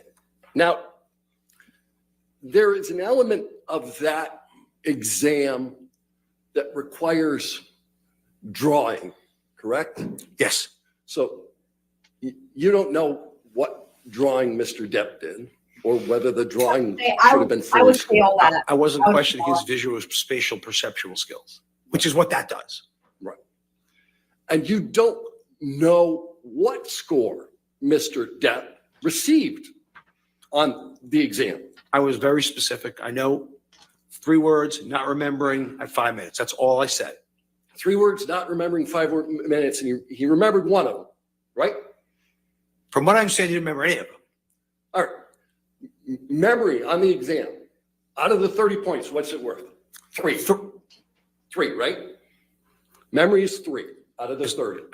Yeah, memory's 3. Okay. But again, the memory section in and of itself tests memory. That's the only question that tests memory. Only section that actually tests memory. So the memory section tests memory. It's the only section you're testified about. And for all you know, that with respect to the exam that you're relying on, Mr. Depp scored 27 out of 30. And that would be telling, though, cognitive, if you score 27 out of 30 and you miss 3 points on memory. That would be very telling. You don't know if Mr. Depp had been up all night the night before. Again, you wouldn't expect to not recall any words at 3 minutes unless there's a cognitive issue. You don't know if Mr. Depp was high. And again, now if that's, again, now that could affect memory, but I'm not refuting that. I'm not refuting that at all. He could have been high, he could have been drunk, he could have been using cocaine, and that would absolutely affect his memory, which is what I said. Yes, you're right.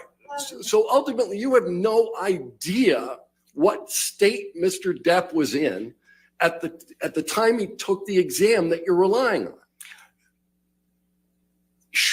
Short of what you just said about drugs and alcohol, okay, there shouldn't be a reason why a 58-year-old also with strokes and other neurocognitive conditions, but short of that, there shouldn't be a really good reason why someone at that age shouldn't come up with at least one. But in answer, but wait a minute, you started that question with short of drugs and alcohol and spent 35 minutes talking about his use of drugs and alcohol. Isn't that right?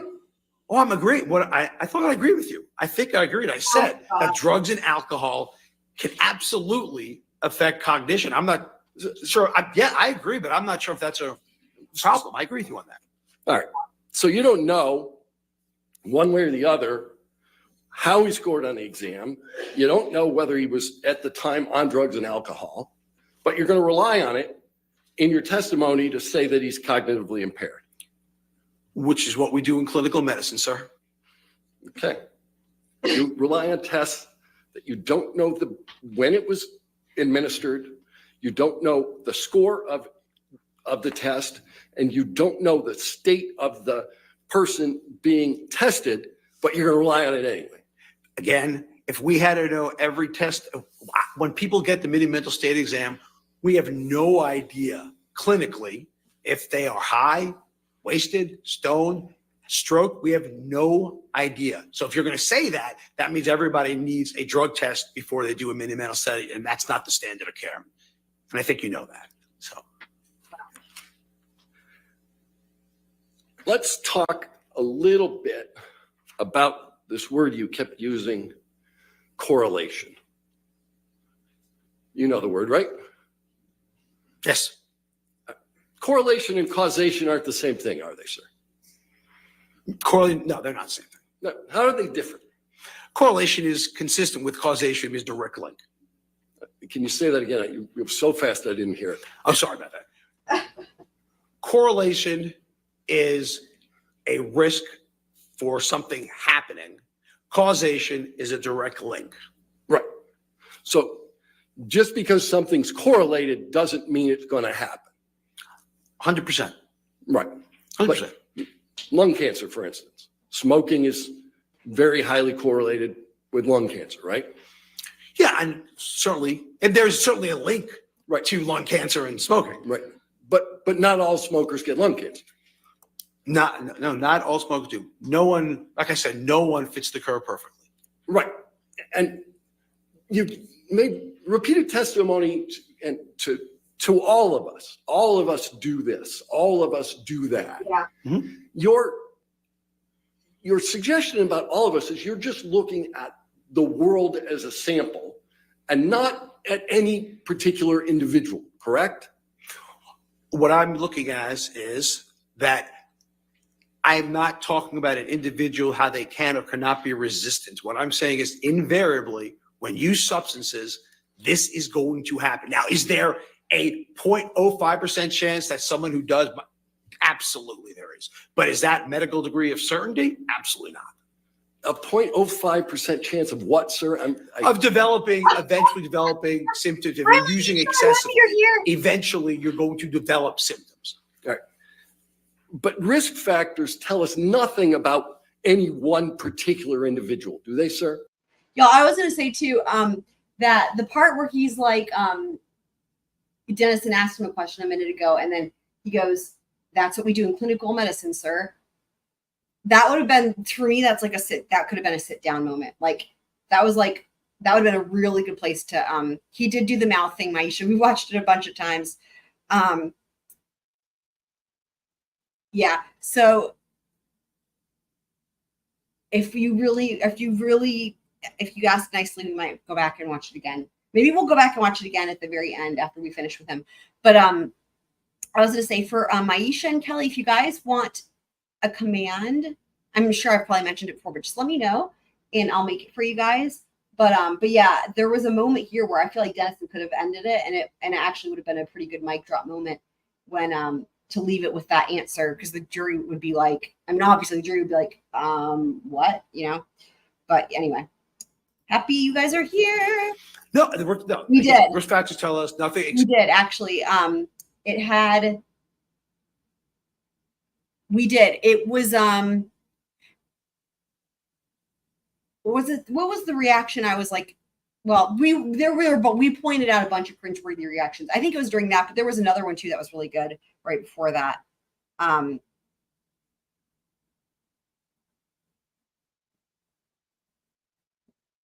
Oh, did I not make a sanity nuts command? Okay, tell me specifically what you want it to say, Maisha. I'll make it for you. Except that they have it, they're at a higher likelihood of developing it. That's right. What it tells me. But you did a whole litany of risk factors relative to IPV. Yes. Right. And none of those risk factors tell us anything specifically about an individual. Other than they're at higher risk. Right. Right. So someone could have every single risk factor for IPV and never commit IPV, right? It would be, again, if you're going to say a medical degree of probability, the answer is they will. But if you're saying uniformly, the answer is no. Right. IPV can occur without substance abuse. Oh, sure. Someone can abuse substances without ever perpetrating IPV. Again, absolutely. But again, you are saying different than what I said. I did not say abusing substance. I said substance use disorder. Those are two different things, because there are surely people who use substances that do not engage in any violence, do not become psychotic, nothing at all. So and that's absolutely. Equally true of people who have substance abuse disorder. There are certainly people who have substance abuse disorder who don't commit IPV, correct? They are saying people who have substance use disorders, so the majority of them, over 50% do. So over 50% do. So that's medical. The answer is yes. As you said, not everyone who smokes gets lung cancer. So there are significant numbers of people. You said it was over 50. So you'd say 40% of the people who have substance abuse disorder don't commit IPV. And those are the ones that do not have IPV risk factors, right? So we're talking about people wait a minute. Don't. Isn't substance abuse disorder and IPV risk factors? Oh, yeah. These are other people that don't have other risk factors, right? But again, we're talking about people in general. You don't know anything about any particular individual as to whether anybody's going to commit IPV.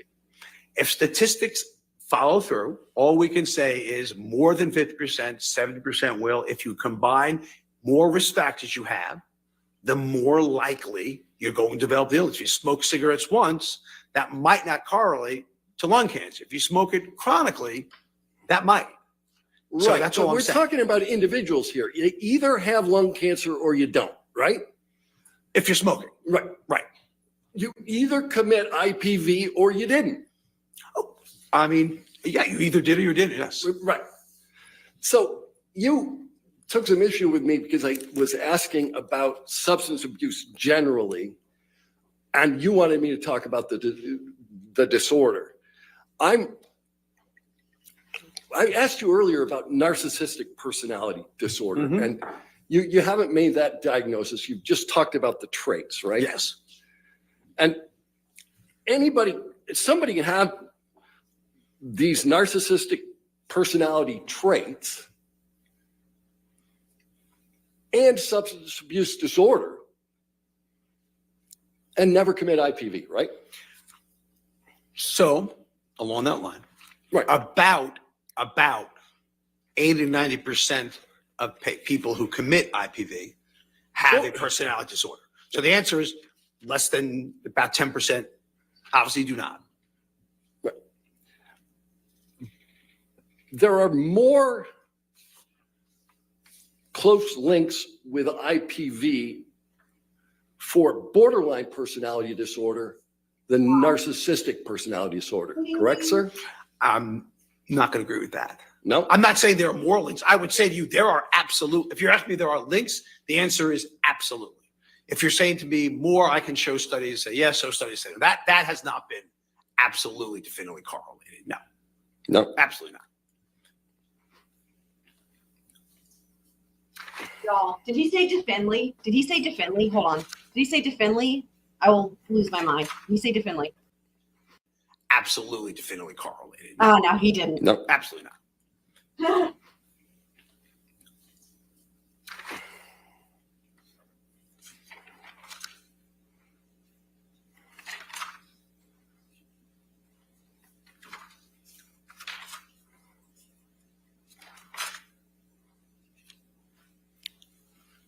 MDMA. What is it? Ecstasy. Yeah. And what's the normal dosage of ecstasy for people who use ecstasy? Again, I couldn't tell you the quote unquote normal dose because honestly speaking, no one knows what they're getting when they're using it. Right? He doesn't even actually say what MDMA is. He says ecstasy. I mean, what does MDMA? I don't know what it is, but I'm not a psychiatrist. Like MDMA means something. I'm sure somebody in the chat probably knows what it is. But it's just so funny that he goes ecstasy. Like, what the heck, man? Like, oh, wow. Maisha, let me see if you put in. Did everyone see what tonight? Hold on.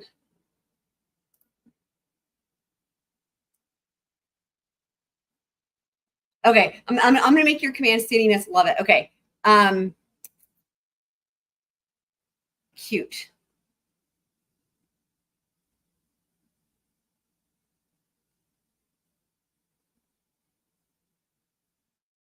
Okay, so you're saying there was a different. I couldn't remember if it was zoomed in there or not.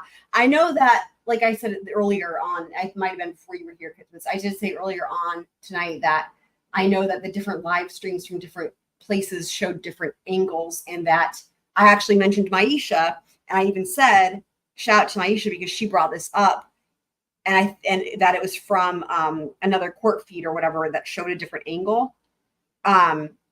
And so I know that before, when we were doing the funniest moments video, like this was in the finals and semifinals, I believe. I did clip that and I did put it side by side, where it showed the regular footage and then it showed the footage where it shows their faces. And then I also did another one where I had it zoom in showing their faces. So it did like 3 replays. So yeah, so I've seen it and I've put it. So, anyway, it's there as well on that video. So, okay, let's see. Well, that's MDMA for you. Cool. Wow. How the hell, how does one,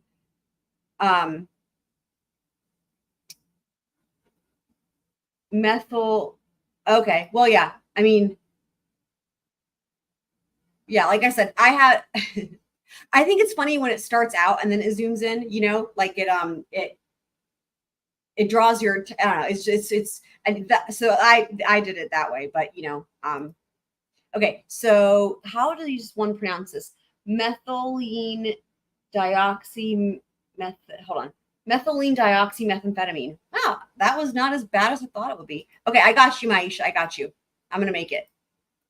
Give me just a second because it'll take me a second to get Nightbot all situated. Cutie. Regulated. So His little But- hands. The effects of ecstasy enhance sense of well-being. at low doses, the answer is yes. I'm going to gather when you're using it at higher doses and develop tolerance, you develop the sympathomimetic effects, which are not so enhanced well-being. Increased extroversion, that's a symptom. Again, at low dose, you are 100% right. At low amounts, you are 100% right. It is an entactogen. We feel closer to people. That's what people who use it say. They feel close to people, warm to people, 100%. But with continual use and higher doses, it could be fatal. Right. So that's not well-being. I don't know if I call that well-being. So continued use at higher doses, MDMA can be fatal, correct? Correct. What if you took 8 to 10 tablets of MDMA? What if you took again, you don't know what it's very hard to say that. You don't know what it's what's the word I'm looking for? Contaminated with. Okay. You can't just say, hey, let me just take 8 to 10 pure ecstasy and see what happens. That's not going to happen. So what I would say to you, again, because substance abuse are unpredictable, they are not regulated. No one knows what they're going to. No one has any idea whether it's going to cause this empathic entactogen effect at very low doses, or is it going to cause the sympathomimetic, increase, it's like a stimulant, like cocaine and something we talked about like that. No one knows what's going to happen. It's not regulated. And no one knows if you're using with other substances either, like other stimulants. Or if you mix it with alcohol. Or if you mix it with alcohol. No one knows if it's going to be potentially worse. Right. But this is a potentially lethal combination. 8 to 10 MDMA tablets and alcohol. This is a potentially toxic combination. Right. Can it kill you? Yeah, I mean, it is a potentially toxic combination. That's true. Ever heard of someone cutting off their own finger on MDMA? Have I ever heard of it? Yeah. No, I can only give you one example. Hadn't seen that one before. Okay. So, Seroquel. That one puts you to sleep, right? If you want to phrase a barbiturate putting you to sleep, then the answer is yes. Yeah, you heard Mr. Depp talking about sometimes being on the nod, right? And again, I think I explained Seroquel very well this morning. Good. I'm going to ask him a few more questions. Okay. You did it terribly. All right. You kept making references what he to did. street. He talked about the street value. He just read my mind. He explained how Seroquel has street value. You're like, what the fuck? Value. Why were you doing that? Yeah, good question. Because that's why people with substance use disorder use quetiapine and Seroquel. Say it again. I'm sorry. That's why people who use quetiapine or Seroquel can it sells on the street because it's so barbiturate-like in effect. Right, but you said that Mr. Depp had a prescription. Yeah.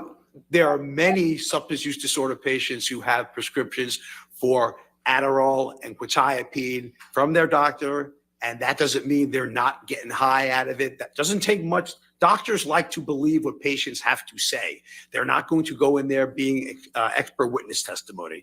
All I'm telling you is that in people who have substance use disorder, it is not uncommon. And the thought was initially that because quetiapine was not addicting, that it's safe to give in people with substance use disorders, when in fact, we absolutely know it has street value. Absolutely know that for a fact. Right, but my point about this is you made a bunch of testimony about street value, but you knew at the time you made the testimony that Mr. Depp, in fact, had a prescription. He also had a prescription for oxycodone and roxicodone. Does that count? Because that's also probably not a good thing. It's just because you have a prescription doesn't mean that. I think Mr. Depp would agree with you it wasn't a good thing. Just because you have a prescription doesn't mean you can't abuse it. No, I'm not suggesting you're abusing it. I'm just wondering why your testimony was in any way tied to street value when every single drug you referenced, Mr. Depp had legally. Again, you can have prescription substance abuse, and we know that, correct? No, I shouldn't be asking that. We can have prescription substance use He's not going disorders, to and understand. that's not uncommon if you look at the opiate epidemic that we're living in right now. We can have that. That's not an uncommon thing. Unfortunate, but uncommon. Not uncommon. So Seroquel, I think you described as a sleeping agent when used off label. When I saw what? Sleeping agent, Seroquel, when used off label. When used off label, it's used, it can be used sleeping agent, yes. Right. So Mr. Depp's use of Seroquel could account for some of the photos we saw in this trial where he's asleep in a chair. Again, what I would say to you is that if you have a substance use disorder, you are using it to be knocked out. Yes, I agree. But I'm not sure at the end of the day if she'd have vomitus over you either, because I've never seen Seroquel do that. So when he was passed out in the chair, he also had vomitus over him. I've never seen Seroquel do that ever. Neurontin is another one of the drugs you testified about. That one's also prescribed, right? Yes, it is. And what's the prescription for that? What's it used for? And what's its indication, or what's its used what's its indication? I mean, its indication is for seizures. It may have one pain indication. Again, I'm not a neurologist, so I can't tell you exactly if it does, but it's chronically used off label for pain. It's used off label for anxiety. Right. And what's its effect? That's another one that'll put you to sleep, right? Well, yeah, I mean, sure, 100%. Right. And you made reference to a picture.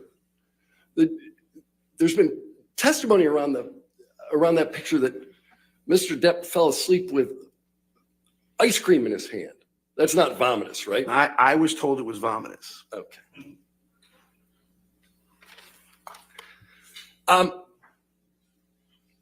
You talked about the fact that Mr. Depp indicates that from time to time he uses an earpiece.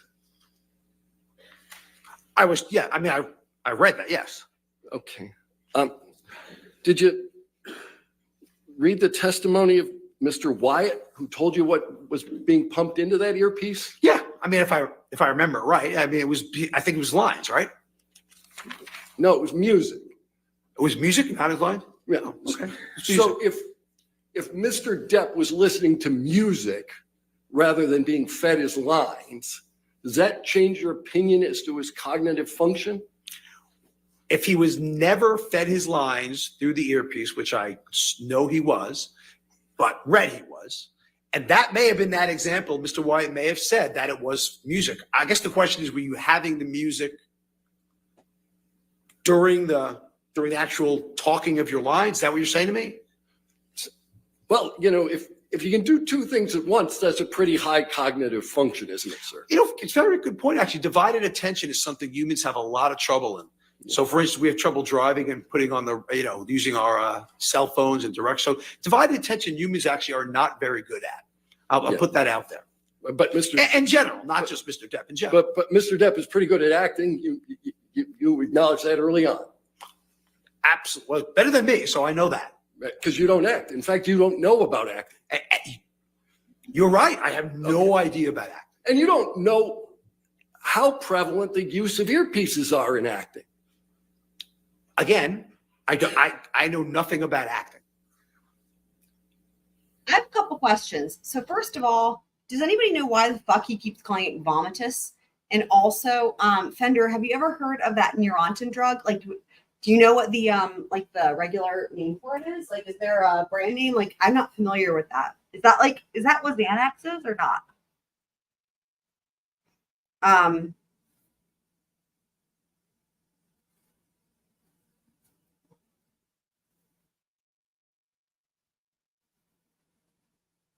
Yeah, I know. So, right. Gabapentin, right. Okay. Gabapentin. Okay. Right, that's right. Okay, yeah, that is the one. Frodo's been given that before, so that's why it's funny.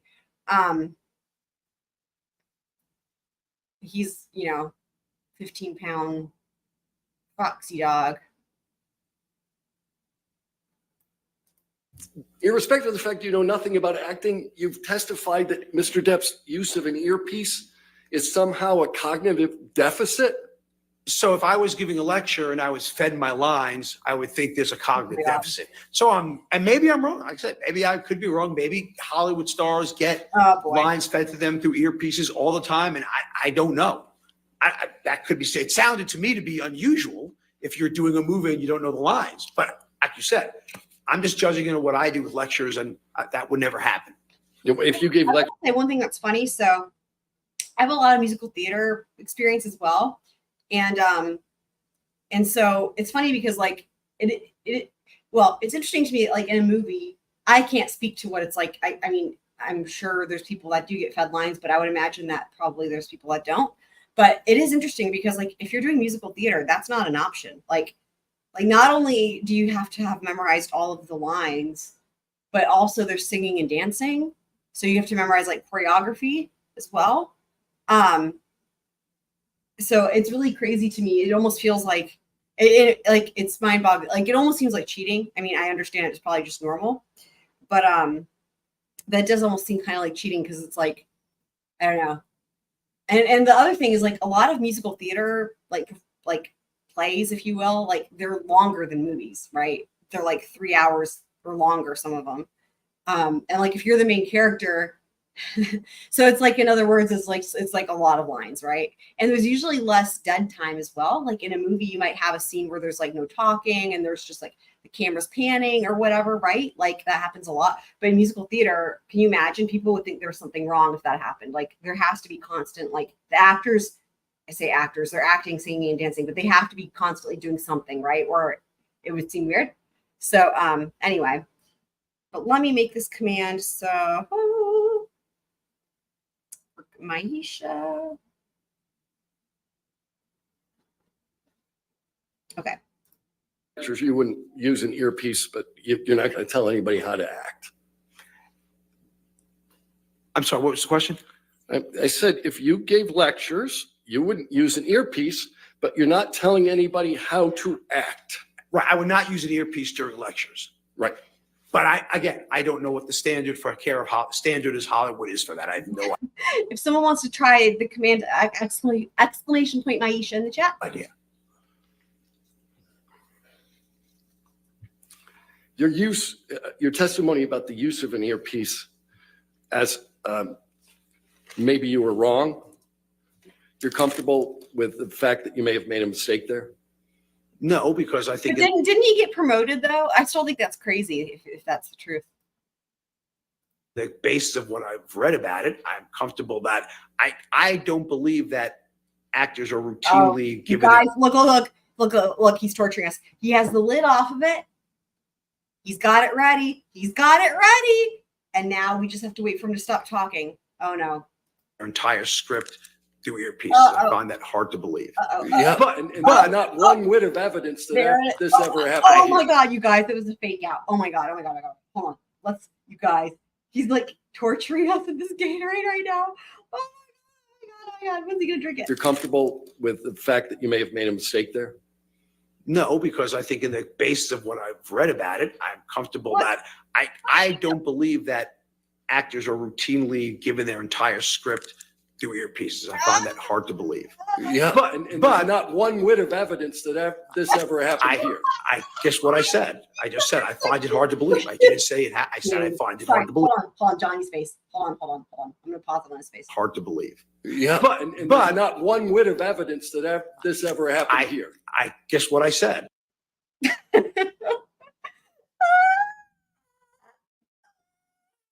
Is Johnny? I wonder if Johnny's thinking what we're thinking. Like, when's he gonna drink it? Oh my God, that's funny. That's funny, Kitsmas. I feel like it's probably not that weird for most people to do this, but it's weird for him because it's the Gatorade and the way he drinks it is weird, and the color is weird, and all the other shit's weird. I just said, I find it hard to believe. I didn't say it. I said, I find it hard to believe. That's all I said. Oh, yeah, but what you found hard to There believe, it is. sir, was that There it is. every line of the script was pumped through an earpiece. Where did you ever get the idea that occurred? That's what I read and the court review, the court evidence. That's where I got it from. Oh my God. Oh my God. And What even is that though? you know whether Marlon Brando used an earpiece? Isn't he dead? Yeah. So the answer is no, he does not use one now. Oh, no, I my used the God. past tense. Oh, I'm sorry. Again, Y'all.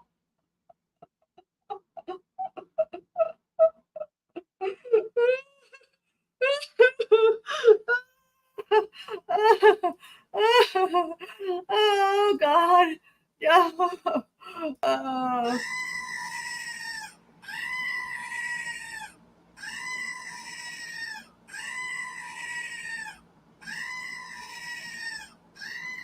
I don't even have any words. Thank you, Goat, for saying what I can't do, but I can't say myself. Words. The Goat speaks for all of us. I know nothing. I will concede to you. I know nothing about acting. Smiths forgot about I will that. concede to you 100%. If that is the standard and people are done that I acting, don't. then I I don't. apologize and that was wrong on my I don't. part. It's Smiths. If that's the standard, I'm wrong. I don't know. Okay. Let's go with that. No further questions. All right. That was How long great. is your return? A bit. You may want to take. All right, let's go ahead and break for lunch then, ladies and You haven't gentlemen. even gone to the Dr. Seagull part or the Megateens. Again, do not do any outside I research. think there's some other gems as well we have to look forward to. Oh my God, does he drink more Gatorade? Oh no, we already watched that. Okay. Yeah, I think there's some more gems as well. Besides even those two we have to look forward to on redirect. Uh-huh.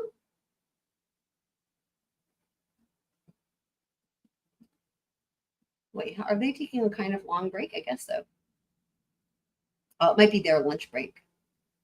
Aha.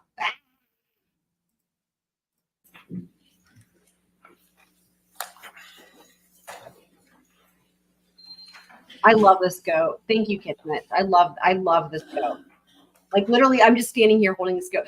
What's funny though is when I was doing the video, the Idaho video, and like I said, I had to goat so much.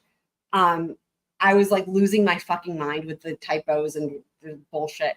And I accidentally stabbed myself in the eye with the goat. And I was like goating, and then I was like sighing probably, and then I accidentally stabbed myself in the eye with the goat. And I was like, I can't remember if I left that part in or not. I might have cut it out. But I was like, I just stabbed myself in the eye with the goat, with the tail of the goat. Anyway, but I just like stand here and hold it. It's like, it's just become a part of like, it's always in my hand if I'm at the computer streaming or doing a video. Anyway, comfort goat. That's what it is. It's a comfort goat. I just need to have it in my hand so it's ready. Okay, Fender. We'll miss you. Look at his face. Oh my God. His face though. His face.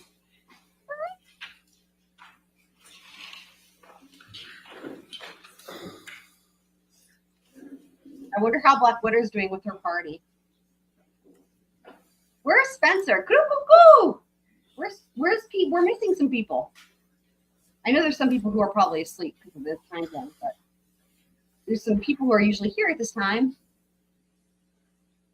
Look at Amber. Dude, Amber's stupid outfit. Dude, she wants to be Popeye the Sailor Man. I need more sea shanties. He does, Maisha. He does. All right, maybe seated. Your next question or redirect. Thank you, Your Honor. Oh my God, Elaine, stop it. Dr. Spiegel, you were asked about whether you were able to examine Mr. Depp. Do you recall those questions back and forth? Yes. And so if I understand your testimony, you asked twice for Mr. Depp to be interviewed by you, correct? Yes. Objection leading. And Overruled. and then in addition to that, Ms. Heard requested twice of the court for Mr. Depp to be submitting to an examination of you, correct? Maisha, we actually had a whole conversation about that where it was zoomed in on her and we paused it. And that's what we said. And we were actually joking, saying like, what I said was like the color of her blazer is the only color that was missing from the last one. When I was like, there's definitely a group of 4 colors that would be in that color family. But that's when we started with the sea shanties. So Yes. And those were denied, correct? Yes. And Agreed. now Mr. Depp is contending that it's unethical for you to provide an opinion in this case because you didn't get an opportunity to interview him. Do you think that makes sense? Objection, Your Honor. Yeah. I'll sustain the objection. All right. Is that your understanding? That is my understanding of it. yes. Okay. And Elaine Um, matches now- too. When counsel for Mr. Depp was reading to you the Goldwater Rule, there were two words that he kind of went over pretty quickly, and I'm going to go over them again with you a little bit slower. And that was that the Goldwater Rule was that you cannot make an armchair diagnosis. Right. That's right. Kid Smith stepped away and came back, and she was like, "What did I come into?" Yeah, it's pretty good. Don't you guys, when you miss things, y'all just know if you've never, those of you who are here live and have never done replay, I timestamp. I've gone overboard with it probably, but I do really specific timestamps. And it's for this reason, because I know there's people who might step away for a second, but they don't want to miss the live. But like they might want to go back and watch something. But like, how are you going to find it? Especially for live streams like 4, 5, 6, 7, 10 hours long, right? So afterwards, I always timestamp everything. So all that will be timestamped. So just so you know. Diagnosis, right? Objection. Based on, quote, Objection. publicly available records. Do you recall that?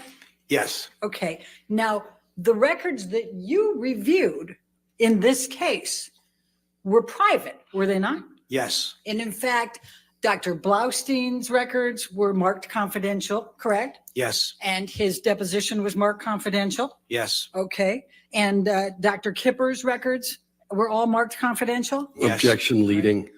And I'll sustain. okay, what if any labeling was there on Dr. Kipper's deposition?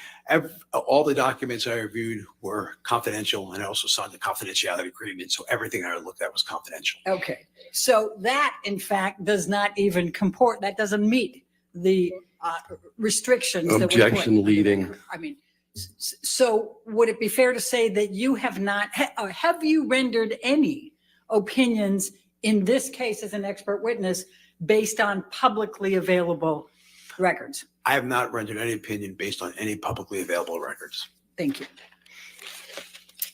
Now, you were asked a number of questions about narcissistic traits and your diagnosis or findings that Mr. Depp exhibited narcissistic traits or had that disorder. Do you recall that testimony? Yes. All right. And the question was asked of you of the whether if you have 5 of 9 narcissistic traits. Do you remember that testimony? Yes. Okay. Now, one of the ones you testified before was for narcissism, it requires admiration, correct? Yes. What, if any, record evidence was there that Mr. Depp requires admiration? The very people that surround him need to admire him, or they're no longer in his employment or his working circle. Okay. The second one that you discussed was sense of entitlement. Do you recall that testimony? Yes. All right. What record evidence is there that Mr. Depp exhibits behavior of needing a sense of entitlement? So again, thinking that Ms. Heard was marrying him solely for his money and his influence, and that was the case, was, in my opinion, very entitled. All right. And the third one you discussed was exploitative. Do you recall that? Oh my God. Yes. Okay. And what is the record evidence that Mr. Depp exhibits behaviors that are exploitative? Again, I think the whole concept of abuse is exploitative. Here we go. Okay. The fourth one was lacks empathy. Do you recall that? Yes. And what is the record evidence that Mr. Depp exhibits lacking empathy? To be able to commit intimate partner violence. Well, hold on. Let me check out this sea shanty. I know you guys have been posting stuff in the Discord. It's just hard for me to look at everything while streaming. But sea shanty. Oh, well, look at that picture of downtown Providence. Again, I'll have to catch up on all this stuff. Hold on. So the sea shanty. Is this a song? Like, is this music? Okay, hold on. Let me just see if I click on it.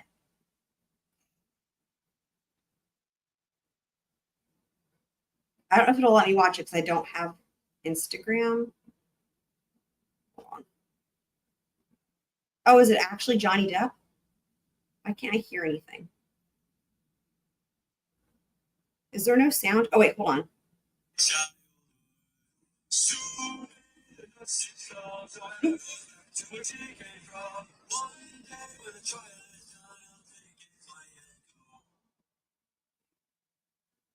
What was the original song, though?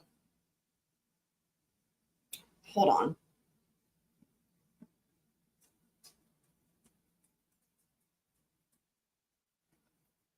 Okay, I found it. Wellerman. That's the one.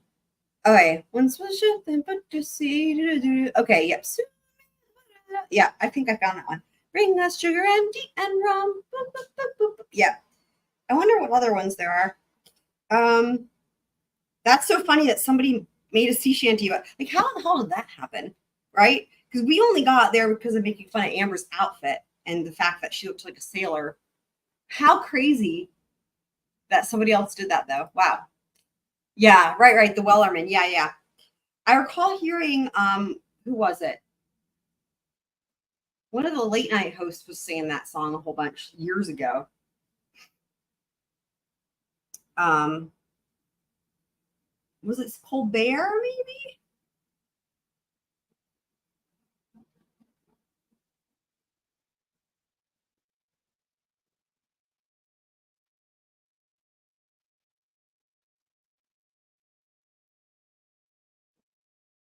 I'm looking at the history of it. Okay, so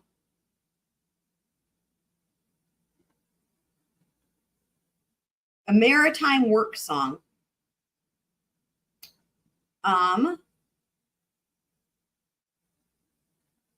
Shanties versus sea songs. Shanties are work songs and were originally sung only for work. However, sailors were also sang for pleasure in the forecastle where they slept in fine weather, where they gathered in forebits. I don't know what any of that shit is.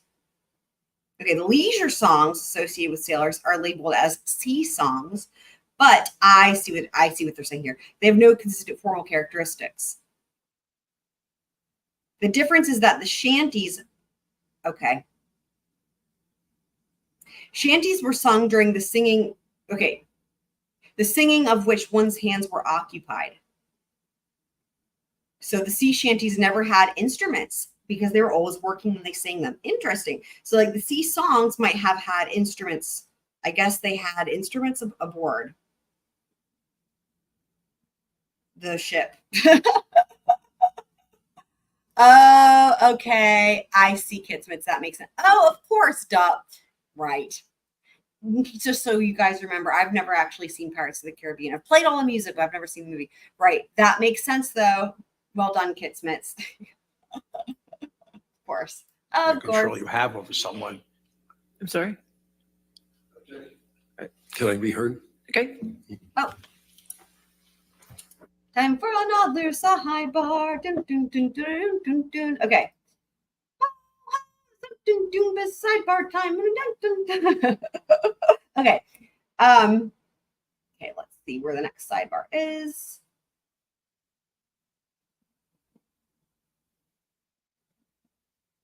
Boom, boom, boom, ba-dum, boom, boom, ba-dum, dun, dun, dun, dun, dun. I have a splinter or something in my finger. Boom, boom, boom, boom. I still love, though, What Would You Do with the Drunken Sailor? Because I have a funny story about that too.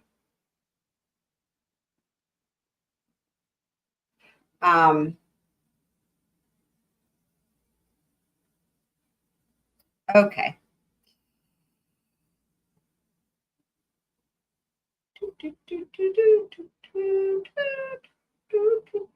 Aha! Aha! Oh, this is really short. Ow, I swear I must have a splinter. Ow. Okay. Sidebar. Mr. Dennison, he started his response with, quote, to be able to commit intimate partner violence. Ms. Bredoff, all right, I'll redirect him. The court, all right, back to open court. All right, there you have it, guys.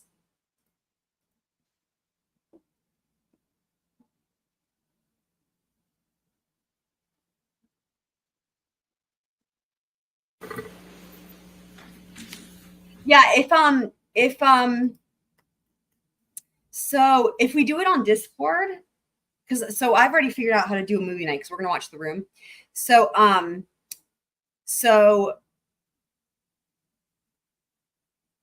if it's on any of the movie platforms or whatever, we can watch it through there.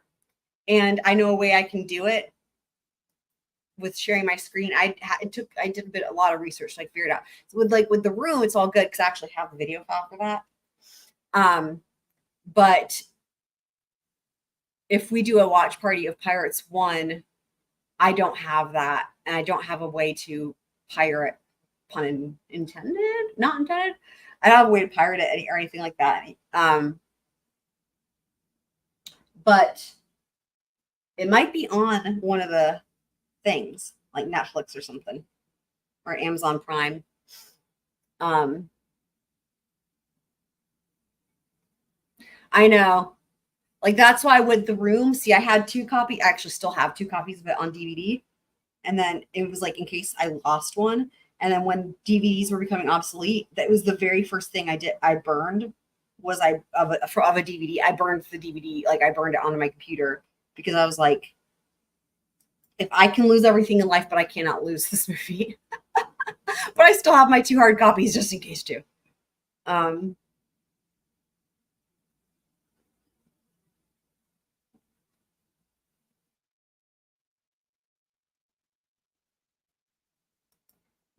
Of course, Maisha with the Disney, of course, right? Interesting.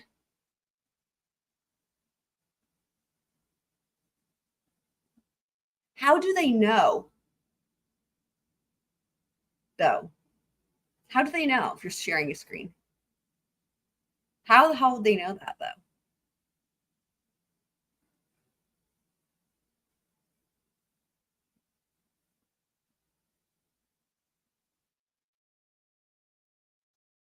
That's wild. If they're I don't know how they would know. I understand how they would know if you're going through an app, like on a phone or something, right? But from a computer, if you're in a browser, I don't know how they would know.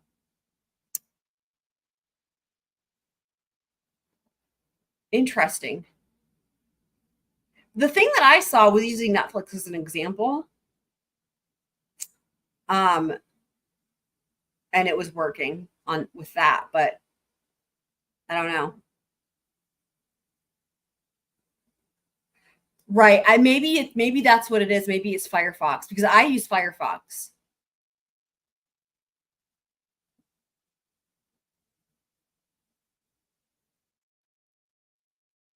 So you're saying, so I'm wondering, so then what's the browser? Is it Safari? I'm wondering what browser is it then that you shouldn't do? But yeah, the video that I watched was like, yeah, do it in Firefox, but I already use Firefox. So like, I didn't make a mental note of that.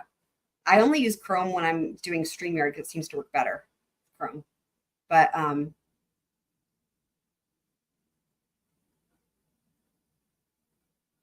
okay. Huh.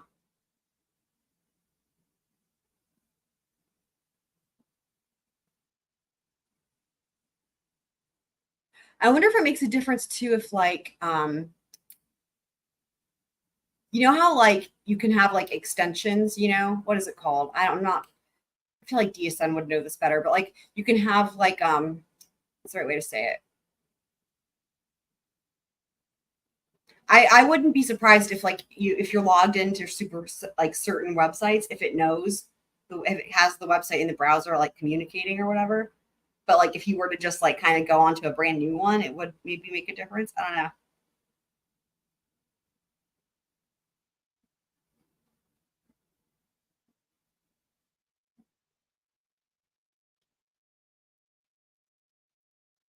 I don't know what any of that is. Yeah, I'm wondering if the extensions make a difference.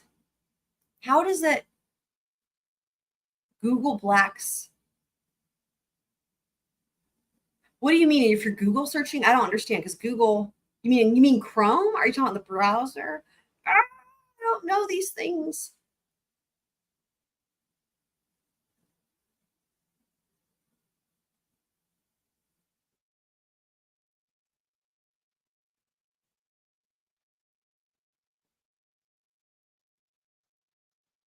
It does seem like though, if you have the file, you're in the clear no matter what. So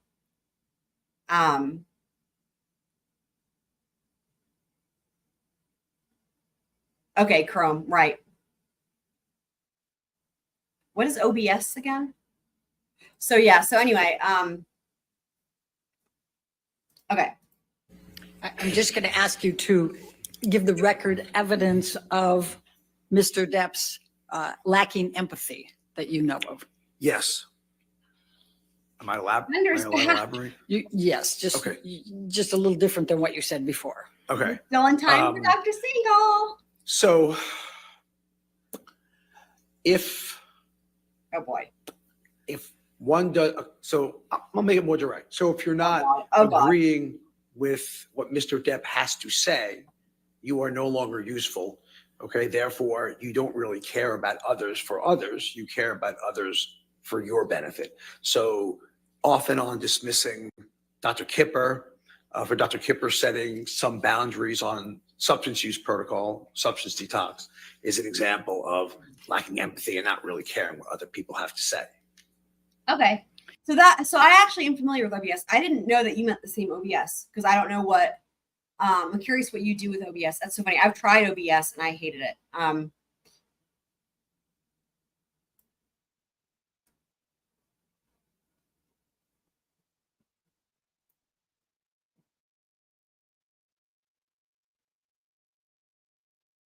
Random adult. Okay, hold on. How is getting recorded?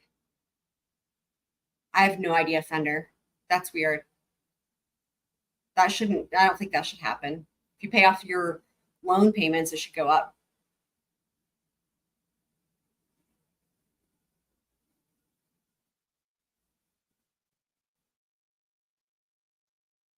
But yeah, I tried OBS and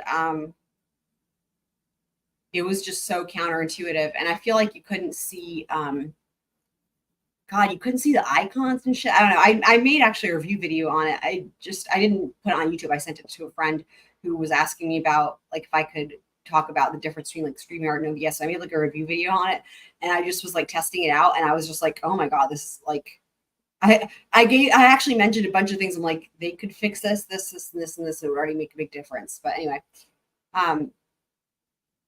oh, okay, that's interesting. So she says she records videos or movies if I use Chrome. Okay, interesting. I see. So that sounds like it's probably like you just have to set a button and let it go, right, on OBS. Then that would make more sense. But like I tried to use it for editing videos, like the videos that I make and edit, I guess Maisha, I don't know if you've actually seen any of those because you've just been here, I think, when mostly we've been doing, well, that's not true. Anyone that's seen all the EDB that we heard, right? Sidebars or any of like my like a lot of the Karen Reed recaps or like the Murdaugh, a lot of times where it's like a video file, those are all edited. And like with editing, I couldn't figure out how to even get anything done on OBS. It was crazy.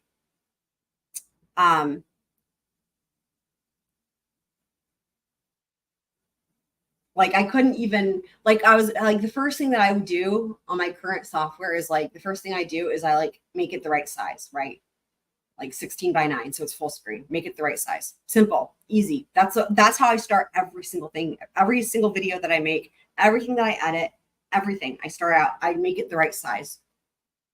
It's easy. That's like so basic, right? I couldn't even figure out how to do that on OBS. It was like, what?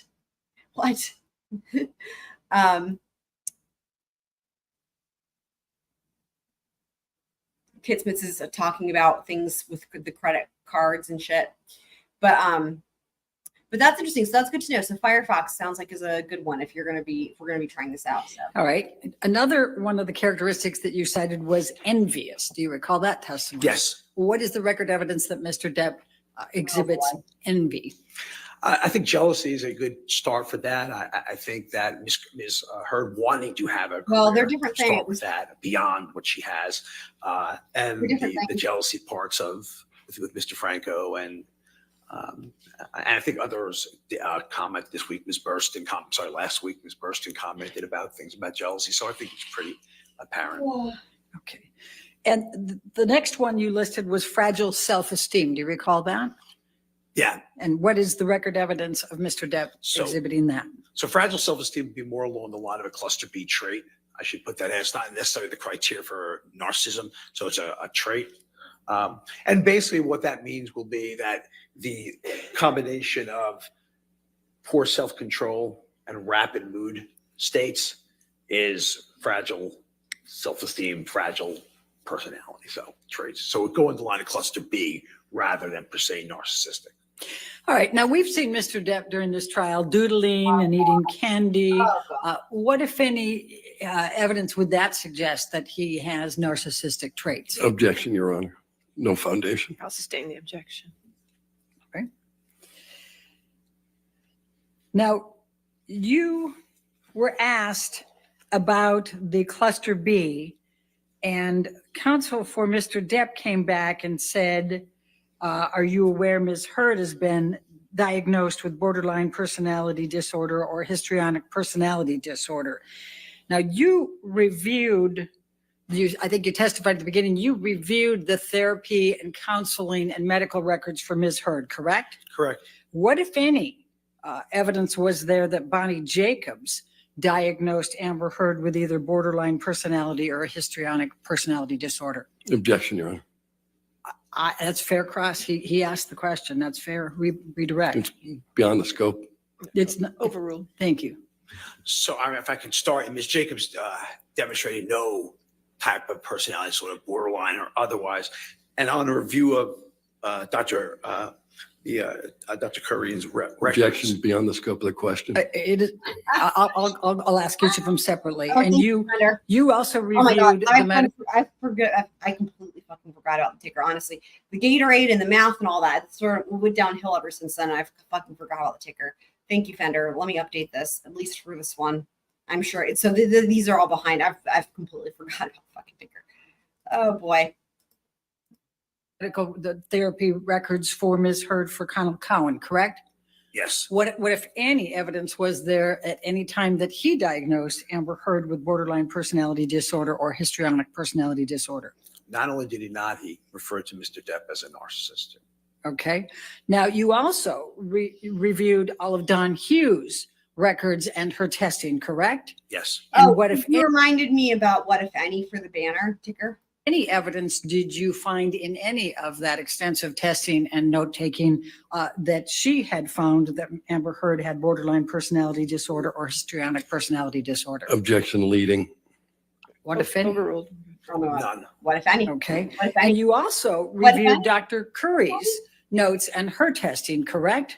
Yes. All right. And what, if any, Oh, evidence God. did you find in any of Dr. Curry's testing that Amber Heard had either borderline personality disorder or histrionic personality disorder? She had traits. She did not meet the full, on her own evaluation, she did not have the full endorse enough criteria to meet the criteria for borderline personality disorder and or histrionic personality disorder. She definitely had traits.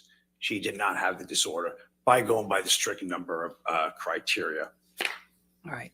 Now, you mentioned in response to Mr. Depp's counsel's questions, you started to talk about battered wife syndrome. What is your Oh my experience with battered wife syndrome sometimes being mistaken with borderline personality disorder or histrionic personality disorder? Objection compound and leading. Overruled. So battered wife syndrome, which is more subsyndromal or not quite PTSD, has 70 symptoms of PTSD. And if you hear some of them, you'll see why someone might think that. They do have reliving experiences as if feeling as if the abuse is happening, even if it's not upon reminders of abuse, such as getting ready to use something, getting ready to use a substance or something along that line. They do have hyperarousal. They do have hypervigilance, which is very easily mistaken for the emotional reactivity of borderline personality disorder. They do have avoidance symptoms, so they avoid emotions, activities, people, and if that can't be happening, they start becoming much more anxious, much more hyper aroused. They have disturbances in relationships, which clearly can be an issue. Intimacy problems, again, which could also resemble borderline personality disorder. So those description and traits that were there, A, did not meet the full criteria for borderline, and B, could readily easily be explained by battered wife syndrome, a form of PTSD. Thank you. Now, you also indicated earlier that you reviewed the deposition of Amy Banks, correct? Yes. And what, if any, determinations did you make based on her deposition from her meetings with Mr. Depp and Ms. Heard? So Dr. Banks is a professor who at Harvard, the leading institution in America for medical schools, who's an expert on intimate partner violence. She had a chance to meet them in relationship counseling. Objection, Your Honor, non-responsive. It's not non-responsive. I said, what, if anything, did she find? Sustained. All right. Tell the jury about Amy Banks, the significance of Amy So Banks. what Dr. Banks found was that she fully believed Ms. Heard's version of what was going on. Objection, hearsay. I reversed those. Let me do it again. Please tell the jury. Oh my God, Please tell the jury what about the qualifications of Dr. Amy Banks. This is the one who saw both Ms. Heard and Mr. Depp. Dr. Banks is a professor at, I don't know whether it's assistant associate professor at Harvard University Medical School, one, if not one of the two top medical schools. They in the know world, Harvard who specialize in intimate partner violence. She is above all people who understand if someone is victim, perpetrator, because she does this, researches this for a living every day. And that's her qualifications. Can I say what she reported? Then I'm going to ask you, what, if anything, did Dr. Banks indicate relating to histrionic personality disorder or borderline personality disorder for Ms. Heard? Dr. Banks didn't mention anything about personality disorder at all. What she did mention was whom she felt gave a more accurate version of. Objection, Your Honor. What's the objection? That's a credibility testimony. I think you can testify to that. I'll Your Honor. sustain the objection. Next question. What, if anything, did Dr. Banks report, not saying what the ultimate conclusion was, what, if anything, did Dr. Banks say about what was reported to her by Ms. Heard and Mr. Depp and how they responded? So Ms. Heard discussed in trying to, again, as a victim, trying to save the relationship, discussed with Dr. Banks these accusations, these facts of intimate partner violence. Mr. Depp. Objection, hearsay. I think he's entitled to rely on hearsay, and he's not giving what ultimately was. He's entitled to it. That's You can rely on hearsay, but you just can't state the hearsay. So you can rely on it. All right. What, if anything, did Mr. Depp do in response? Mr. Depp said nothing. When Ms. Heard accused him of intimate partner violence, Mr. Depp said nothing. And what is the significance Objection, of that? hearsay. I'll sustain the objection. All right. And what is the significance of that? The significance of that is with. Objection, no foundation. Sustain. Okay. All right. We'll move on. You were asked about MDMA and what the impact could potentially be of taking 8 to 10 of these pills. Do you recall? Yes. Okay. And now I'm going to take you to Australia 2015. You've reviewed testimony over that, right? From Mr. Depp, Ms. Heard, Yes. and a number. Okay. Do you recall that Ms. Heard also said that she found dime bags of cocaine in drawers at the end of that 3 days? Yes. Okay. I'm going to ask you, Michelle, can you bring up 1828? It's already in evidence.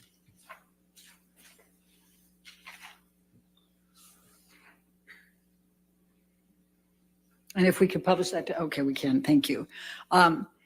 This is one of the pictures that was taken in Australia, and the testimony's been that these two canvases of Ms. Heard's were painted completely over.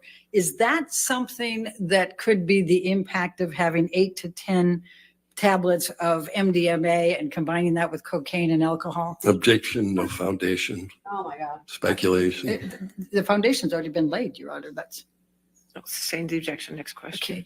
okay. What, if anything, if you look at the painted canvases on this one, what, if any, evidence is that reflecting behaviors indicative of taking a lot of MDMA, cocaine, and alcohol? Objection, speculation, no foundation. It's the same question. Sustained. You testified earlier about property, destruction of property. Do you recall that? Yes. Okay, could you tell the jury how that relates to the correlating factors of risk factors for IPV? Again, destruction of property is a form of psychological abuse, psychological mistreatment. And so destruction of property is used as intimidation and as means of control. Okay. Michelle, can you bring up 1829?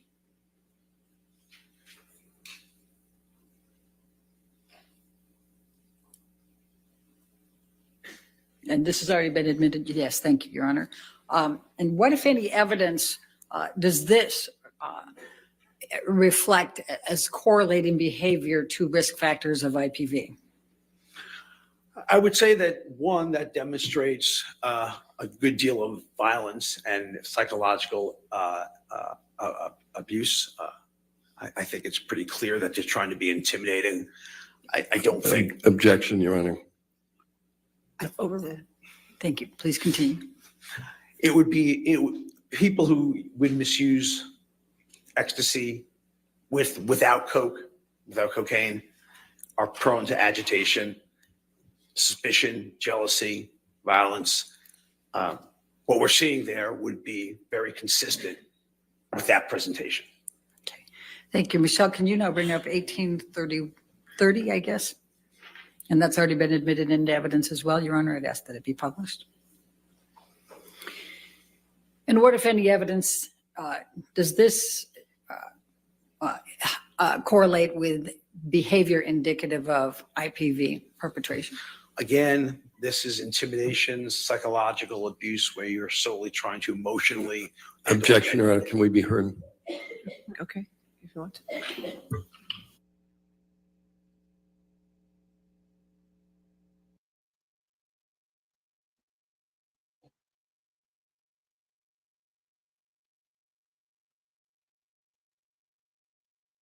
Time for another sidebar, sidebar time, sidebar.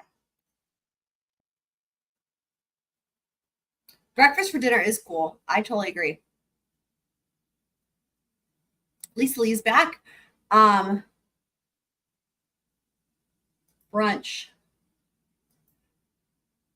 I don't know. What time is it where you're at, Fender? All right, let's pull up this next sidebar. Sidebar. Okay.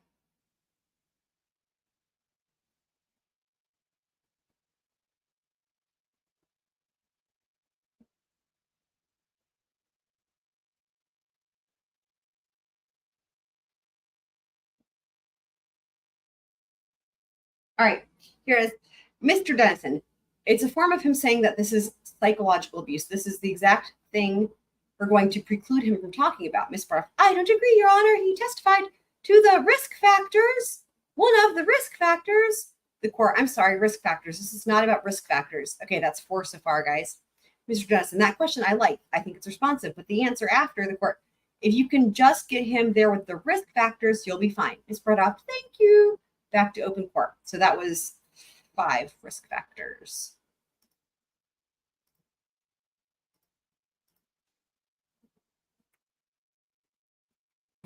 Dr. Spiegel, if you can answer the question, what, if any, evidence is this correlating to the risk factors for IPV risk factor?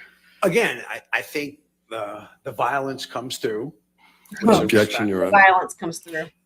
Just the evidence of risk factors, if you can. The evidence of risk factor would be accepting a more than average degree of violence, as well as psychological. I also love hearing what people abuse. do around the world. I'm the same. Okay. Are you aware of any record evidence of Ms. Heard writing on walls, mirrors, countertops, or painting canvases? So No. Okay. irrelevant, man. Thank you. Just Michelle. You stupid. can take that Just down now. stupid. Now, you were also asked about Seroquel. Oh, here we go. And some of the other prescription medications. There we have little Sailor Amber with her Fusili hair. Did you, during the course of your review of evidence, Her crew has not kicked her off the, her crew has not made her walk the plank yet, apparently. see the lists of medications that Mr. Depp was on at one point? Yes, I read that list. Michelle, I'm going to ask you to bring up Defendant's Exhibit 301. And Dr. Spiegel, it's not into evidence yet. I'm going to ask you to take a look at this. Is this one of the documents that you had that reflected the amount of medication that Mr. Depp was on as of October 26, 2014? Yes. Okay. And this was an email from Debbie Lloyd to Dr. Blaustein, his treating psychiatrist, correct? Yes. Okay. Now, can you tell the jury that we've got Seroquel 50 mg? Can you just Objection, tell, hearsay. can you just tell the, I haven't finished asking the question. Yeah. So Let's approach. Okay. I think we're coming up on the mega teens, guys.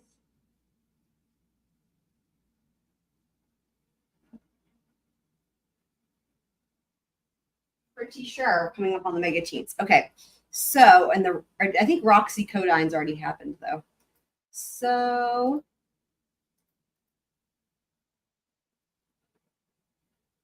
aha, there it is. Okay. The court, the hearsay is going to take over. And so that's why Miss Braddock, right. I want to ask how much Seroquel he was taking per day and what the significance of that was. I'm going to do the same with the Adderall, going to do the same with the ones that we asked about, Mr. Tennyson. The document did not get in evidence. There's no foundation on this document other than the question. Ms. Braddock, he's entitled to rely on hearsay, Your Honor.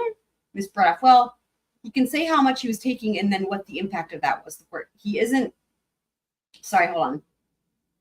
The court, he can rely, but let me do this again. Ms. Braddock, he's entitled to rely on hearsay, Your Honor. The court, he can rely, but you can't get the hearsay in. Ms. Braddock, well, he can say how much he was taking and then what the impact of that was. The court, he isn't saying how much. He can do a hypothetical if somebody takes him around. Do you agree with that, Mr. Dennison? Yeah, you can do a hypothetical. The court, you can do a hypothetical. Ms. Braddock, all right, I'll ask him that way. Thank you, Mr. Dennison. Thank you, and back to open court. Excellente.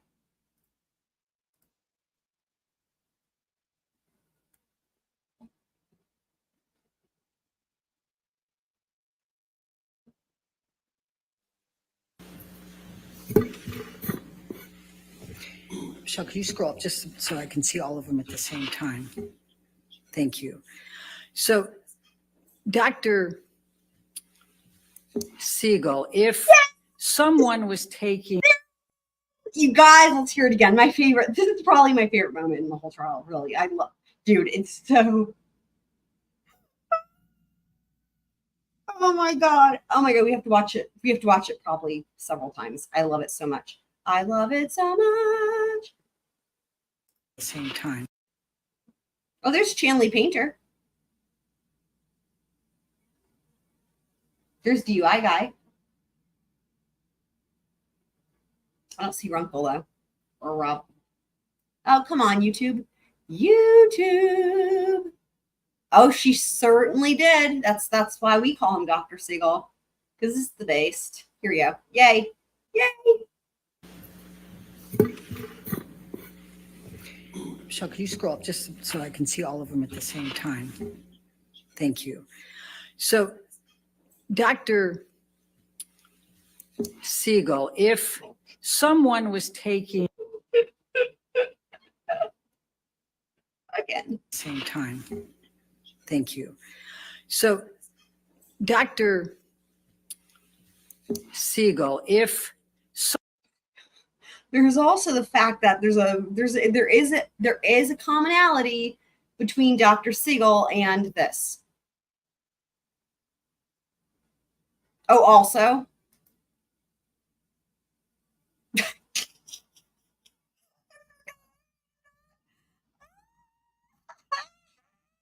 She's being chased by the lolly bird. Oh, and she has the T-Rex arms. I forgot I made that. I forgot I made these. Oh, so good. One more time. Oh, you got it. You guys will watch this as many times as y'all want. It's so good. Allbird Brains is right. Michelle, can you scroll up just so I can see all of them at the same time? Thank you. So, Dr. Seagull, if someone was taking Well done, Elaine. 50 milligrams Milligrams, of And it Seroquel, goes right into the megateens. It's a miracle. Let's watch this whole thing again because it's just so good. Special. so Dr. Seagull, if someone was taking Oh, 50 milligrams Milligrams, yeah. of Seroquel, well done. 25 milligrams of Seroquel, and 50 milligrams of Seroquel and 50 all in one day, how would that impact them? So obviously this is not for sleep because I'm presuming you're not wanting to sleep in the morning, noon, and from 4 to 6, although you're sleeping at night. What I would say is he's using it for one purpose, as I say, with substance use disorder. They're using it to calm down. They're using it just to sit down and relax. And given that you're taking 45 milligrams of Adderall a day to stay awake, and that's more than the prescribed for adults and children for that matter. The combination makes What? very And children for that. Dude, Dr. Seagull. little sense at all to me. Right. And if a person was taking 300 milligrams of Neurotin, I'm going to pronounce that wrong again. He's only said it 50,000 times already today, Elaine. 4 times a day and 600 later in the day, how would that impact? Again, person? you're looking at medications that are there solely for a substance use disorder patient to get them up and to calm them down. That's all this regimen is about. Gabapentin doesn't have a psychiatric indication other than, actually doesn't have a psychiatric indication, although it does calm you down. And it, as I may have mentioned before, similar to Adderall, gabapentin is also abusable. Similar to quetiapine, Seroquel is also abusable. So you're getting these kind of unusually calming effects from these medicines while at the same time getting what's called a super therapeutic dose or an excessive amount of Adderall. And for the record book, adults are only indicated with Adderall for the extended release, not the immediate release preparation. And why that's relevant is the immediate release preparation is more abusable. You get more high quicker. The extended release goes out throughout the day. The immediate release gets you up right away and then down. Now in ADHD, this medicine is very effective. But for what this is being used for, clearly based on the combination, no. All right. Do addicts lie? Elaine? Yes. What the fuck, man? All right. Now, you were asked about Mr. Depp passing out. Do you recall reading testimony of Mr. Depp passing out in the bathroom in his vomit? Yes. Okay. Does that help refresh your recollection of what you Yes. recall? I mean, for the record book, I don't think that falling asleep with ice cream on you is a Objection beyond the scope of the question. Overruled. Keep going. I don't think taking Seroquel at night and falling asleep with ice cream on you is not what Seroquel is indicated for. It's not meant to put you out in a state where you don't even be able to stay awake to put ice cream away. All right. Michelle, if you can pull up defendants 1090. It's already into evidence. If we can publish that to the jury, Your Honor. Dr. Spiegel, does this look like, would this be evidence correlating with behaviors consistent with IPV perpetrator risk factors? This would be correlated with a person who is completely knocked out, and it's usually only one way someone gets knocked out that badly, and that's with pharmacological assistance, whether it be Or he legal could have been punched in the or illegal. face. They make it to the bed. They don't sleep with their head on a game box in a furniture. That doesn't happen to people who sleep, no matter how tired you are. No matter how tired. I've been a resident in the past, and I was Yeah, up for objection. 40, 45 hours. Objection beyond the scope. There it is, yeah. It's just explained. No, Sustained. stop. All right. Michelle, can you pull up 1095, please?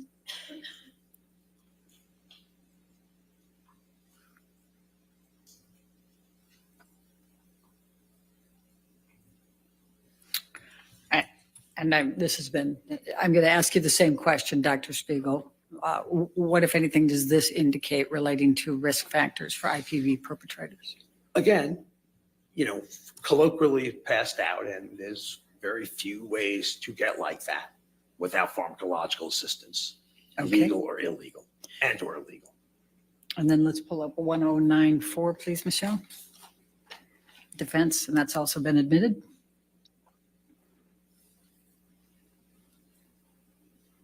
And now we have the ice cream picture.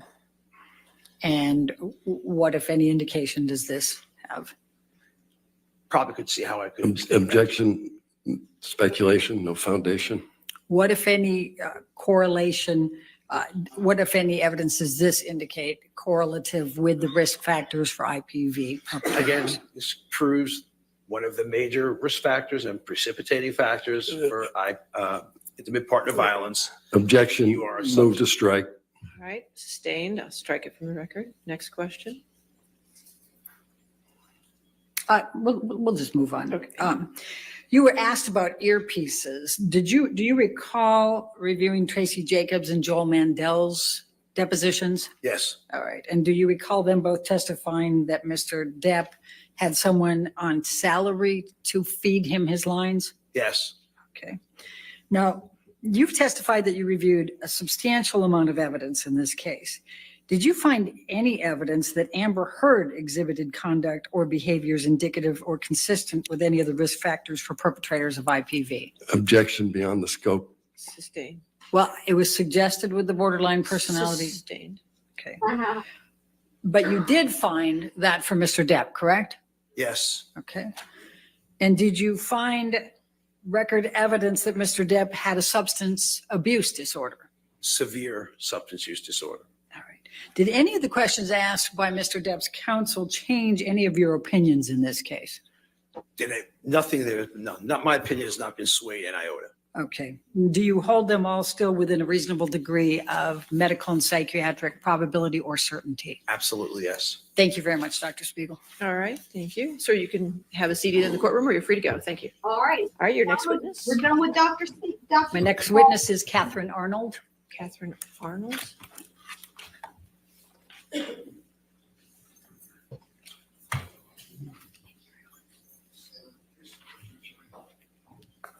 Do you solemnly swear or affirm to testify truthfully in this case and penalty of law? Thank you.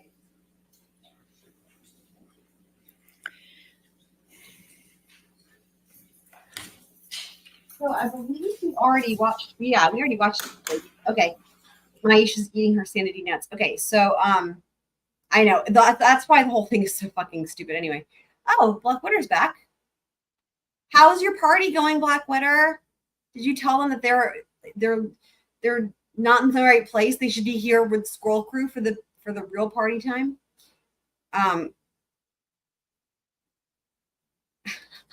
Blackwater says, I find drug addicts very truthful if you ask the right questions. Okay, so it is time for the Morgans. So I believe the first of the Morgans is on day 21. So let's do this.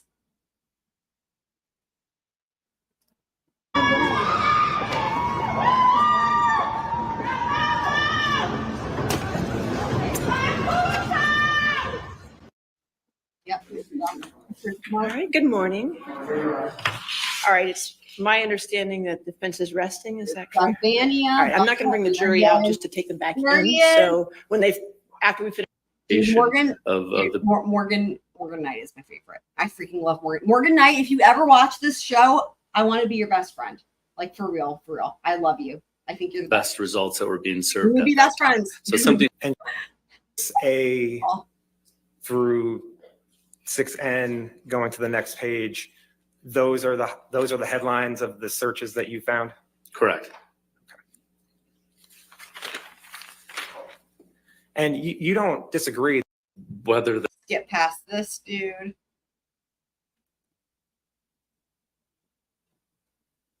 Do you have people at your house? Further now, questions Bobby? of this witness, Your Honor. Thank you, Mr. Vanya. Okay, let me update my thingy, bobber. Thank you. All right, your next witness. Okay. Morgan, hi. We're going to take a brief recess for you at this point. Hopefully within 15 minutes, we'll get right back to you, okay? Do not discuss the case. Don't do any I guess we can get rid of the counter. Sorry, do not discuss the case and don't do any outside research. Sorry, we'll just take a short break.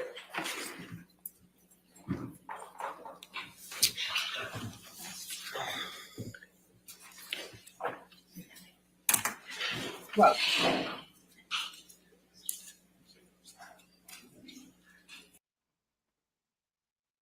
I thought, let's see.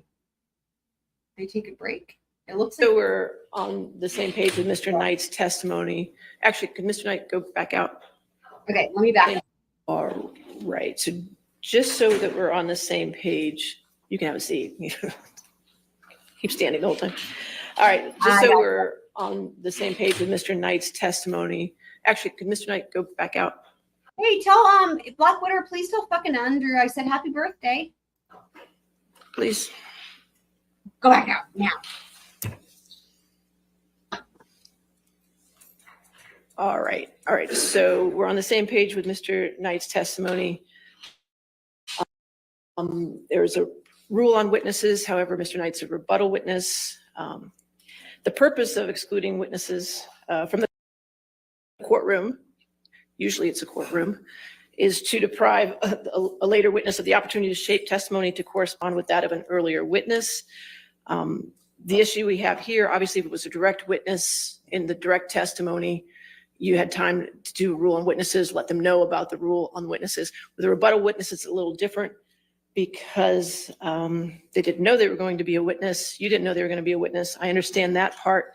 The problem is the courtroom in this particular case appears to be the world. So what we have to do here is I'm going to do a voir dire, and I'll allow both sides to ask questions as well of Mr. Knight to see what he has seen of the case.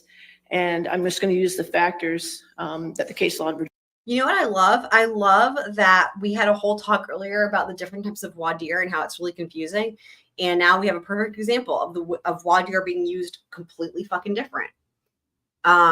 Additionally, I have done a lot of research into what's the fucking difference between voir dire and proffer when it's used in this manner, where you're just getting a preview of some testimony, because in a lot of times in trials we hear them talking about like right now of voir dire, right?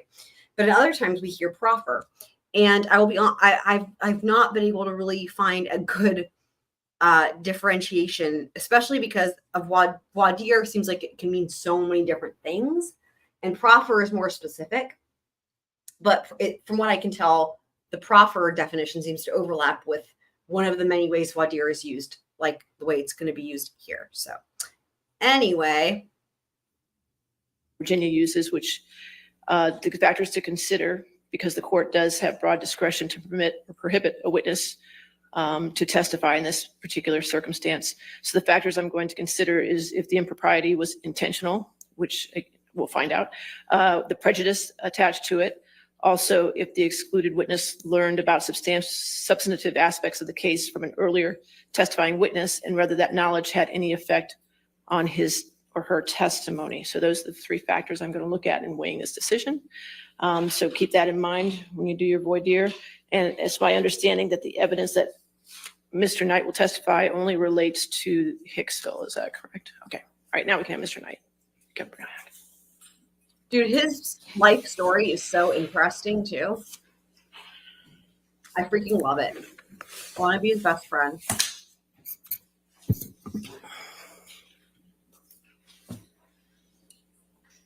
right, sir. Mr. Knight, if you could come forward to be sworn. I want to know everything about his life. Do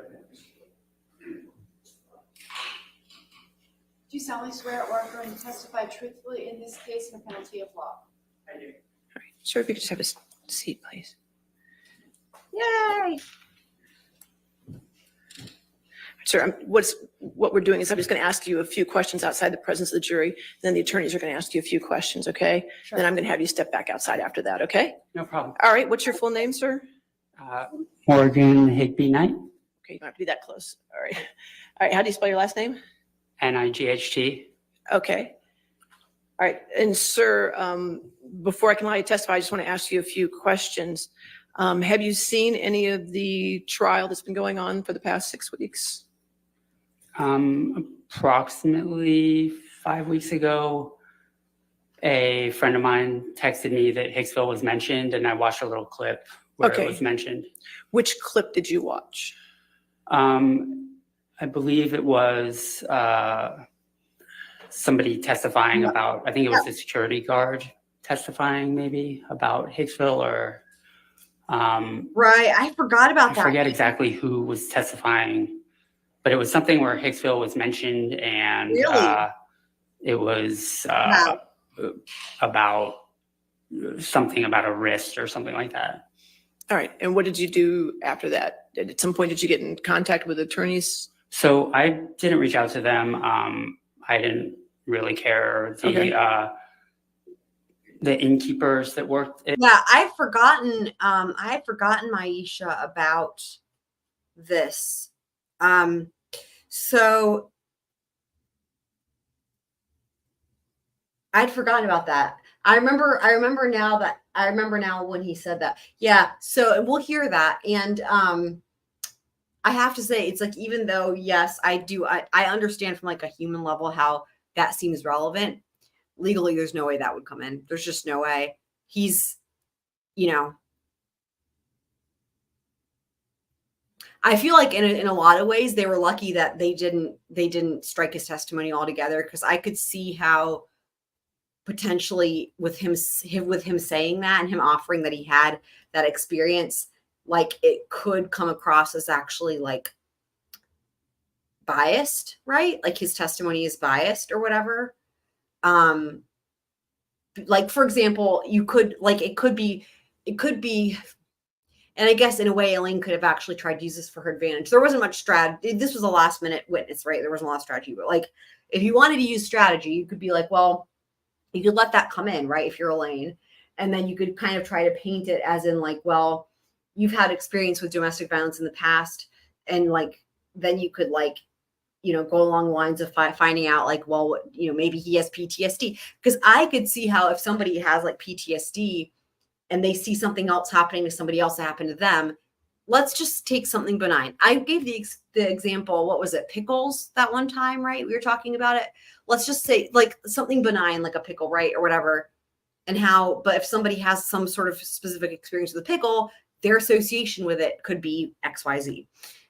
So, I mean, and that's true with anything, not just, abuse or anything. Right. So essentially though, I could see how, like, let's just say the grabbing of the wrist. Let's say that he hasn't, I'm just making this up, right? But let's just say that somebody grabbed him by the wrist and threw him against a wall. Again, I'm completely making this up. Then I could see how seeing somebody else get grabbed by the wrist, even if someone's grabbing their wrist to say, hey, come with me as a game, which is not what happened. Like, again, it's just examples. You see what I mean? The grabbing of the wrist could be triggering. So I could see how if someone could use it actually as a strategy, if they wanted to try to make it seem like all their testimony is biased or coming from a lens of their own personal experiences. But also, it would make sense to, like, I think that leaving that out is the right choice in terms of to get testimony that is the least, comes across the least biased, which in the end is really a good thing for Johnny Depp, right? And his team, because you wouldn't want anything to be like stricken from the record or whatever for being biased, Right. Exactly. Yeah. Because in my mind, I'm like, yeah, she actually were smart. There was a way they could have used that to their advantage. Honestly, they could have gotten his whole testimony stricken. But anyway, oh, and absolutely. Yeah. The way she does it is rude. There's no doubt about that for sure. That the way she does it is rude. Yeah. 100%. That's not even in question. But in terms of just like legally speaking, right, that really shouldn't come in. But it could be a strategy to let that come in if you wanted to. Because again, like Judge A can't intervene, right? Like it would be up to, like, a party has to object. And if they don't object, that could be an accident, could be a mistake, or it could be a strategy. So yeah. But yeah, we'll get to hear it, and then we'll talk about it if we notice anything else. So. It Hicksville before reached out to them and said, we saw some stuff that wasn't true. And then they asked, is it okay if I give the attorneys your phone number? So the attorneys reached out to me. Okay, and when did the attorneys reach out to you? May 3rd. May 3rd. And you talked to the attorneys at that time? Yeah. Okay. Not Camille, but Geraldine. Okay, and then have you seen any other parts of the trial? No, she instructed me not to watch anything about it, regardless of if it was about Hicksville or not. So I've been since keeping off the internet and turning off anything that seems to be like it's on social media. So I just don't watch any of that. Okay. Good for you, All right. Morgan. And questions, Ms. Bretter? Oh boy. So, Mr. Knight, you were contacted by an attorney for Mr. Depp on May 3rd? Yes. Okay. And you said it was Carolyn? Geraldine. Oh, Geraldine. I got it. Okay. What? And I what? think it's pronounced Geraldine. Okay. Can you tell us the conversation you had with her at that time? Yeah, she just asked me my recollection of the evening, and I told her, and she said, what the fuck is a Yarrowlin? Hold on, I have to hear that again. This is incredible. What a way to start this entire thing with them, right? Oh my God. Okay. And I think it's pronounced Geraldine. Okay, can you tell us you said, so Mr. Knight, you were contacted by an attorney for Mr. Depp on May 3rd? Yes. Okay. And you said it was Carolyn? Geraldine. Oh, Geraldine. I got it. What? Okay. And What? I think it's pronounced Geraldine. Okay, can you tell us the conversation you had with her at that time?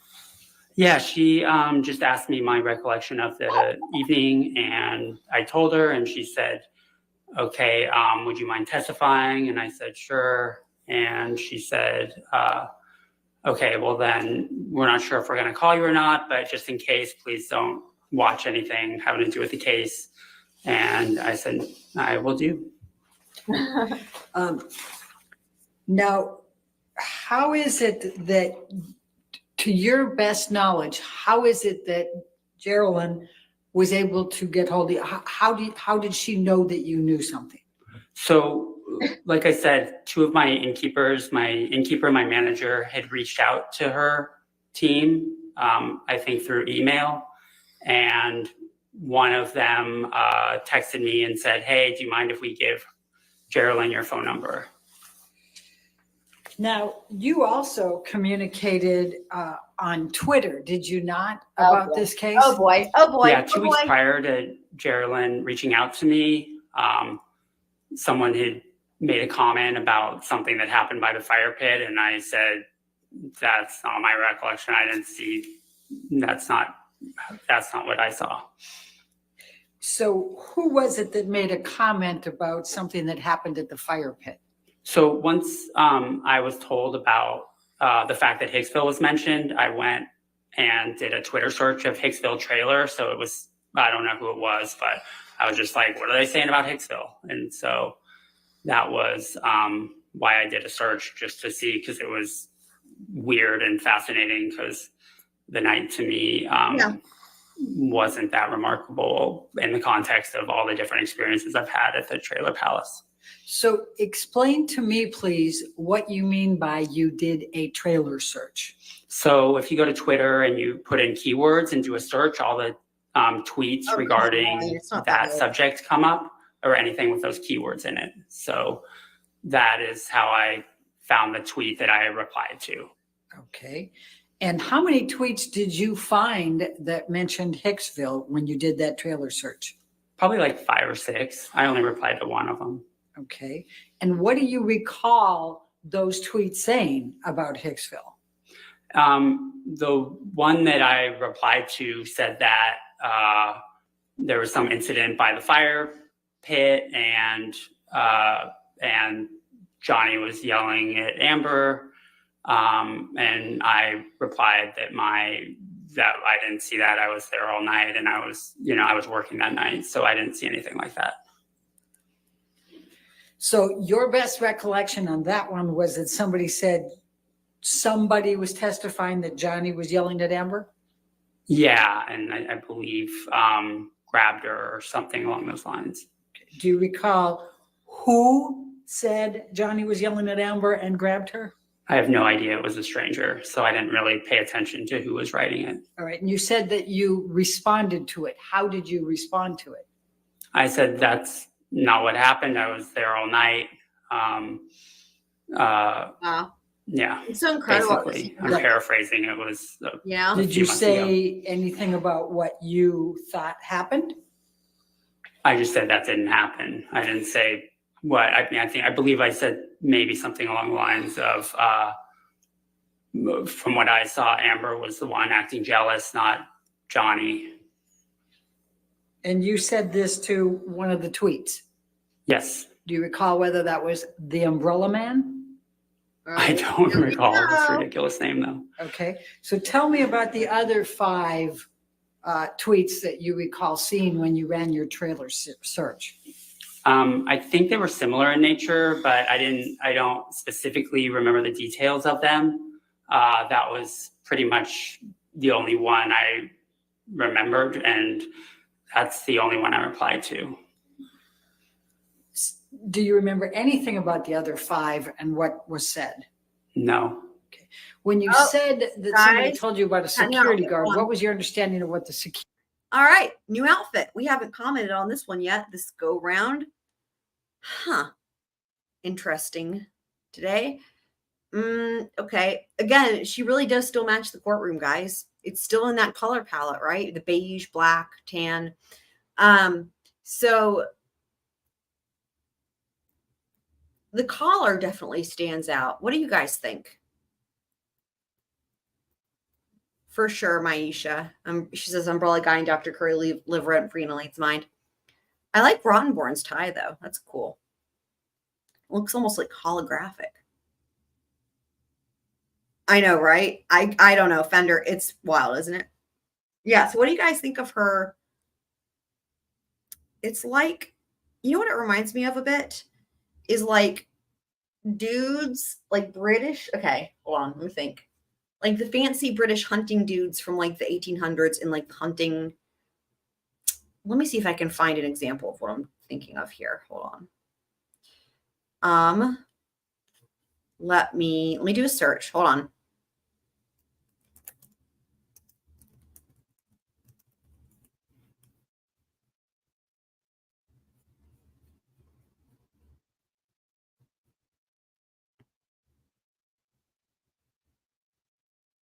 I'm trying to find what I'm thinking of here.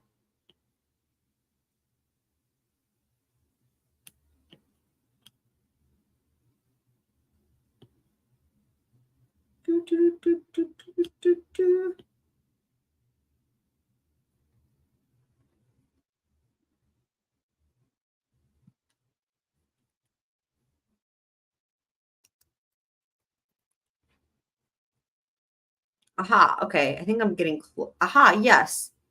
This is closer to what I'm looking for.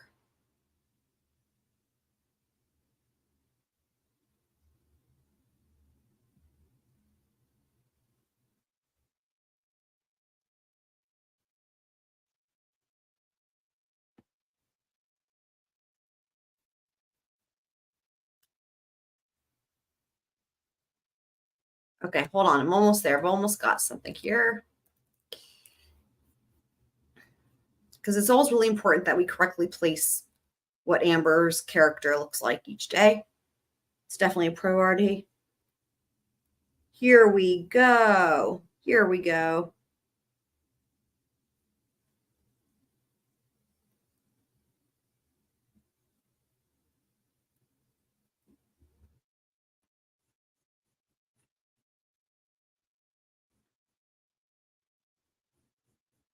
How can I get it to like, I just want the picture. Hold on.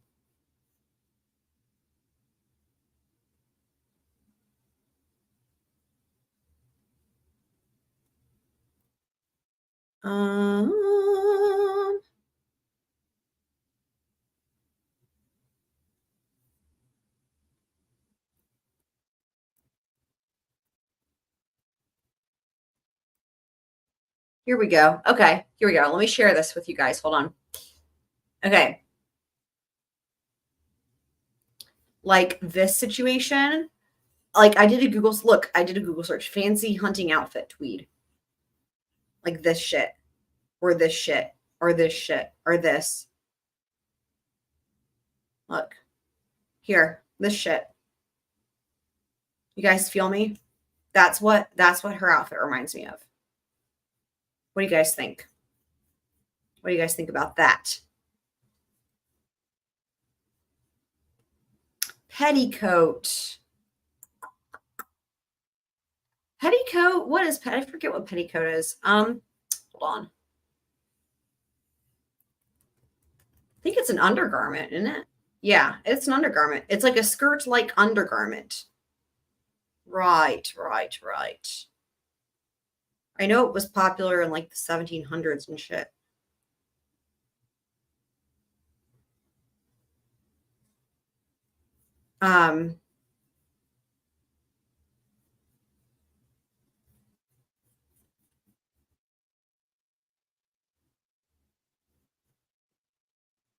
Yeah, it's tweed. It's tweed. And the collar, the shape of the collar too, right?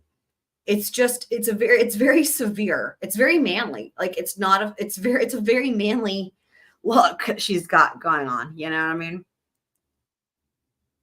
There you go, Maisha. She was thinking of petticoat because she's petty. Yep. Makes perfect sense to me. Makes perfect sense to me. Security guard said.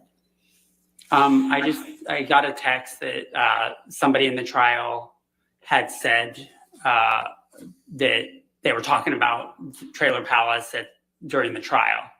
And so that's what led me to go on Twitter and do a search.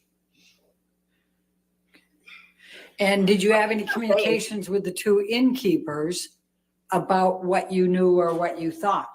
No, I hadn't talked to them in years and still haven't regarding the case. So how is it that the innkeepers then contacted you and said, do you mind if we give you the telephone number to the attorneys? Because they still have me in their phone. And Christy, who was the manager at the time, is the one that texted me and said, hey, do you mind if we pass this along? Mr. Depp's attorneys want to talk to you. Do you mind if we pass what along? Your phone number. Right. But how is it what is the communication you had with the innkeepers that even led them to understand that you believed you had knowledge about the Hicksville incident? There was no conversation. They knew because they were both working that same night. Jenna was the innkeeper and she was there along with me that night. Christy was the one who texted me and she had come in the following morning for her shift. And I slept over. I was live-in innkeeper that night. So I'm trying to understand. So just based on the fact that 7 years ago, they happened to know that you were working that night. 9 years ago, and it's because I was there with them. My math, well, it's 2022 right now, and that was what year? Oh, that was 2013. You're right. Okay. Mother of God, Elaine with her mouth. I will say that speaks, you guys, think about the reflection that it has on him, right? As the owner of the Hicksville trailer, like that it's been 9 years and he has the same employees. Think about that for a second. It's him and he's got the two girls, it sounds like, that are innkeepers that are still working there with him 9 years later. That says a lot, doesn't it? So how is it that out of the blue, they remembered 9 years ago that you worked there that night and that you might have some knowledge? Because they were, to be honest, like we do get celebrities sometimes, but it was, it's not that unmemorable. It's not like it's any other night of the week. So I'm sure they remembered the specifics of that night. Had Mr. Depp's attorneys ever attempted to contact you before? No. Had you ever attempted to contact Mr. Depp's attorneys before? No, I had no interest. All right. Have you had any conversations with Mr. Depp's attorneys other than the one you described with Geraldine? Since? Yes. Well, I met with Camille last night. All right. And what was that conversation? Please describe. I just went through, the story again that I had told Geraldine. And let's hear what that story was. You want me to go through Yes. the whole story? Your Honor, we would object to attorney work product. There's no attorney work product. No, I'll overrule that. All right. That's okay. Go ahead. Go ahead, sir. Yeah, Please sure. continue. That I described like them getting to the trailer palace, me showing them around, the interactions I had when I was on duty with Mr. Depp and Miss Heard, how the evening progressed throughout the night, the levels of drinking and drug use that I witnessed,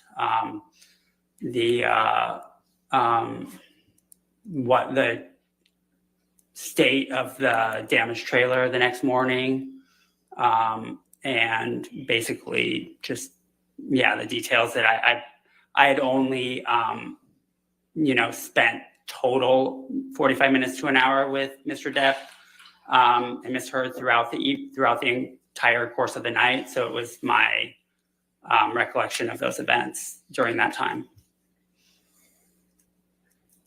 And what did Ms. Vasquez say to you? Your Honor, this is beyond, we object on the grounds that it's beyond the scope of the voir dire, No, which is I think limited to the whatever three she said to criteria. him But is may I very please finish critical. stating my objection, Your Honor? Go ahead. Yes, sir. The objection is that it's beyond the scope of the voir dire. Your Honor enumerated the three criteria which are relevant here. And this is a rebuttal witness, so.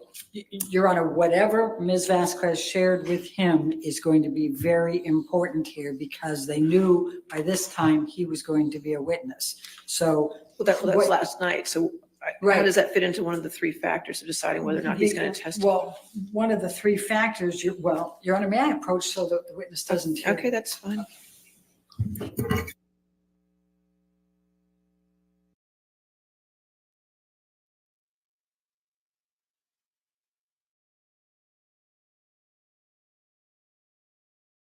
Oh my God, Elaine and her three factors, right? So HW, I totally see that, is saying, there you go, more of a casino movie vibe. I see that too. Yeah, I totally see that. I see that. Yep. Okay, so let's pull up the sidebar. Oh, I need to go to, hold on, I gotta find the right day. Come on, I don't have the right day. Hold on. We need this day.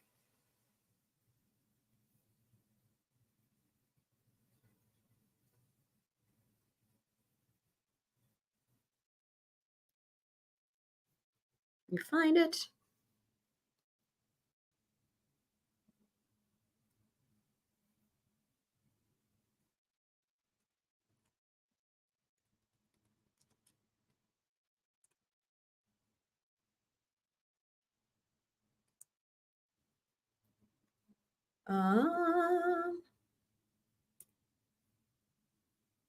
Weird. Okay. Let me scroll.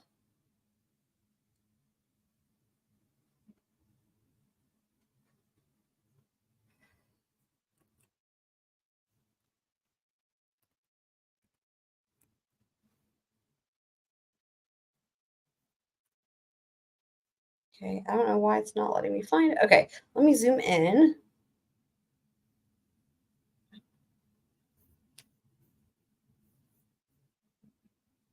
Okay.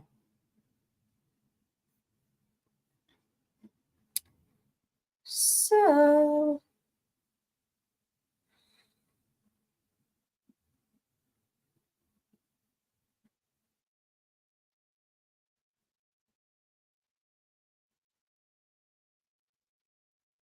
okay.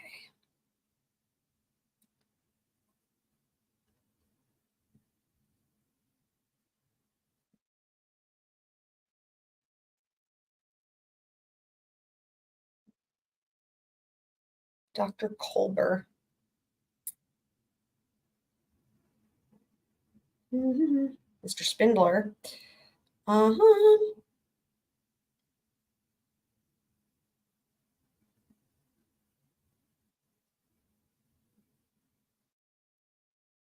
Right. Getting closer. Aha. Excellent. Okay, so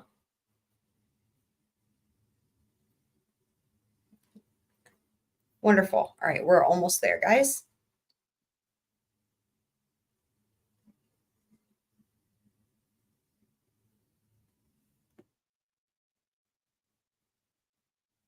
There it is. There it is. All right, let me zoom in. Whoa, whoa. Okay, we'll just do it this way. All right, cool. So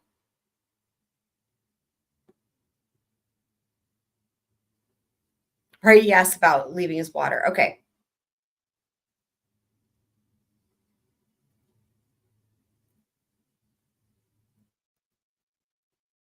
Wait, did we?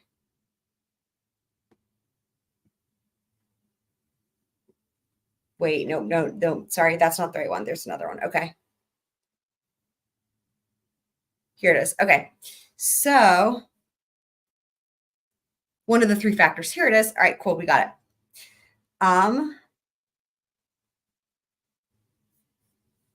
Okay, the court. I'm just determining these three factors, Ms. Bredoff. And I understand that, but if Ms. Vasquez shared any of the information that any of the witnesses said, the court, you can ask if she shared any information about what other witnesses said. If you want to ask that question, I think that's fair. Ms. Vasquez, we don't have an objection to that, Your Honor. Mr. Chu, thank you, the court. And back to open court. Short but sweet.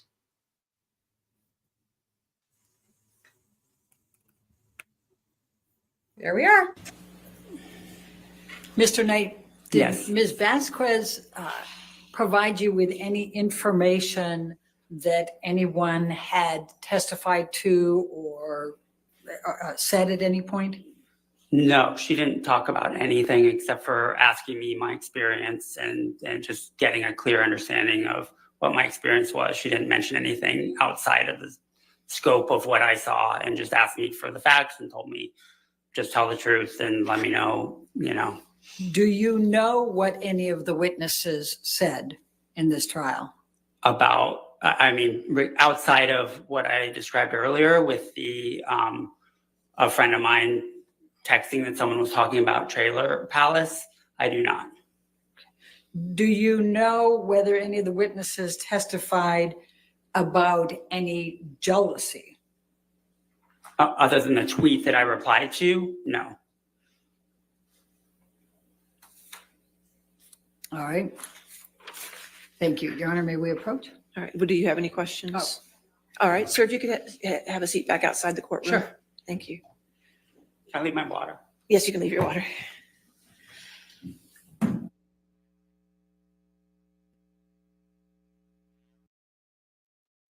Okay, so now we have another sidebar. Okay, so let's pull this one up.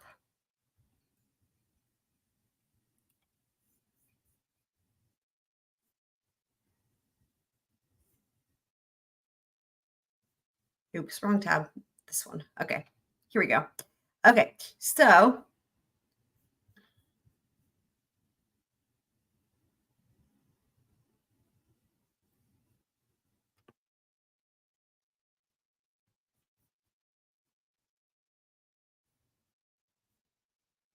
all right, so yes, you can leave your water. Sidebar. Ms. Bredoff. So first, Your Honor, it was 19 days between when they learned he may be the witness, the court, but they said they might not use him as a rebuttal witness. They don't have to provide you with witnesses. They think they might provide as a rebuttal. That's not a rule. Ms. Bredoff. Your Honor, if I may, according to Mr. Knight, there was no communications with Ms. Vasquez until last night. They supplemented with him on Sunday, so they obviously knew he was going to be a witness, the court.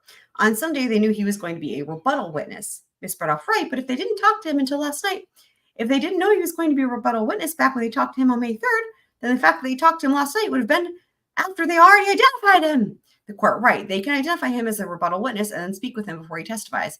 I don't see what the issue is, Ms. Bredoff. Then the second issue, Your Honor, is once he learns that Hicksville has been raised here, he runs a trailer search and he can't remember any of the others. But this one, Your Honor, the court, it's indiscernible. I can see it. Ms. Bredoff, I think it's very important because here we have the umbrella guy saying Johnny Depp will be accused of being jealous because a woman was sitting close to Amber Heard. Depp said that she'd taken Happy something. And then Depp was accused of removing her hand and yelling at Amber. Then she responds back, that never happened. I was with them all night. Amber was the one acting all jealous and crazy. So he's commenting, on this, and he knows what his testimony is. The court, again, on that day, it hadn't happened yet. It had not happened yet. It was April something, Miss Vasquez 21st, the court. It hadn't happened yet. So he's not commenting on testimony that happened in this trial. He's commenting on whatever that person posted. Miss Braddock, Your Honor, I think this is manifestly unfair and prejudicial to us. Oh, God. Hicksville has been around for years here. And the fact that they're suddenly out of the blue, we want to call and talk to him, in the middle of a trial, makes no sense at all. We even had a court order that said they had to provide whatever receipts they have for the damage to Hicksville. They gave us nothing. Obviously, they would have had to investigate that, Miss Vasquez. We will hear why. Trust me, everyone will hear why. Yup. The court, if we can bring the focus back to these factors where we're at now. Ms. Bradhoff, all right, Your Honor, the court. So these are the factors. Do you have anything else to say about the factors, Ms. Bradhoff? So, Your Honor, impropriety, the fact that they knew on May 3rd and didn't identify until May 22nd, I thought the court, it's the impropriety of the witness. Let's just focus on the witness, Ms. Bradhoff. Then I think searching trailers to find out what's been said about Hicksville, I think that suggests that he's trying to find out more information. The court, I'm sorry, Ms. Bradhoff. Ms. Bradhoff, no, it's okay. The second thing, Your Honor, is the prejudice to us. If we had known on May 3rd, we could have said, Your Honor, let us do a 30-minute deposition of him or something so we can at least prepare for this so we know something here. When Ms. Vasquez learned of substantial, Mr. Chu, no effect, I think, is the fair criteria. Ms. Bradhoff, so now we're going to have this person who's going to testify, that he has this knowledge and we've had no opportunity for discovery or prepare or find another rebuttal witness beyond that. The court, that's what rebuttal witnesses are. Mr. Chu, Your Honor, there's no impropriety whatsoever. He's not subject to the rule on witnesses. There's clearly no prejudice to the defendant, and there's no effect on his testimony. He's going to say exactly what his recollection was. What they're objecting to is that he's going to tell the truth, and the truth is inconsistent with what Ms. Hurd has said. Facts. That is well said. The court, anything further? Ms. Braddock, aye. The court, well, weighing the factors in this matter. Judy, can you hear me okay? Weighing the factors in this matter, I don't think the party intentionally wasn't subject to the rules. And as soon as he was contacted about possibly being a rebuttal witness, he did not watch anything. He hasn't learned anything substantive aspects of the case from any earlier testifying witnesses other than the security guard. He's testified he heard something about the security guard, but other than that, nothing would shape his testimony to correspond with any earlier witness. And if there is any prejudicial value, the probative outweighs the prejudice. Mr. Chu, thank you, Your Honor. The court. At this point, I will allow him to testify. The witness will be very limited. Do you understand, Mr. Chu? Yes, Your Honor. The court. All right, and back to open court, guys. Bloop, bloop, bloop, bloop, bloop, bloop, bloop.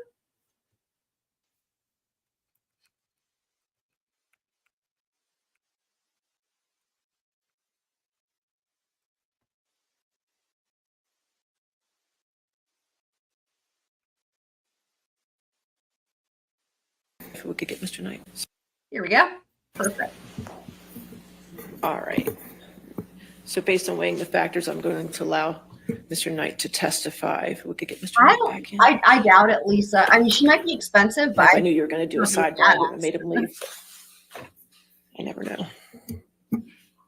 What a weird name. No offense. I mean, it's just Una.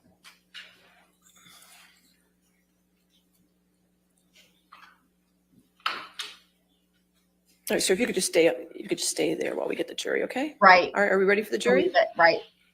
I know. I love that he was getting enough to ask.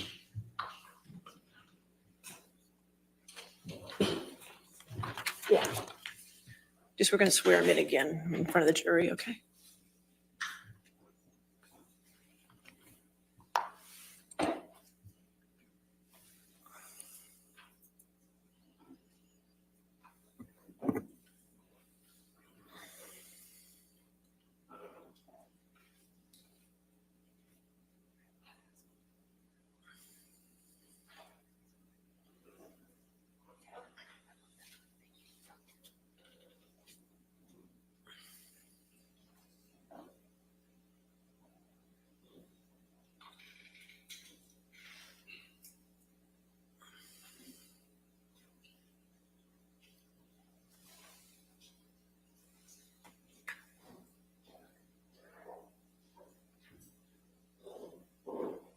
apologize for that.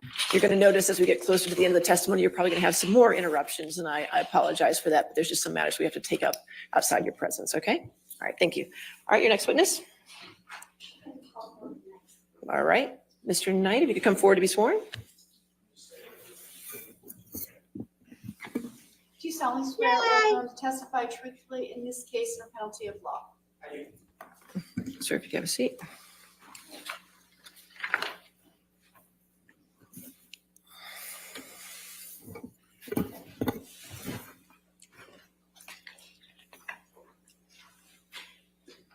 Good afternoon, Mr. Knight. Good afternoon, Camille. Would you please state your full name for the record? Morgan Higby Knight. Mr. Knight, where are you from? I live in Los Angeles, California. And what do you do for a living? So I currently own and run Hicksville Pines Bud and Breakfast in Idaho, California. And I created and ran Hicksville Trailer Palace in Joshua Tree, California, starting in 2009. And how is Hicksville Pines Bud and Breakfast different from Hicksville Trailer Palace? So Hicksville Pines Bud and Breakfast is up in the mountains of Idyllwild, which is a beautiful like snow town above Palm Springs. And all the units are A-frames instead of trailers, which we have. It's obviously a very different climate than Joshua Tree, which is a desert area. The rooms, which are themed at both places, are trailers, vintage trailers from the 50s through the 70s at Hicksville Trailer Palace. So there's also different kind of amenities. There's a pool in Joshua Tree. There's a rec room up at Hicksville Pines. When did you first become the owner of the Trailer Palace? Trailer Palace, I started building it in 2009. It took about a year with my collaborator, Stephen Butcher, and on the trailers. And we got done and opened in 2010. Did there come a time that you sold the Hicksville Trailer Palace? Yeah, I did at the beginning of 2020. I had some health issues and just it was too much to run both at the same time. So I chose Idyllwild because it was newer and shinier. And just for my sake, how long did you own the Trailer Palace? So 10 years of us being open, 11 years total. And what was the Hicksville Trailer Palace? So it started out as a artist retreat. I was a filmmaker at the time and wanted a place to get away and work on film projects outside of Los Angeles. I also put in a recording studio so musicians could record records there. I had lived in New Orleans for 5 years, and there was an amazing recording studio there called Kingsway, where all the musicians would come and they'd live in this big mansion and record their records. And I just thought that was a really neat thing for artists to be able to get away and create their create whatever they were working on. Over the course of the build out of all the trailers, themed trailers, which I'm a huge fan of this hotel called Madonna Inn. And so I wanted to do really detailed themed trailers. It became too expensive to just make a living off of an artist retreat. So I decided before I was done to make it a hotel as well. And what were your job responsibilities, generally speaking, when you owned the Hicksville Trailer Palace? So I would be live-in manager some nights, a couple nights a week. I would also drive out from Los Angeles twice a week and bring supplies that you can't get out in the Yucca Valley area and Joshua Tree. There's just a lot of things like, you know, Smart and Finals, Costco's and stuff. So I would drive that stuff out. There's also no USPS. So sometimes I'd have to get things shipped to my house and drive them out as well. I would also just do constantly building and creating new stuff at Trailer Palace, whether it's new trailers or amenities. So I would be working on that stuff as well. I'm a big fan of the fact that Disneyland is always making it better and better. And when you were the live-in manager, does that mean that you spent the night at the Hicksville Trailer Palace? Yeah, we have a house on site where the recording studio was, and there's a bedroom in there. So whoever is live-in manager those nights stays in the house and basically lives there. There's a kitchen and everything. Have you ever met the plaintiff in this case, Mr. Depp? I had met him really briefly at the Viper Room in the late 90s. I had worked with some of the people that performed there and was good friends with Squirrel Robin from the Pussycat Dolls and some other friends in this band, The Imposters. So I was there and I met him once. How about Miss Heard? Ever met her? I had never met her before. They were guests at the hotel. When was the first time that you met Mr. Depp and Miss Heard together? In late May 2013, when they were guests, Mr. Depp's assistant Nathan had rented out the entire place so they could have a night there in privacy. And what do you recall, if anything, about Mr. Depp and Miss Heard's arrival to the Hicksville Trailer Palace? Mr. Depp got lost. So his security guard who arrived early asked me if I could go fetch them because he had an old car that didn't really fare on the dirt roads out there, which are pretty horrible. So I went out and made sure that they got themselves and the car back to Hicksville safely. Do you remember approximately at what time that was? It was 3 to 4 in the afternoon. What was Mr. Depp's demeanor when they first arrived? At Trailer Palace, he was super excited about the place, really complimentary, just had a lot of questions and just seemed like he was in a really great mood. And how about Miss Heard's demeanor? Anything stick out? She was pretty quiet. She just kind of didn't say that much when I was giving them the tour of the grounds and the trailer. And was anyone else with Mr. Depp and Miss Heard when they first arrived?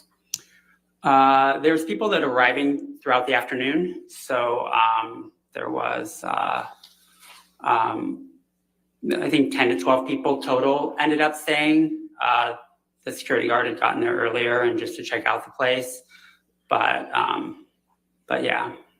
And did I understand your testimony previously that the entire trailer park was rented out by Mr. Depp and Miss Heard? Yeah, the whole place slept, I believe at the time, about 25 people, but there was only 10 to 12 in this party. And who was part of that party besides Mr. Depp and Miss Heard? I'm really horrible with names, but I remember one of them was Miss Heard's sister and the security guard I mentioned before. But so Lisa is asking a question.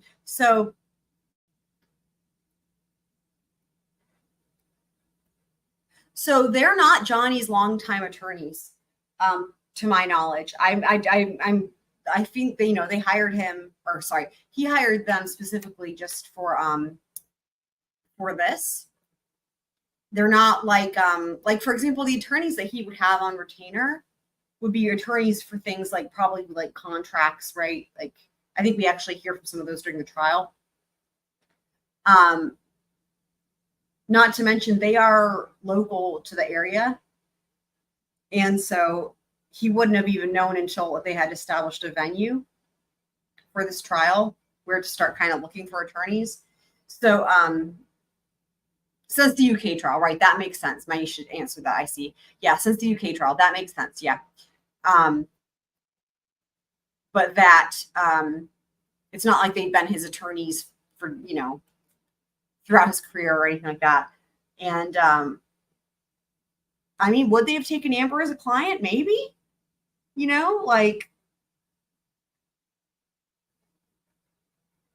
maybe they would have, What do you guys think?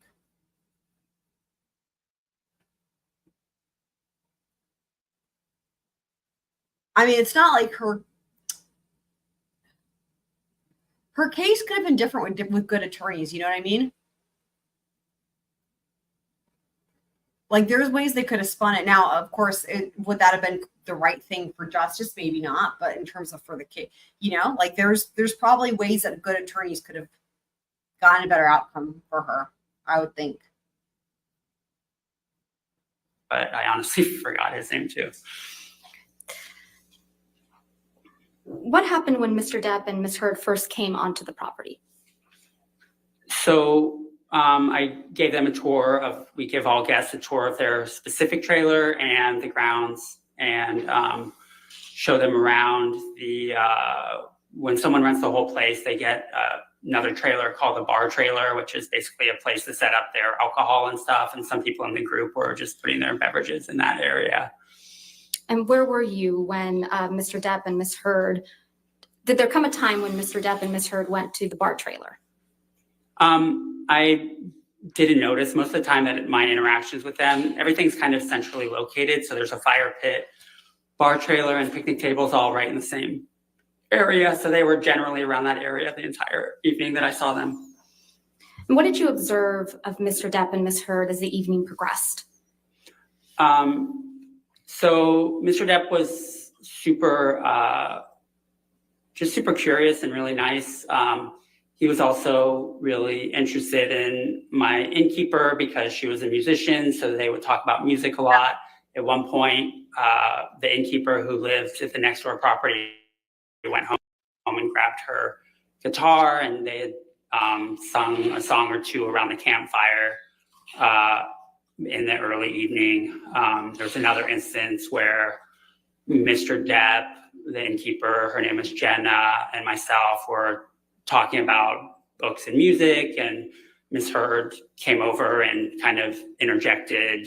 She seemed a little annoyed that Mr. Depp wasn't spending time with her. Amazing. What about Ms. Heard's demeanor made you think that she was annoyed? I think just generally she, it's hard. Like I think,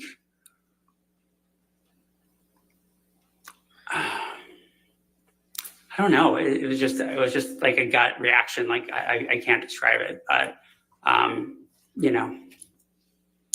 How long were you with Mr. Depp and Ms. Heard that evening, generally? So throughout the course of the evening, I was probably mostly with Mr. Depp, but 45 minutes to an hour total. So it was, that's over the whole course until the end of the night after the check-in. Okay. And did you have an opportunity to observe Mr. Depp interact with other people, guests on the property that evening? Yes, I saw him hanging out with a security guard at one point, and outside of the time that him and Jenna were singing around the campfire, he was off by himself a lot of the time, and Ms. Heard was over at the campfire with her friends and seemed to have a good time. And if you haven't already, can you generally describe for the jury your observations of Ms. Heard that evening? Yeah, she seemed to be having a really nice time with her friends around the campfire. And yeah, everyone was in a pretty good mood. Did there come a time in the evening that you observed Mr. Depp and Ms. Heard have a disagreement or an argument? Yes. I was speaking with Mr. Depp, just one-on-one, talking about Hicksville, and Ms. Heard came over and she said that I want to talk to you, and seemed really upset about something. So I went and back in the house because it was really, they went off on their own, and she started yelling at him, and I didn't want to hear it. It honestly was really triggering because I've been in an emotionally abusive relationship before. Objections. Move to strike. What's the objection? You're up, or maybe reproach. Okay, sure. Yeah. See, this is the thing. So I know we were going to talk about this. So here's the thing. Dude, she would have been much smarter to keep that in. She would have been much smarter and then wait until cross. I mean, if she were a good attorney, right? Because like that really would, like that, dude, he said that's exactly what I was saying, right? When I gave the example story where he saw something else and it was triggering for him. There's a way you could definitely say that, like, hey, like, you don't know that was what was going on was actually anything bad or dangerous or abusive or whatever, right? Again, you can take any example of like somebody having their own experience with something and then that they see that thing and that thing means something different to them from what it actually is to another person. So I don't know. I feel like you could have definitely spun that to be like, you know, oh, so your entire perception of this entire night is basically biased, or not even biased, but just not reliable, right? So, okay, but there's a sidebar, so let me find that.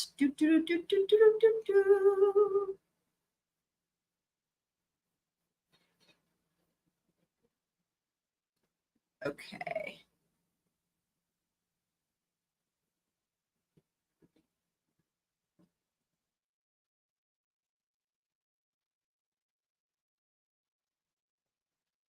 Should be in here. Here it is. All right. Right. So it was the yelling that triggered him. Yeah. All right, Miss Brando, Your Honor, may we approach the court? Okay, sure. For a sidebar, Miss Brando. So he's testified that she was yelling, and he said he wanted to go away because he's been in an abusive relationship before. Your Honor, that's not appropriate for the jury. It's non-responsive to the question. It's prejudicial and it's hearsay. Yeah, why my brain was like, why is it hearsay? Ms. Vasquez says, why is it hearsay? The court, it's not hearsay. There you go. Ms. Brando, but it's non-responsive to the statement. The court non-responsive. I'll sustain as to the non-responsive. Ms. Vasquez, okay, and back to open court.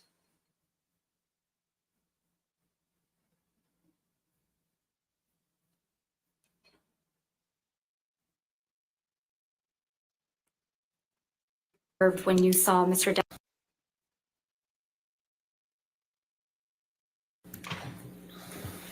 Mr. Knight, will you please just explain for us what you observed when you saw Mr. Depp and Ms. Heard having an argument? Yes. Right, that's true about that part. Yeah. So Ms. Heard asked him to go talk off to the side, and she was upset at him and she was yelling at him. And yeah, again, I personally had been in Objection. All right, I'll sustain the objection. Okay. Yeah, I was gonna say, so again, that's a good point, right? About the part, don't ask questions to things you won't know the answer to. Yeah, again, this, I know somebody already pointed this out, and I agree, where and this could have been different if they'd had more notice, because it's what Elaine was arguing, right, before he took the stand again, where normally, especially because it's a civil trial, they would have done depositions. Had let's just say, for example, that he'd been in the regular case in chief, right, and they'd done depositions, they would know. Then they would know the answers to what he was going to say, and then that would make a difference. But that's a good point in this situation. And it's funny because in civil trials, they're not used to this, right? In criminal trials, there are no depositions, so it's always a surprise. Which is such an interesting thing to think about too, right? So. Because in criminal trials, on cross, you have a lot more leeway, but it's also a lot riskier because you didn't get to depose the witness. So always interesting. Okay, let me put this back on. Okay. If you could just explain to the jury what you observed when you saw Mr. Depp and Ms. Heard having an argument. Okay. He was kind of cowering and seemed almost afraid, and he recognized it. That's it was really he recognized it because he's odd to see, because he was older than her, obviously. So, but I just went back in the house because I didn't Objection to what he did. All right, I'll sustain us too. Understood. So after you observed the argument, fair to say you went back to your house on site? Yes, I did. Yeah. What happened after that? So when I saw Mr. Depp on my next rounds, he apologized profusely and said, "I'm really sorry about that." She was upset. Objection, Your Honor, hearsay. Sustain. Next question. What, if any, type of reaction did Mr. Depp have? He was just really... Objection, Your Honor, hearsay. He's going to say it again. It's the reaction. It's not the statement. All right, if you could make that clear, that's fine. Just what type of physical reaction did Mr. Depp have after the argument between Mr. Depp and Ms. Heard? He honestly, throughout the rest of the night, became a lot more quiet and was just very more petulant. In the beginning of the night, he was a lot more outgoing and extroverted, and throughout, as the course of the night went on, he was less and less so and more quiet. Did you observe any of the guests consuming alcohol while on the property? I assume they were. I mean, people had cups and there was alcohol set up in the bar trailer, but I didn't physically see them pour alcohol into their cup and cup go into the mouth per se. Did you witness Mr. Depp drink any alcohol that evening? I couldn't say. Anything about Mr. Depp's demeanor that made you think he was perhaps intoxicated? Yes, as the night went on, I am a former bar owner, so even though I wasn't drinking that night, I'm very familiar with the signs. So just as the night went on, like I said, he became more and more quiet, but he also, as we would have conversations, his head would kind of sway a little bit back and forth, which was a little, he was much less sharp than he was earlier in the night. Did Miss Heard appear intoxicated to you? She did. She seemed, I think when she was angry at him, it seemed like she was intoxicated, but that's just based on my experience and my own personal trauma dealing with abuse.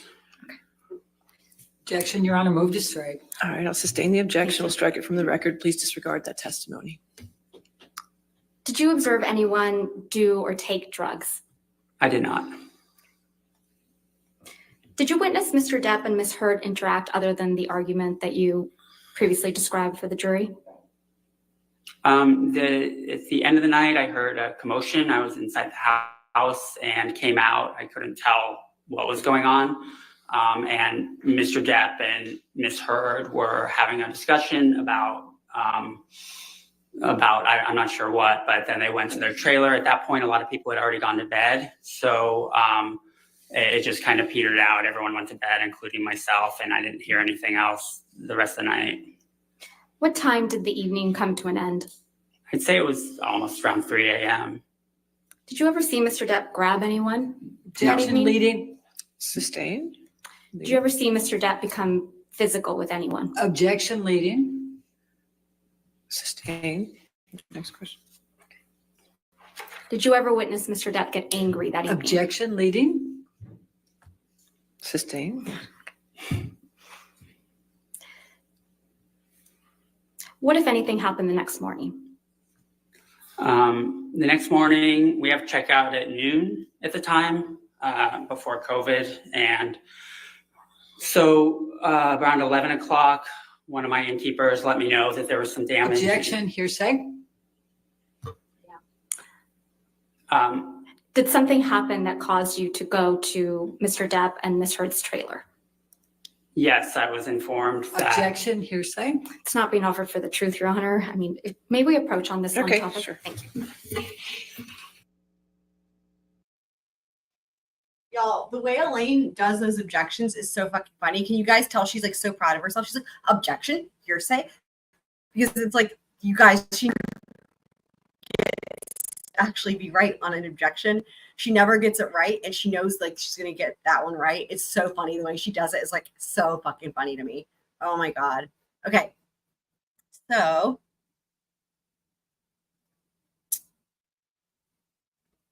all right, here it is. Okay. So Ms. Vasquez needs to be able to testify that he was called or summoned to the trailer to observe the damage score. Okay. Ms. Vasquez, so he's going to say that his innkeeper informed him that there was damage. He needed to go assess it. That's it. Not being offered for the truth. It's better off. It is offered for the truth. The court. Do you want to hear about the damage, or don't you want to hear about the damage? Ms. Vasquez, don't you want that? Ms. Brithoff, yes. The court. Then let him tell them about the damage. Ms. Brithoff, I'll withdraw. Dude. Ms. Vasquez, thank you. Back to the court. Oh my God, Elaine. See, this is the shit I'm talking about, right? Like, see, she needs help with her own objections and shit. I don't know what I'm doing, Your Honor. I don't know what I'm doing, Ms. Vasquez. I don't know what I'm doing, goat.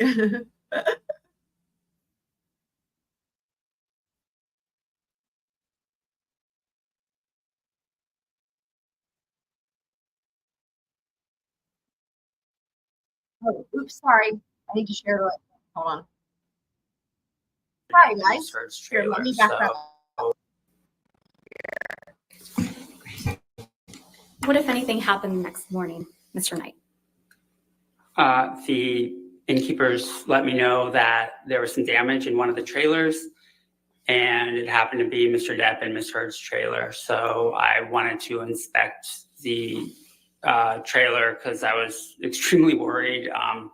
All those trailers that Steve and I worked on were like my babies, and the one they were staying in was the only one that was mostly original and restored 1950s style, and so I was very concerned. So what did you observe when you went to the trailer? I observed that there was a light sconce by the bathroom in the bedroom that had been broken off the wall, and a couple pieces were on the floor, and they were, and yeah, that was basically just broken. The light fixture was hanging on the wall still, and except for the pieces that were on the floor. Did you come to understand how that happened? Objection, foundation, and All right, light. foundation, I'll sustain as to foundation, how you knew? Did you ask how the sconce was broken? Objection, hearsay. Sustained. How often do light fixtures in the trailers break? They break pretty often. I mean, it's not like a usual thing, but things in the trailers generally get broken because it's all vintage trailers. And I would say as much as every couple weeks, there's some incident of damage in one of the trailers. In this case, Mr. Depp had told me that. Objection, hearsay. Objection. So anyway, yes. Beyond the light fixture, was anything else in the trailer damaged? No, everything else looks fine. In fact, we have something we call a piggy fee that we address to guests, that if there's anything, what we call inconsiderate or unusually large messes, we charge them extra for it for a $25 an hour cleaning fee, but they did not receive one of those because everything outside of the light fixture looks fine. And what was your reaction to seeing the damaged light fixture? To be honest, I was relieved because it was not a big deal. I just there was already another light in the room. So I just tucked the wires in the wall until I had a few months later time to buy, it was matching sconce with another one in the room. So I had to, on eBay, find a matching pair that would fit there. And when I finally got around to it, I was able to get that and charge it to Nathan, whose credit card I had. And what was your understanding of who Nathan was? Mr. Depp's assistant. Okay. And what did you charge Nathan or Mr. Depp for replacing that pair of light fixtures? The pair came out to $62.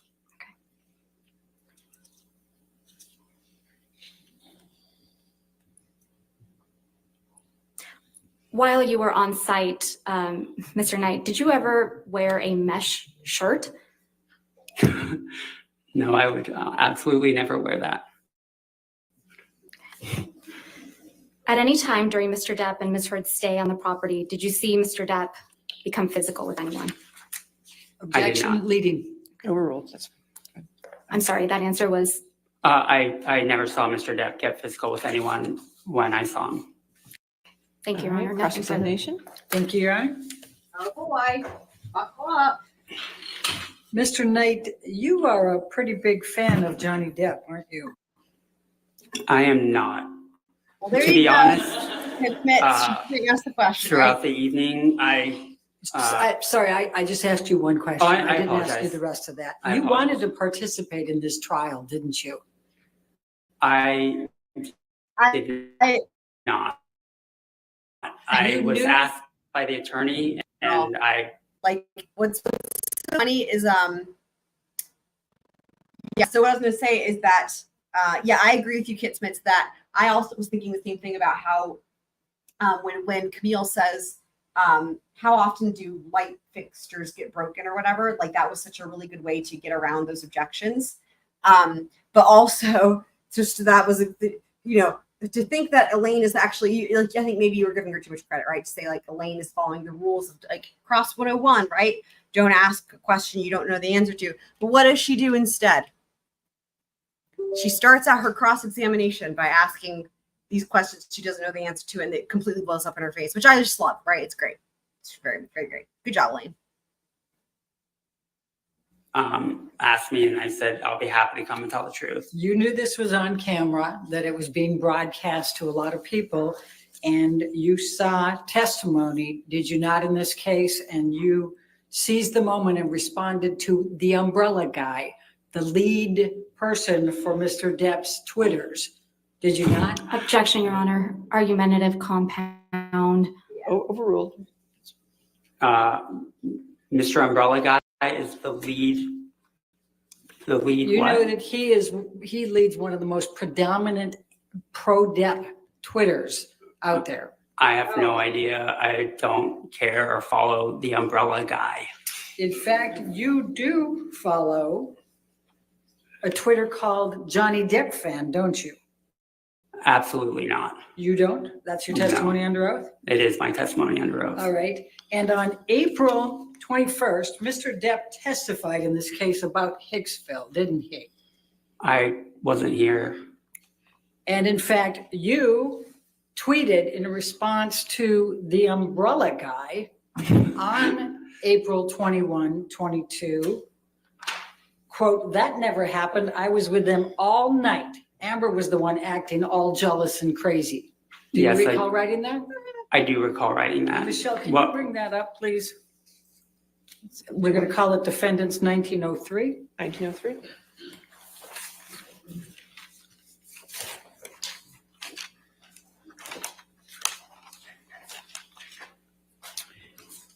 And I'm going to go ahead and ask you to redact, leave in the umbrella guy and the date and the bringing in the Hicksville. Your Honor, I'm sorry. I'm just...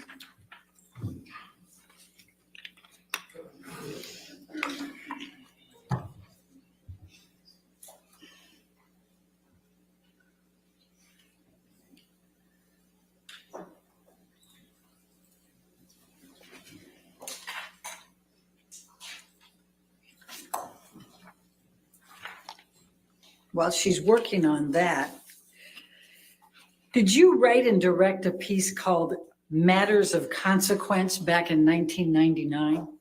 I did. And didn't Mr. Depp's first wife, Lorianne Allison, work as a makeup artist on that? She absolutely did.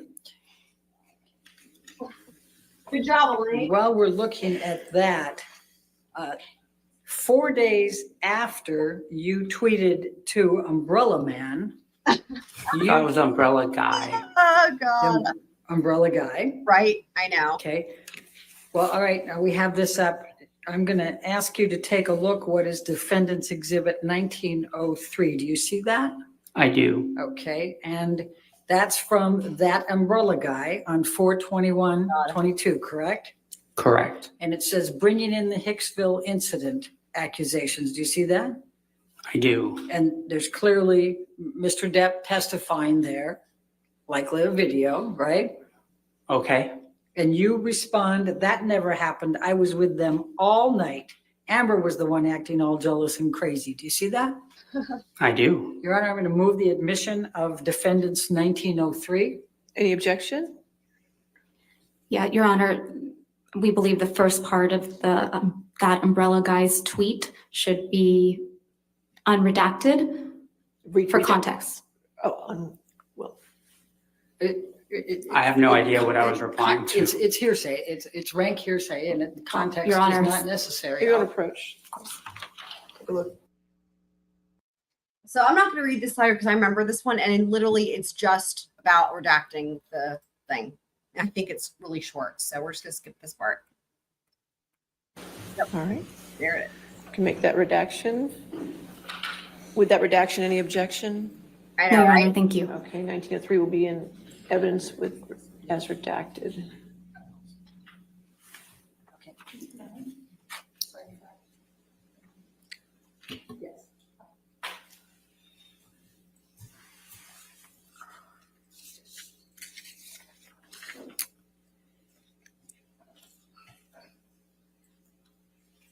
Now, so you reached out to the umbrella guy in this text, the Twitter, right?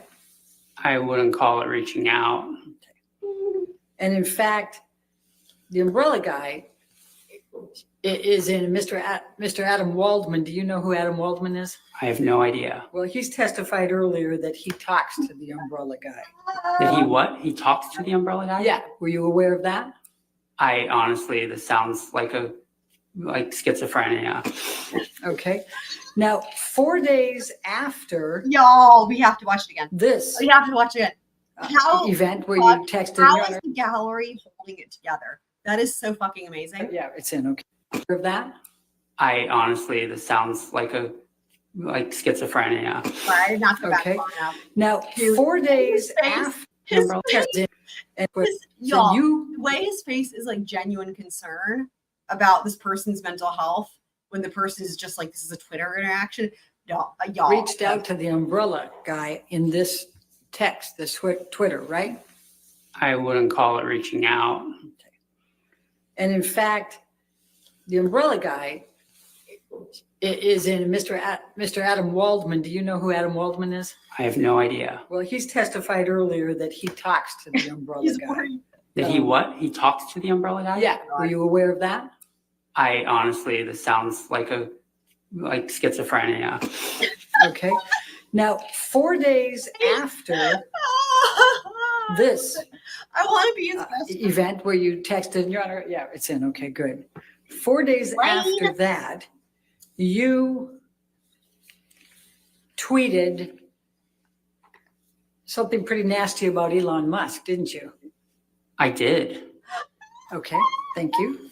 So you don't like Elon Musk, right? Well Objection done. relevance. Yeah, right. I don't know Elon Musk. Overruled. Thank you. So that was the context of that is that he had. I didn't ask you for the context. I apologize. Okay. But you texted something that had swear words in it. Would you agree about Elon Musk? So, Yes. Elaine, Okay.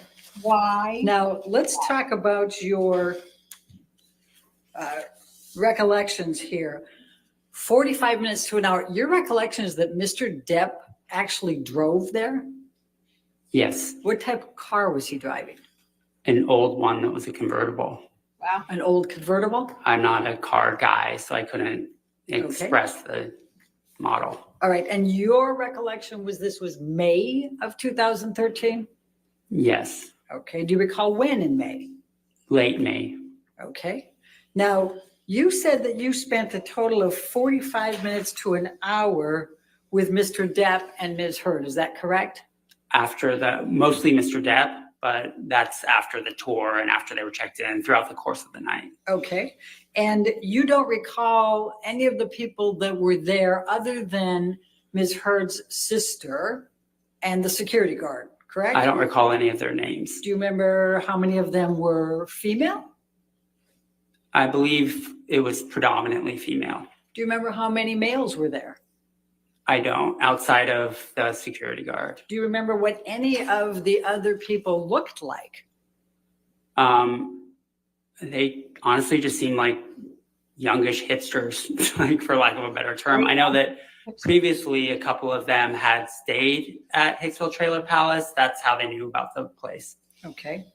So you don't recall seeing how much anybody had to drink that night, correct? I did not witness that. And do you recall the use of drugs at all? I did not witness that. Okay. Were you sitting at any point with these people at the campfire? I was not. And when you said that that you saw Ms. Heard and Mr. Depp, and Ms. Heard was yelling at Mr. Depp, where were they? She pulled him for a chat, and it was off towards their trailer, like a little bit off towards the dirt. How many feet were there between the campfire and their trailer? The campfire and their trailer? Yes. Approximately 75. Okay. So where in that 75 feet did Ms. Heard pull Mr. Depp and yell at him and he cowered? 20. Okay. 20 from the campfire. From not the trailer. campfire. Yeah. So your testimony is that Ms. Heard grabbed Mr. Heard, pulled him 20 feet over, yelled at him, and he cowered. Did you see Mr. Yes, that's what I witnessed. And then did they go back? I went inside the house. So you don't know whether they returned to the campfire or they returned to their trailer? I do not. Okay. And do you know whether there were any disagreements or physical communications, anything of that nature at the campfire? I do not. Do you know whether Mr. Depp did anything to anybody else at the campfire? I didn't see anything. Okay. Do you know whether Mr. Depp grabbed anybody's wrist and asked them if they knew how many pounds of pressure it took to break their wrist? I wasn't there the whole time. Okay. Is it your testimony that Mr. Depp and Ms. Heard went last to their trailer? Everybody else went before them? The rest of the people, I think about half of them had already gone to bed, and it was all around the same time at the end of the night that the rest kind of scattered. There might have been a couple of people that went right after them or right before, but it was all around the same time. Okay, so your recollection is that when Amber and Johnny Depp went back to their trailer, that dissipated, everybody then left at that point? Yes. Okay, now how far away was your house that you were staying in from the trailer that Amber and Johnny Depp were staying in?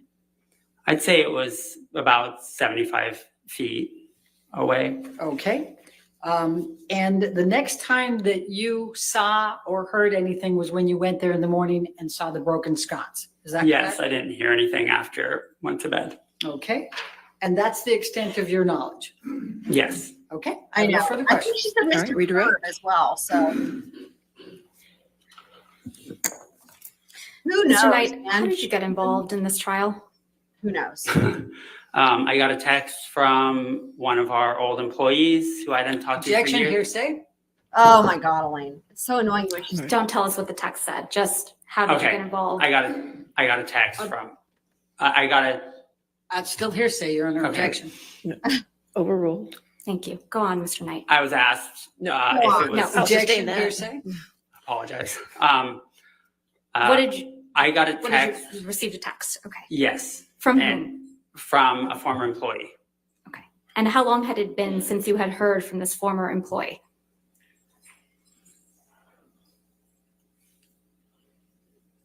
Approximately 5 years. And did you contact Mr. Depp or any of his attorneys? Objection leading. Overruled. I did not. How did you get in touch with Mr. Depp's attorneys? They got in touch with me. Objection, hearsay. Overruled. Go on, Mr. Knight. They reached out to me. Okay. Sorry. It's okay. I don't have an objection right now. Thank you. It's only if he talks more. Oh my God, Elaine. Next question. And how do you feel about participating in this trial? Objection, relevance. It's extremely relevant considering that they have accused him of being. Overruled. Thank you. How do I feel about it? Yeah. I'm happy to tell what I saw, and that's the extent of it. I really don't care outside of that. Thank you very much, Mr. Knight. Nothing All further. right. I assume this witness is not subject to recall. Is that correct? All right. So you're free to go. Thank you. Thank you. All right. Your next witness. Or is it going to be a deposition or is it going to Apologies, Your Honor. Thank you. Dr. Shaw. Okay, Plaintiff Dr. calls Shaw. Dr. Shaw. Okay. Dr. Shaw. Okay, that's it for him. So.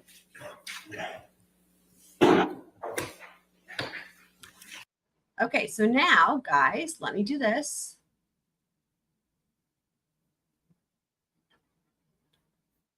Let's pull up. It's time for Morgan night.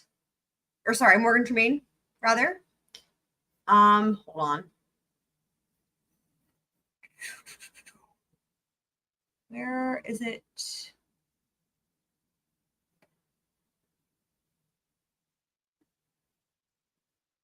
Okay.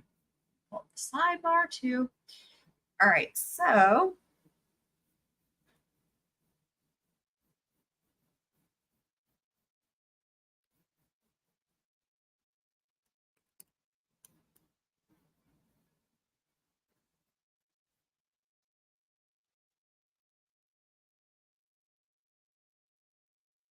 Dr. Curry again. So we're looking for the other Morgan. I wouldn't mind watching Johnny Depp on rebuttal.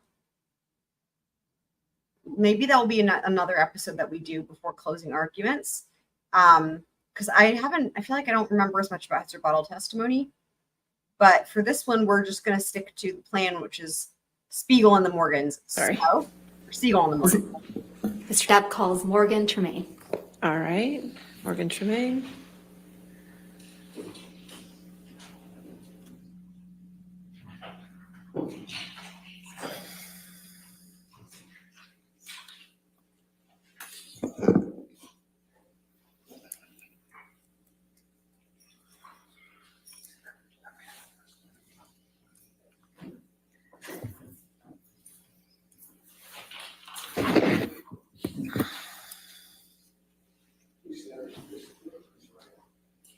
Do you solemnly swear or affirm to testify truthfully in this case and penalty of law?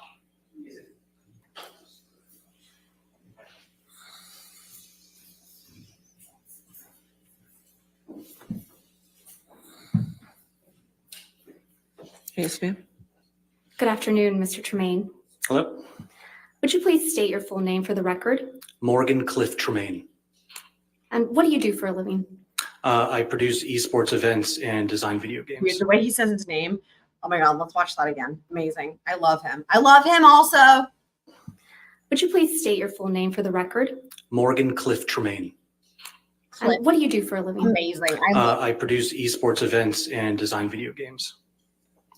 And in 2016, what did you do for a living? I worked as the field assignment manager at TMZ. What is TMZ? TMZ is an entertainment news website and television show. And what were your responsibilities as a field assignment manager for TMZ? I was the go-between the news desk in the office and the reporters in the field, which you might know as paparazzi. Approximately how many paparazzis were you in charge of? I can see your messages, Kitsmits. I think they came in late. I didn't see them. Hold on. Or no, maybe they were. Okay, I see. So when you were typing about Spicy Draco, that's as I was pulling up the court feed and the sidebar, and I didn't see it. I couldn't see the chat at the same time, so that's why I didn't see it. Yeah, I think your messages, well, I don't know. I can't say for sure that all of them are showing up, but I see your messages. Yeah. So it's just that I couldn't see the chat while I was pulling that up. Because I'm trying to share my screen in a way that I don't have to unshare it in order to switch between different tabs. And so it's like a whole thing on StreamYard. So, oh, I didn't see this though until just now. Right. Okay. Text weasel. Well, if there's weaseling, we're down. We love the weaseling. So, so we'll watch Johnny's rebuttal. We'll do that on the next one. We'll do Johnny's rebuttal testimony. And maybe we'll do Kate Moss as well. And then we'll do closing arguments. So, and maybe Dr. Curry. We'll do Dr. Curry. Well, why not? Let's do it. We'll do Dr. Curry also. Yeah, for sure. Yeah, I'm almost down for a good rebuttal because you don't get rebuttal in trial all that often. You don't see it all that often. So, I love him. I just love him. To both Morgans, you guys, love y'all. And actually, as I say that, for anyone who missed it, I've actually communicated with him kind of in a way, like online, Morgan Tremaine. And he responded to me about something with Depp heard. It was in a live stream chat. I think he was actually a mod. He was working as a mod, and he might still be. It was either like Law and Crime. I think it was Law and Crime. But anyway, he responded to my comments. It was funny.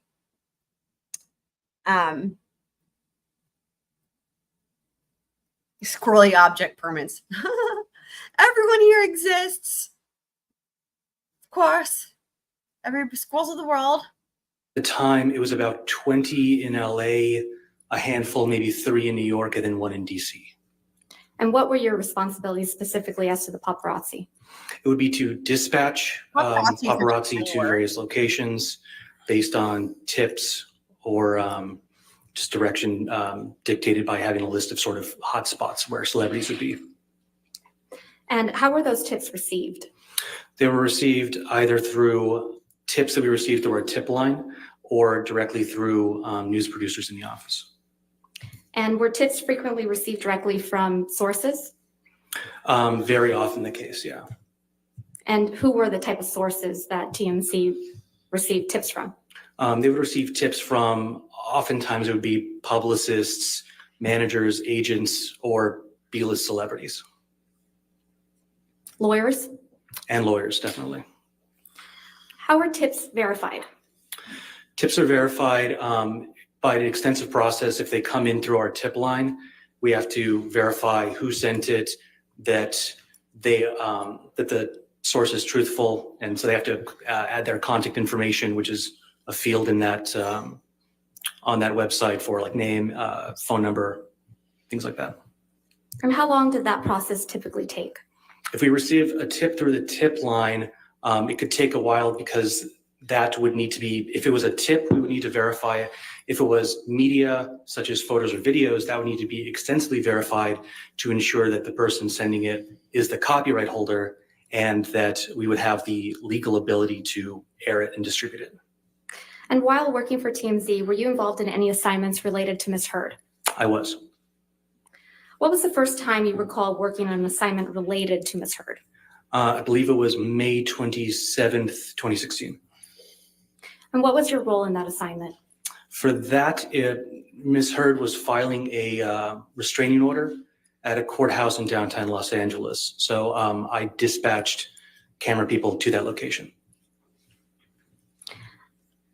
Under what circumstances would you normally send paparazzi to a courthouse? Only if we had been informed prior. It's not by any means a celebrity hotspot. We would only ever send people there if we had been tipped off that something was occurring and there was somebody present there.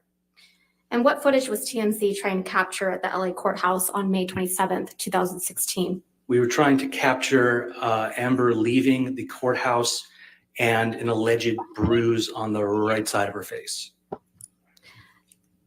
What was your team of paparazzi supposed to The thing is that, like, of course, right? Like, they're not going to just hang out at a courthouse. Are you joking me? Right? Like, it's like, that's like not, like, I don't know, of all the places, if you're just going to hang out somewhere and expect to run into celebrities, I don't know. What do you guys think? Where would you hang out? Like, where would you go? I have no idea what celebrities do. I like a fancy store. I don't know, but not a courthouse, I would say. Like, that's not going to be the, like, maybe a club, right? Like fancy club or fancy store. I don't know why it has to be fancy. I mean, fancy just seems to be the, you know, the thing. to do while they were at the LA courthouse on May 27th, 2016? Objection, Your Honor. Hearsay and foundation. What were they supposed to do? Right. She's asking for, I don't think there's a foundation. I'll overrule the objection at this point. We'll see. Go ahead, Mr. Tremaine. Can you state the question again? What was your team of paparazzi supposed to do while they were at the Los Angeles courthouse on May 27th, 2016? Their objective was to capture her leaving the courthouse, and then she was going to sort of stop and turn towards the camera to display the bruise on the right side of her face, the alleged bruise. Did your team of videographers get the shot of Amber Heard? We did.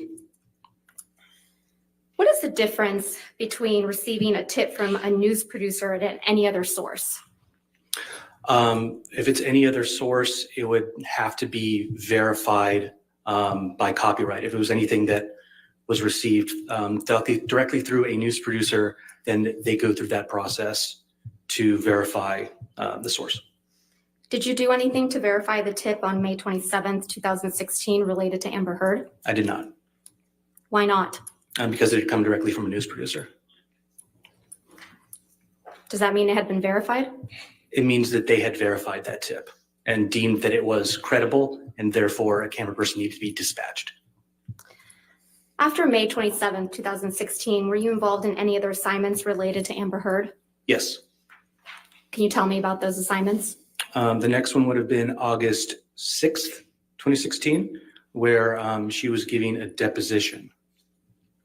So what did you do in relation to that tip?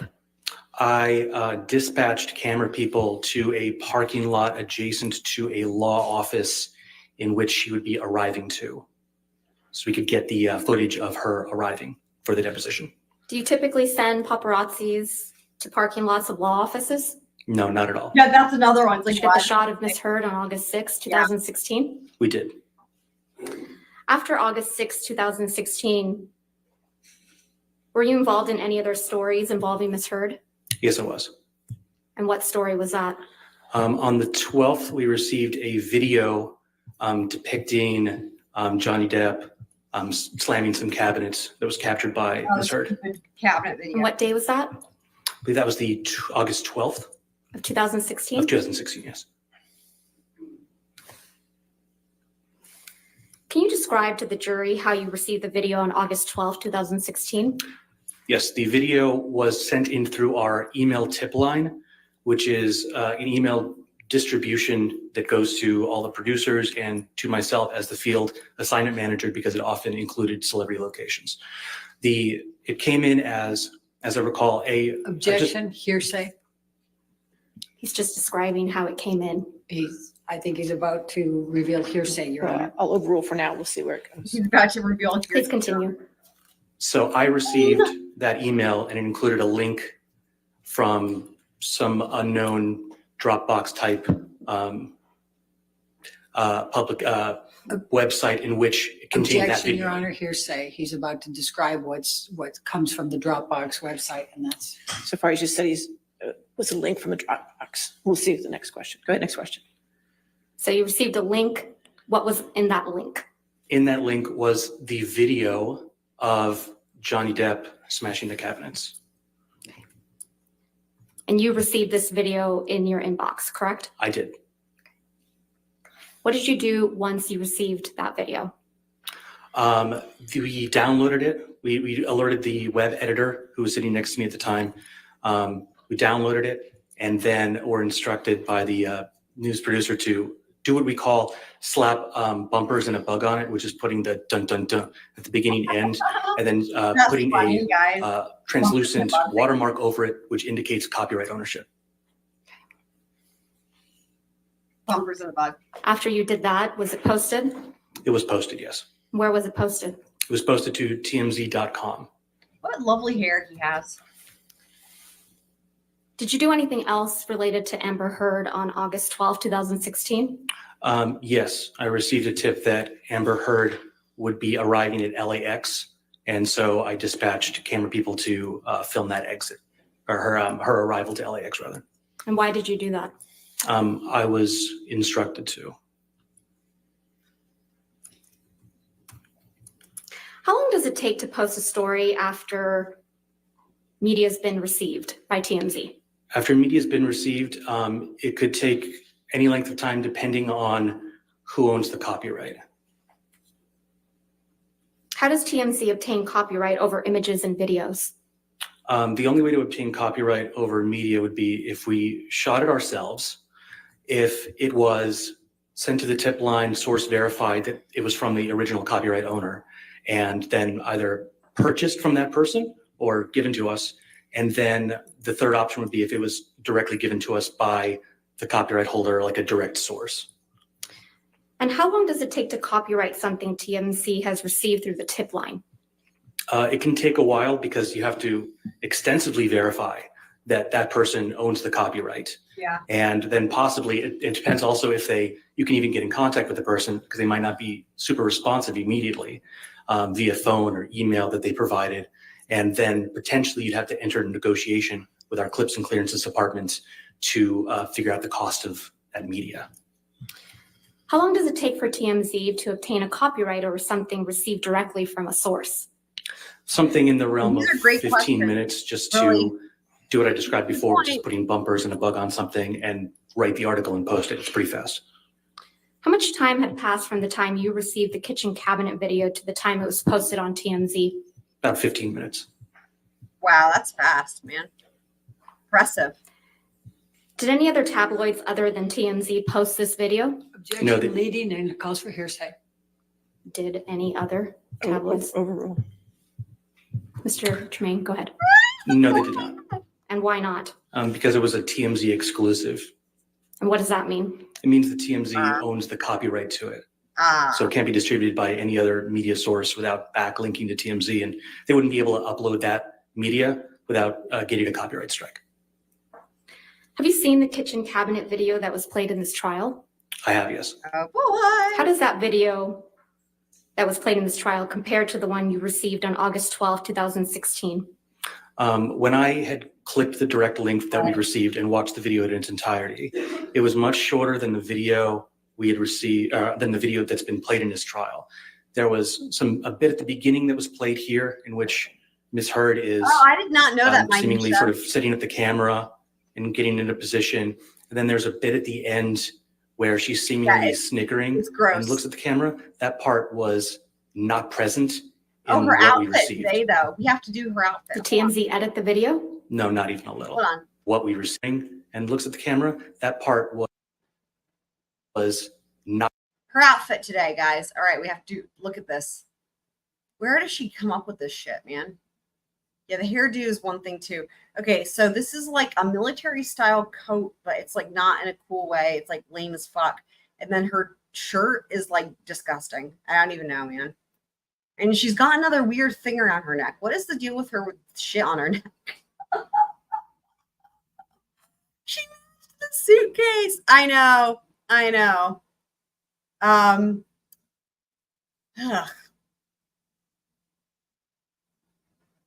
There's not one time she wears anything that I don't hate, to be honest with you. Like, it's really bad. Now, when she wore that red back in the day, when she wore that backless red dress, I think that's killer. I would wear something like that. But yeah. Not present in what we received. Did TMZ edit the video? No, not even a little. When we receive something and it's edited, there's a clear indicator because there's sort of a journalistic practice that uses when there's an edit, you do what's called like a white flash transition, which covers the entire screen with white to very clearly indicate to everybody there was an edit here for time or whatever, just to make it a little more compelling. But in this case, it was not edited as I was staring at the machine and edited it and present for the entirety of receipt to publishing. When was the next time you worked on an assignment related to Amber Heard? It was, well, there was the time where we went to the airport. And then the day after that, because she had flown in for the deposition, because I think the first time didn't work out. So she was arriving again for the deposition in that same parking lot adjacent to a law office. And what's that, August 13th, 2016? That was August 13th, yeah. And what was your assignment on August 13th, 2016? To dispatch camera people to that parking lot at a specific time in order to film Amber Heard arriving for the deposition. How did you know that tip was legitimate? It came from a news producer. While you worked at TMZ, did you ever receive any communications from Mr. Depp or his camp? I did not. Nothing further, Your Honor. Cross-examination? Yes. Oh boy. Yeah. That's gross. That's gross, Elaine. What video was shown at this trial? I was alerted by a friend that that TMZ was being kind of talked about in this trial, and so I had seen a clip of that. So you watched some of this trial? Correct. For fuck's sake. Okay. When did you first reach out to counsel for Mr. Depp? I believe that was 6 days ago, whatever that date would be. I'd have to do that. All right. And then you received a subpoena, I think yesterday, in care of your attorney, Cindy Hickox, right? Correct. Okay. And Cindy Hickox represents Christy Dombrowski, Kate James, Robin Baum. Objection, and Debbie Your Honor. Lloyd. Were you aware Calls of for that? speculation. Overruled. Were you aware of that? No. Okay. Now, if you don't have information that's helpful to this case, then you wouldn't be a witness, correct? Objection. Calls for can't. speculation. Yeah. Sustained. Next question. I'm not aware. Okay. Right. You know and this. calls for legal. You know this case is being televised, right? I am aware that there are cameras. And so this gets you your 15 minutes of fame, doesn't it? Objection, Your Honor. Argumentative. I can ask that question. Overruled. So I stand to gain nothing from this. I'm actually putting myself kind of in the target of TMZ, a very litigious organization, and I'm not seeking any 15 minutes here. Though you're welcome to speculate. I could say the same thing by taking Amber Heard as a client for you. Fuck yeah, you A little could. argumentative, don't you think? Oh, hardly. I find that to be purely logical. Thank you. Now, are you aware that Mr. Oh, I Depp's didn't watch it. attorneys Hold on. were well I have to aware watch it. of Hold on, let the me back it up. TRO that was going to Let me back be? it up because I See, can and watch that. target of TMZ, a very litigious organization, and I'm not seeking any 15 minutes here. Though you're welcome to speculate. I could say the same thing by taking Amber Heard as a client for you. A little argumentative, don't you think? Oh, hardly. I find that to be purely logical. Thank you. Now, are you aware that Mr. Depp's attorneys were well aware of the TRO that was going to be presented on May 27th? Objection, calls for speculation. Were you aware of that? Lack of foundation. Overruled if you can answer it. Can you restate the question? Were you aware that Mr. Depp's divorce attorneys were aware that Amber Heard was going in to see the TRO on May 27th? I don't think I understand the question. I don't think so, no.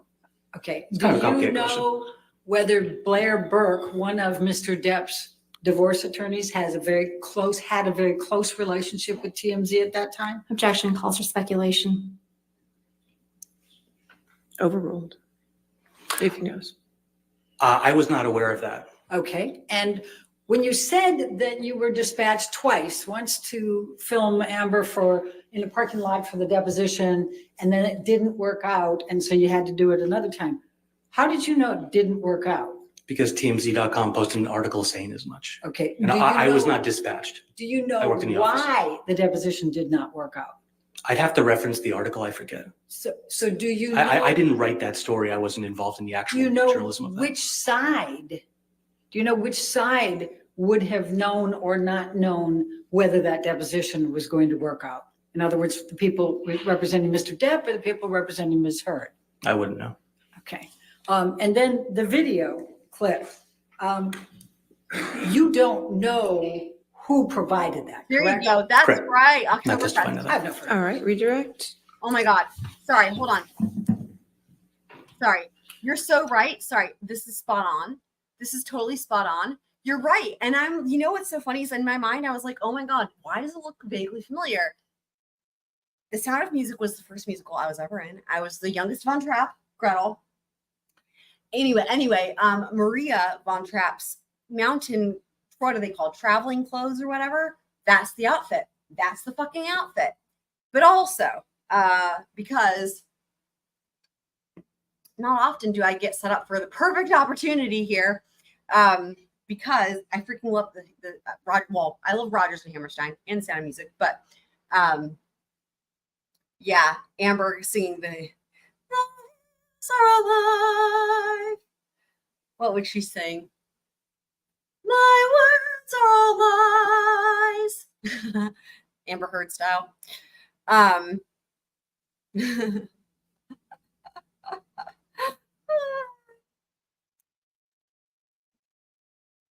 I know, right? Right. Yeah. So, but you're spot on though. It's Maria Von Trapp's traveling clothes. That's what it is. 100%. Well done. Well done. Scroll crew. Woo! Mr. Tremaine, why did you contact me in relation to this case? I saw that there was a discrepancy with like the video that was shown here and the video that I know I'd received. So I had no interest in testifying. I had reached out simply to maybe try to help with the timeline of things or help with the case in any way, just by virtue of understanding the timeline of the stories that were published and kind of how that can be unclear. But I had no idea I'd be on the stand. Okay, nothing further. Thank you. All right, sir, you're free to go. Thank Thank you. All That right. is it. You have another witness? Okay. Mr. Depp calls Bryan Newmeister, Your Honor. All right, Bryan Newmeister. Okay, so that's that. So there you go, guys. And sometimes I don't know if it works, because sometimes I think when I start singing, it like cuts out because it's like the microphone thingy wasn't ready for it. So I don't know. Hopefully it didn't do that weird thing. but sometimes it doesn't know how to do it. Hold on, let me look at my audio settings. I don't know if that makes a difference if I turn that off. Okay, cool. Okay, you guys heard me. Yeah, so I just noticed whenever I'm doing, I don't ever, I don't ever know unless I'm like, it's like I'll be going back and doing timestamps. That's when I'll notice things. I'm like, oh, that thing's funny, or that thing's whatever, just like I was saying with the chat. But like, that's when I'll notice I'm doing the timestamps and I'm like, oh my gosh, I know I was making a sound there, but it didn't even pick up on the thing, or it just like cut it out. Sometimes if I'm laughing really loudly, it'll do that. So you guys might miss some of my crazy laughing, or just sound effects like squawking. If I squawk, it usually doesn't pick up on that. Anyway, but so yeah, so that was Dr. Seagull and the Morgans, guys. That was that. So tomorrow, though, is the premiere of the mystery trial, as you guys are well aware. Super exciting. Woo-hoo. Thank you, guys. Thank you.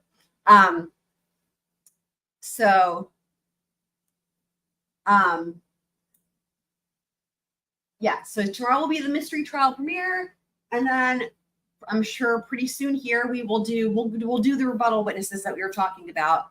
I don't think we're going to go back and watch Whitney again, just because we kind of are moving forward along with our school friends who are watching the trial for the first time.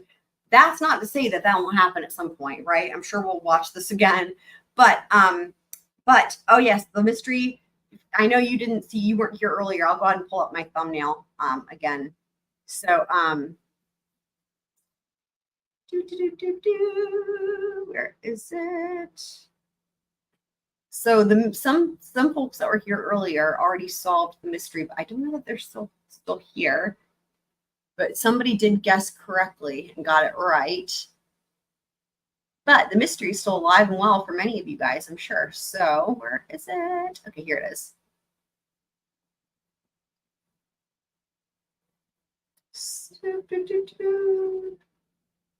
So let me do it this way.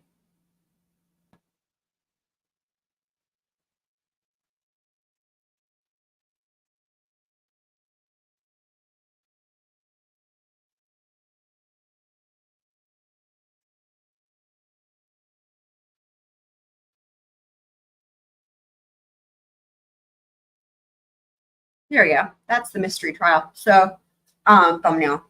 And so after as the episodes, actually, I guess probably when it's done, but what'll happen is all that will be revealed, and then it'll have a name, and all that will be normal. Oh, Kitsman. So you weren't here. Oh yeah, they got it though. People got it. Yeah, resist it, guys. I know, right? It'll be more fun if you're surprised. I mean, honestly, y'all probably haven't heard of it. I was shocked that somebody knew the trial. But having said that, what I will say is this. It is true that there's nobody's covered this trial. Like the people, somebody guessed it correctly, but they had seen probably what I had seen on YouTube, which is the only videos on YouTube are just a handful of videos of people testifying. It's like the defendant takes a state. It's like the defendant testifying, and then like I'm not going to give anything away, but one or two other people. But like basically, that's like all that's been on YouTube. And nobody's done any like commentary, like legal commentary or anything like that, like or analysis or any of it. So in order for me to get the whole trial, the way that I got it was from going into the court TV archives. And there, lo and behold, whatever, it's like 80 plus witnesses, right? It's like the entire trial, gavel to gavel, but it's not on YouTube. So this is a first. This is a first for YouTube. I'm super excited. So even for people who were familiar with this, they were familiar with what's been out there, which is very little, right? Again, it's just very minimal. So I'm super excited though. I'm super excited. And I did also explain, I'll just reiterate that, the things that are in this picture, right, are actual evidence, like everything except for the coffee mugs. The coffee mugs are just regular coffee mugs that I got from like the thumbnail thing that I was making, but like the books, right, all that, I take those from evidence in the trial. So, and there's a couple other little hidden gems as well that might, if you see them and look them up, you might figure out what trial it is. But yeah, so that is tomorrow. I'm super excited. What we'll be able to get to tomorrow is we'll go through opening statements, and then we'll get to like the first two witnesses. which are family members of the victim. And then we will start episode 2 with the medical examiner. Why? Oh, because this is a normal criminal trial where the state comes out and right off the bat, right, it's brilliant. You finish your opening statements, right? And then it's like, okay, 2 quick witnesses that know the deceased, that can talk about, so the jury knows why they should care, right? And then talk about, and then right into the Emmy. Brilliant. It's brilliant, Other trials could maybe learn from that. I'm super excited. So yeah, so we will see you guys tomorrow. I'm so excited, you guys. Y'all, Squirrel Crew is going to be making history, man, because this has never been done so far on YouTube. So, super excited. So yeah, I will see you guys tomorrow at 8. Also, I'm going to get working on the timestamps for those of you who need to go back and replay anything. But again, if you don't want any spoiler, I'll put a spoiler alert in the timestamp with the mystery trial when I do the timestamps for this. I'll put a spoiler alert so that you guys that want to avoid the spoiler can avoid the spoiler. But having said that, if you don't read the chat, I don't think you'll get the spoiler because I did not pull the comment up. I don't think I put it on the screen. I don't think I said it out loud. I think I just referenced it. So you might be able to still go through it and watch it and not even get spoiled if you just don't watch the chat. Anyway, but that's that. So you guys, I will see y'all tomorrow. Super exciting. Hold on, let me stop sharing this screen. Hold on, and I already have, I'm so excited. I already have all of the stuff made for it. Like I have the intro slides like I've done for all the other trials that we've watched together. I have the intro video where it has pictures of the location and oh my God, you guys. So what'll happen is once we get through some of it, I'll be able to do all that normal. We can watch the intro video that I have made and all the stuff that'll be revealed. Oh my God, y'all. Yeah. Are you a member of the Discord? I can't remember, but that's why you wanted to watch it, to see if you're tripping on the hand signals. Bless your heart. I totally understand what you're saying. So let me know real quick if you are in the Discord, because that is a good way for us to, we can watch it and let you know. Let me put that in the chat just in case. And feel free, if there's a specific part of the testimony where you see hand signals, if you're in the Discord, you can share that video and put a timestamp there and say, hey, check it out at this timestamp, right? And then squirrels can go right to it, and let you know what we think.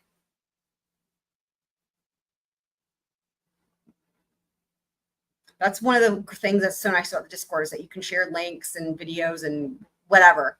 You can do all kinds of stuff. It's awesome.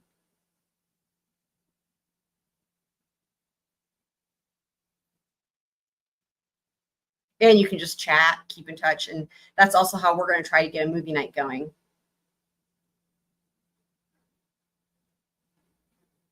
Oh, and it looks like that's somebody. It looks like Black Widow actually just posted something in the Discord. I just got a notification. How funny.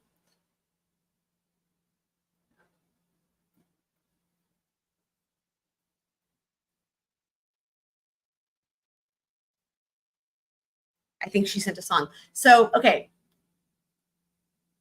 Lisa, if you're not a member of the Discord, please join, and we can continue. We can talk about this on there. But if not, then maybe we'll pull it up and watch that specific part next time.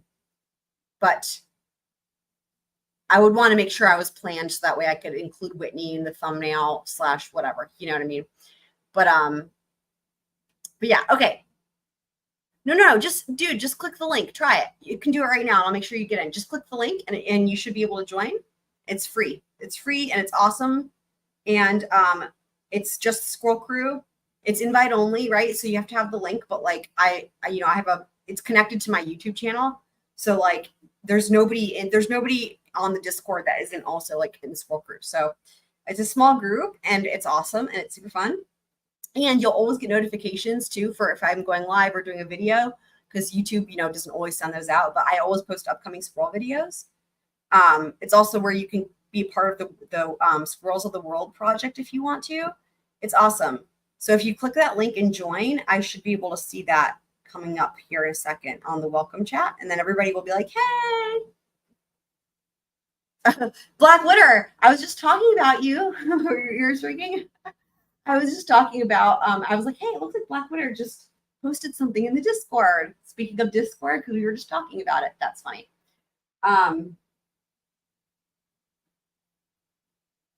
So yeah, you shouldn't need a code. You should just be able to click the link. And I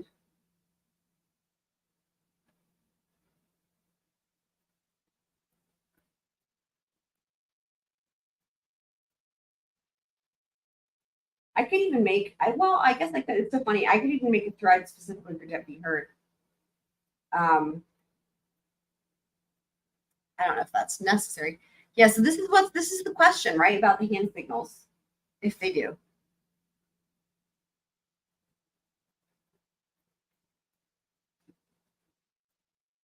Because I was telling Lisa, like, if she puts the video in the Discord, she can put a timestamp exactly where she's seeing it, and then people can watch it. And you'll get a lot of answers too. That's the thing, because everybody, the Squirrel crew loves the Discord. So and then people will watch it and they can respond, you know?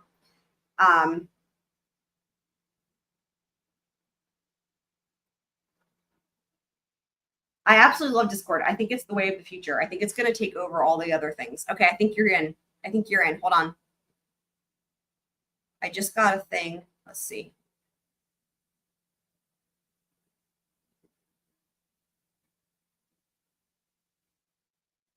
Hold on. It should be. Did you not see the link? I'll also do it again. It should be up there in the chat. Nightbot did it. Did it not work?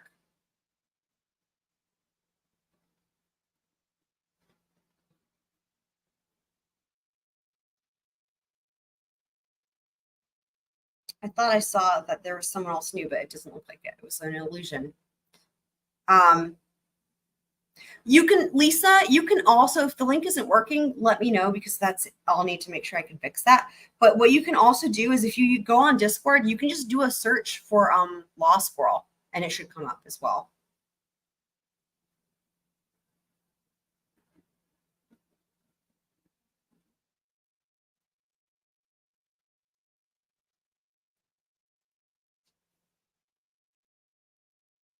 Blackwater encouraging her to click the link.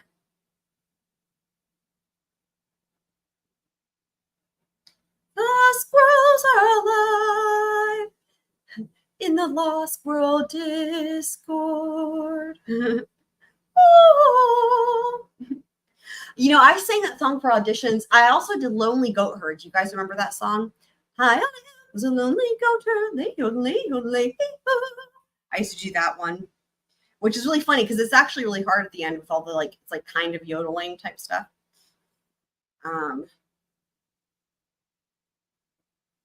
Climb Every Mountain. God, all the songs are great though. Love Climb Every Mountain. Oh, she's installing it. Awesome. Cool. Good. We're here for support to make sure. So if you're new to Discord, we will help you out. Everybody was new to Discord at some point. It's like I said, it's different. But I think it's the way of the future, man, because it's like you can do everything. You can do voice calls, video calls, direct messages, screen sharing, watch parties. Dude, it's all free. It's totally I think it's great. It's really just replacing, I think, a lot of other things that are just stupid.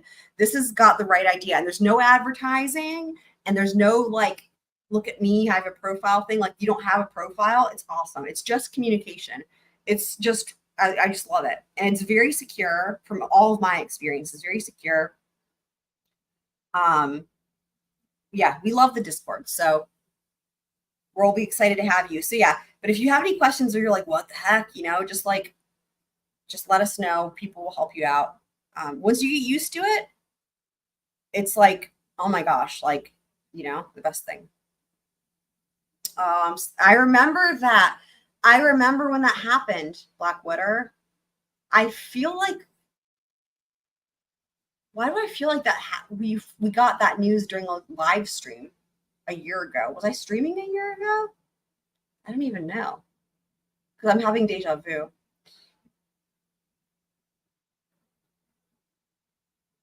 I remember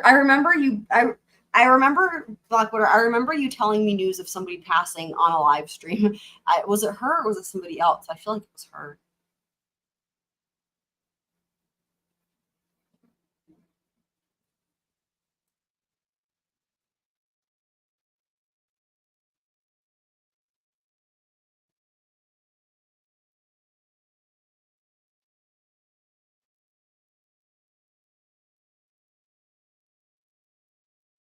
But yeah, this is and this is also how we're going to be doing like the movie night, and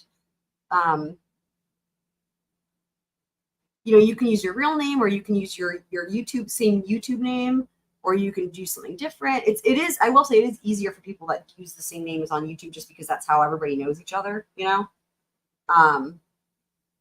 but right, Prince outdid Prince on Nothing Right. Actually, I thought that was her song. Was that a cover of his? I thought that was her song. Just wild.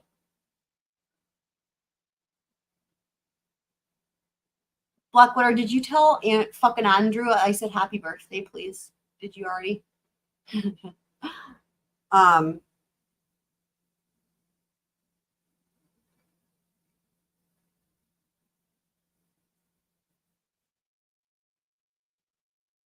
There's Fender. Love Fender. We love all of our squirrel people.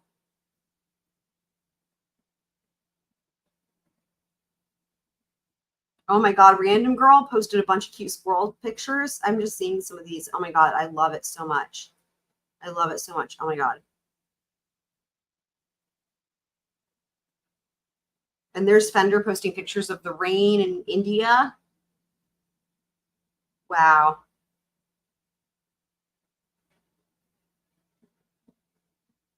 Oh my God. And there's the cutest video of this like loafy creature eating clovers in DSN's backyard. I freaking love it. I love this so much. Yeah, Providence is cool, by the way. Shout out to DSN and his wife.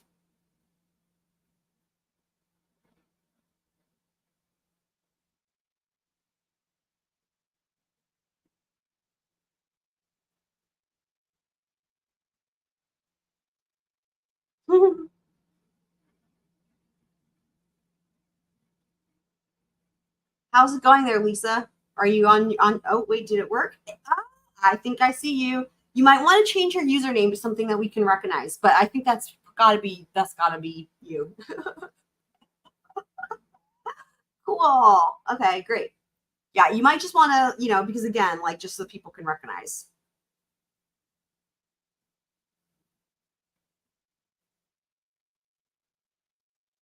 Okay, so basically what you're going to want to do, Lisa, now that you're there, you're in the welcome chat. What you want to do is you want to click on the different, like where it has the different threads, like text channels, okay? And where most of the conversations happen is in Squirrel Crew. So there's the upcoming Squirrel videos, that's like announcements, but then there's Squirrel Crew, Squirrel Docs, that's if you want to share like documents and stuff. Squirrels of the World, that's the Squirrels of the World project. Food Talk, Squirrel Crew Inc., Orchids, What We Do, Chad Davo Recommendations, Where We Live, and there's some other ones. So yeah, so I make those as I come up with new ideas for stuff. But basically, just your regular conversation where you can chat with everybody and post videos, including the Whitney in Squirrel Crew. That would be the way to do it. And you can tag people just like you do in the chat, right? Like you can do the @ sign and then it'll search. So you can tag certain people. That's good.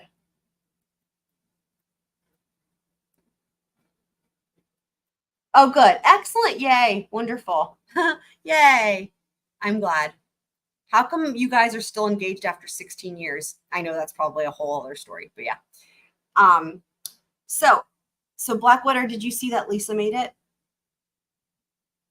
in the welcome chat?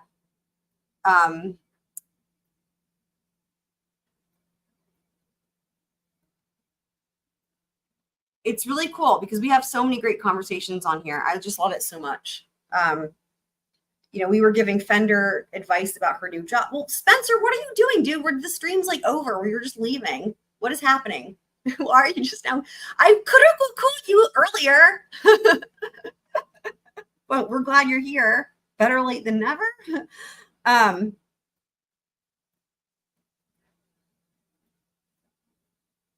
What's this about the homes in different colors? Spencer, did you see y'all are going to be like, stop showing us your mystery picture. Did you see the mystery thumbnail? Should we pull it up one more time just for fun?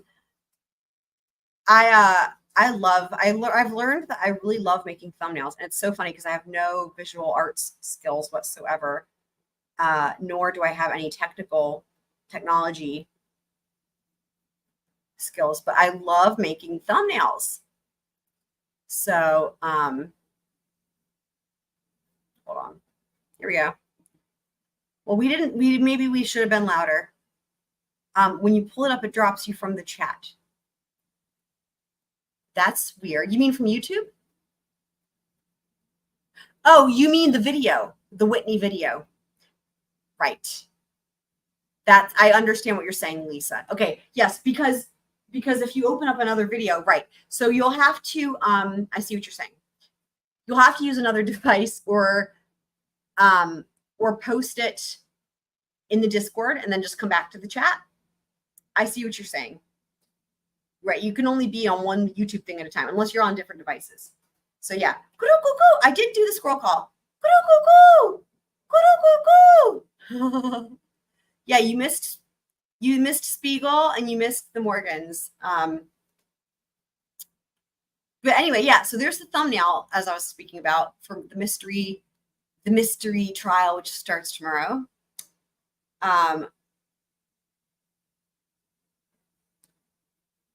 What are you looking at? Are there pictures of Blackwater's house? Did I miss it? Hold on.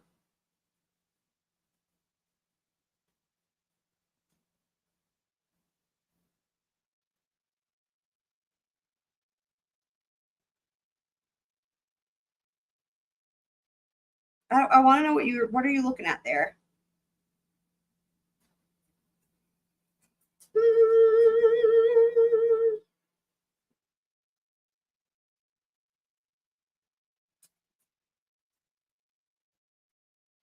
DSN posted a Amber video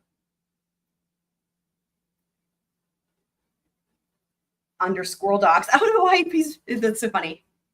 Squirrel dogs. And maybe I need another thread for people because some funny things get posted in the squirrel dogs thread.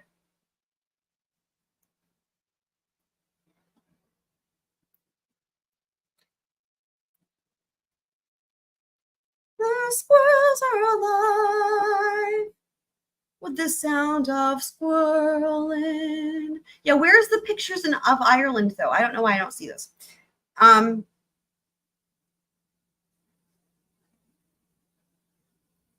So yeah, okay.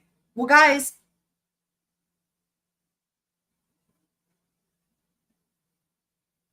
I hope Lisa's okay. I think she's not. I think she's probably posting her video. So remember, Lisa's posting this video of Whitney and is asking us to help out, see if we see the hand signals or if she's just tripping. And I said, we are here for you. Lisa will let you know what we think. So y'all, so next up, for anyone who didn't hear the spiel about the Idaho video, let me do that real quick. I did the Idaho video. I had that come out whenever, like 12 hours ago or something. But it's pretty funny, and it's not really about the case at all. It's really more about the psychology of juries. And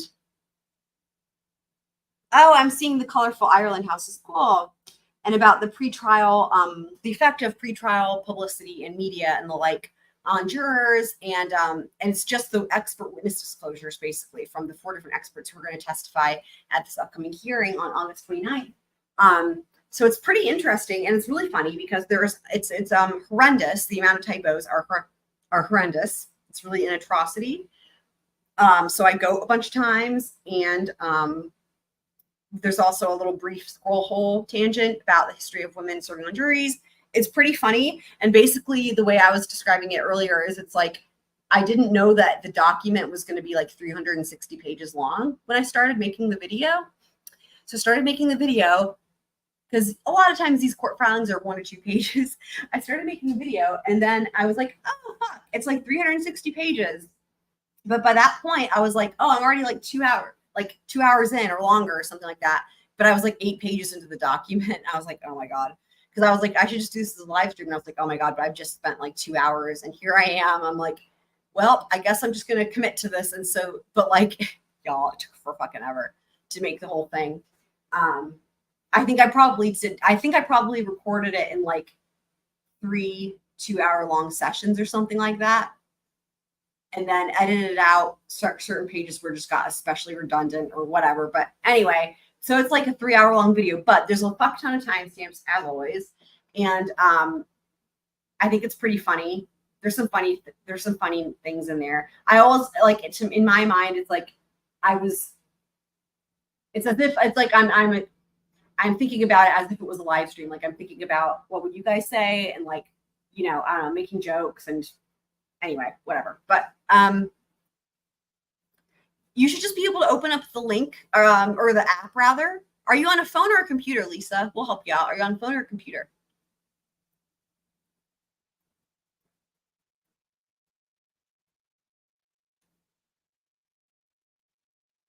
Oh yeah.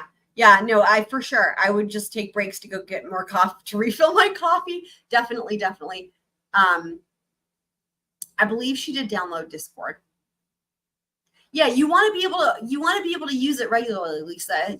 I understand that maybe it seems like it was just to sleep, but no, it's seriously, it's super awesome. You can keep in touch with all of us. Black Witter. Now we know where Black Witter was conceived. That's important.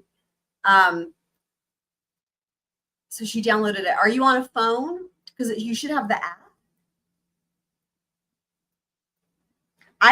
Honestly, it's funny. I don't leave many apps running in the background. I'm actually on like, you know, that came up a lot in the Karen Reed trial, but I'm not normal. Like I close out of shit when I'm done with it. I will say this, Discord is one of the only apps I leave it open. I just leave it open. And it's very reliable. You'll get the notifications, right? For stuff. The other thing that's great about Discord is you have so much control over your own settings, which is nice. It's just, they've really done it. Whoever made Discord did a great job. I just love it. There you go. Yeah. Okay. Yeah. And if you have more than one server, I don't know that Lisa's to that point yet. I think she's just joined. But if you have more than one server, they'll be on the left, I think is how it goes. And then you can like switch between them. But if you just have one, it's symbol. And it should have the little icon. And then you can click on it, and then you can see the different threads.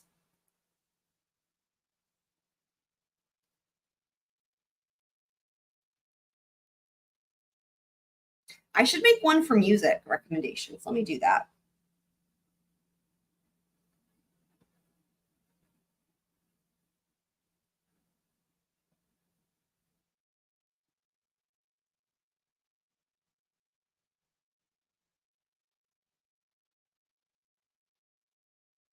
Should I call it music recommendations or should I call it favorite music? What do you guys think?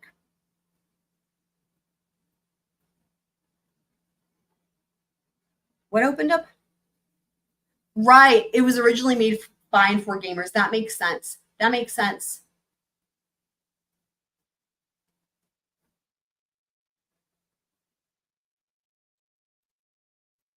What happened in the bathroom? Okay. You got it.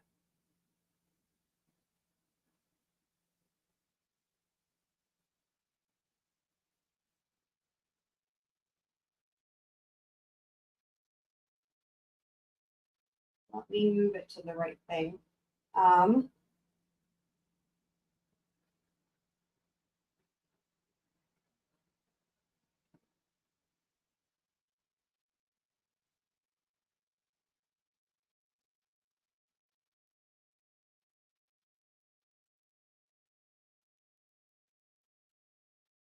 Why can I not move it? Hold on just a second here.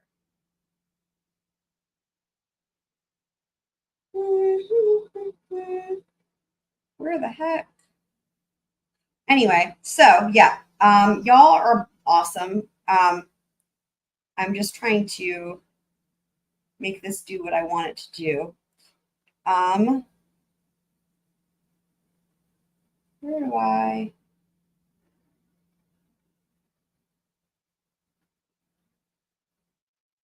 Okay, here we go. Text channels. There we go. Now it should be there where it should go.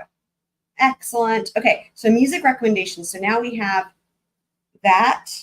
Yep, there it is under the text channels. There it is, music recommendations. So for people that want to post, that way it's easy to find too, right? If people have like favorite songs or music, you know, live music or whatever it is, or recordings, you can put it in there.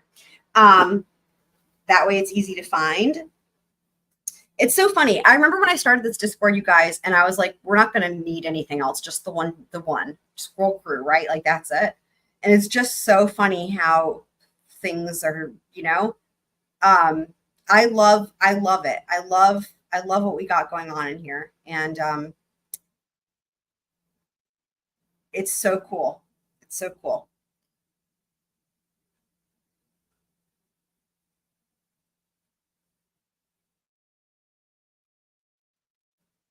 Music mix or mix.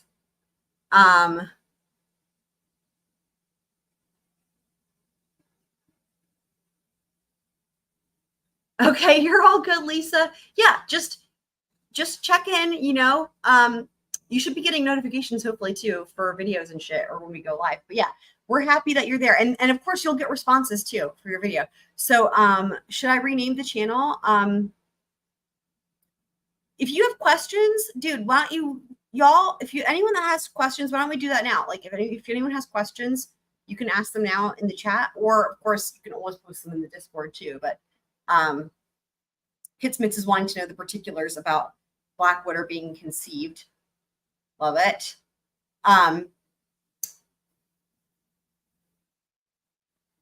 You guys are so funny. Kitsmits with all the questions. I love it. I love it. I no one's asking me, but I will just say I was a surprise. I know because my dad told me. But I have a crazy birth story. If you guys want to hear that, as people are thinking about their Discord questions. So my parents had just moved to Greensboro, and I think they just finished their doctorates and stuff. And so, but they weren't like planning to have a baby or whatever, you know. And or wait, no, my dad was still finishing his doctorate, I believe. Yeah. Either that or he had some sort of big gig out of state that took him up. Anyway, so what happened was my mom got pregnant with me, and she was home alone, and my dad was out of state for this either to finish his doctorate, or he had some sort of like tour or something, because he was a sax player. And so my mom was pregnant, and like they were broke because they were both musicians and had just spent all this school and like had just moved and were getting jobs and whatever. But so she was, according to her, you know, so she was only eating and only living off of bananas, according to her. Okay. She was living off of bananas. And my dad didn't know because he was out of state, and she like was like losing weight instead of gaining weight when you're pregnant, like you're supposed to. Anyway, so what happened was she got really sick with something called toxemia, which is like, it was like an emergency situation where like, you know, she went into the hospital or whatever it is, you know, yeah, hospital. And it was 8 weeks before I was supposed to be due. And then they told her, like, you have toxemia, and like, if we don't do a C-section right now, then both you and the baby will die. But basically they told her, they said, your baby's lungs aren't developed yet. So like, but we don't have a choice. Like basically it was like your baby, like they basically prepared her to have a stillborn or whatever. And then, but that if they didn't go ahead and do the C-section, then she would die, and so would Like, in other words, I was supposed to be dead either way, basically. And so then, and she was listening to Bach, okay, in the delivery room or whatever. And so, so they told her my lungs weren't developed. And so then they did the C-section. And the doctors actually said it was the first, they'd never seen this before. Like, but they did the C-section and came out breathing, you know, like a baby, like, hi. But I was preemie because I was 8 weeks early. So I was like 4 pounds. And back then there weren't that many preemies. So, so they had to get doll clothes for me to wear. And my dad is so funny because I'm 5'4". My dad was 6'4". And so when I was born, I would fit in the palm of his hand, like head to toe, like I was the size of his hand. And it's funny because one of the dresses they had to get for me, again, it was like a doll, for a doll for me to wear. But anyway, after I grew out of that dress and I was like a kid or whatever, they still had the dress. So I put the dress on my favorite teddy bear. Y'all, I still have the teddy bear in that dress here at my house. Like, so I can actually show you, like, it's the dress that I used to wear as a baby, and it's on this teddy bear. Anyway, but yeah, so I was 8 weeks early, 4 pounds. I think it was 4 pounds, 3 ounces. And I was born at 10/23 on 10/23, which is pretty crazy. And then, as I think I told y'all, my mom named me Chelsea, like the Joni Mitchell song, Chelsea Morning.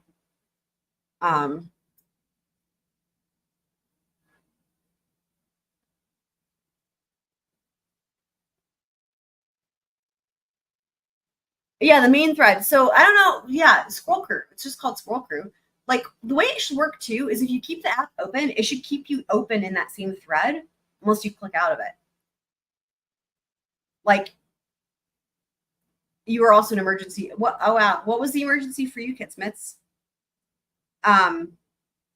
So, like, if you're on a phone, if you're on a phone, like, it should always be, if you just leave it open, it should always be where you left off, like in the same thread or whatever.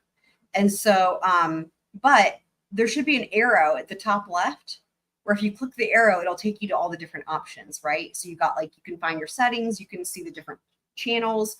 So but Squirrel Crew is at the very top of the text channels for a reason, to make it the easiest to find, right? Now, whenever we do a movie night, it'll be under voice channels. Now, don't worry, it doesn't mean you have to talk. In fact, I don't think we will be doing talking because you won't be able to hear the movie. But the Squirrely viewing party is where that will be happening. And whenever we have that planned, I'll make sure to give everybody good instructions. But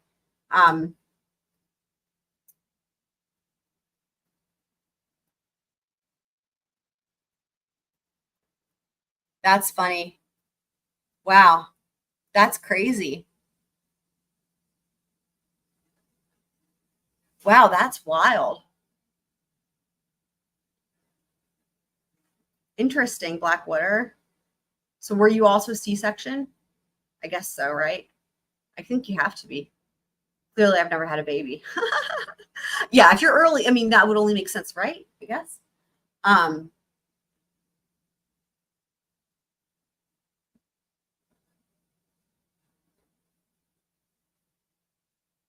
Yeah, so if you so if you can see all the different channels on there, and then we have the Scrolls of the World. For anyone who's interested, so what we do is, for anyone that wants to post pictures or whatever about things they do. So for me, like, I put some sheet music in there, right? Or, like, you know, you can do like videos of people at their jobs, or like, or if it's a hobby, whatever it is, right? What we do, it's just for people that want to share what they do. You don't have to. And then where we live, same thing, right? If you want to be like, you know, here's pictures of my neighborhood. It's really nice. And it's some, you don't have to put, like, what was it? The other day, Fender posted like a picture of like her scooter thing that she drives, which is super cool. And like, yeah, that you don't have to put things in that category, but it is fun if you want to follow that. And then there's like food talk, squirrel ink, so tattoos, orchids. That's you know, for me and Super Planner Girl, basically.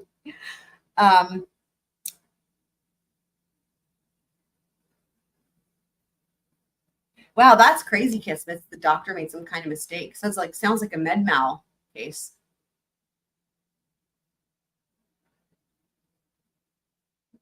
So,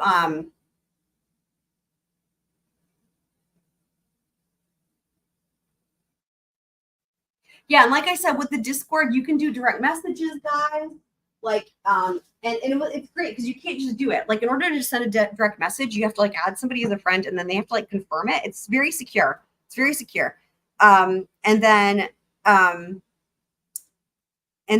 like you can do voice calls. You can do video calls. You can do so many things, and it kind of in a way replaces all the different shit that you can do that you normally would use a phone for, but it's free. Now, the only thing is, I guess it's only if you have Wi-Fi, right? So like it's not going to use cellular service, I guess. I guess it would use 5G though, or data. The only thing I have not tried yet with Discord, I have not tried this. I have not tried yet driving and having a phone call through Discord to see if it'll automatically connect through my Bluetooth. But I bet it would. I would be shocked if it didn't. So Spencer, with Discord, you're completely in control of the notifications that you get. The default, I think, is going to not send out notifications because it's not annoying like other apps. So let me tell you how to get to your settings. If you're on a phone, computer, it's pretty much the same. But you can use it on the computer too. But basically, all you do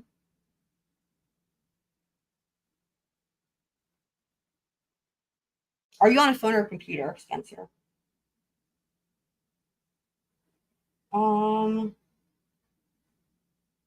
Okay, I think either way though, you got to go where it says you, where it has your picture. So if you're on a phone, it's going to be on the bottom right and it says you. Click on that. And then up in the top right, you'll see the gear. And then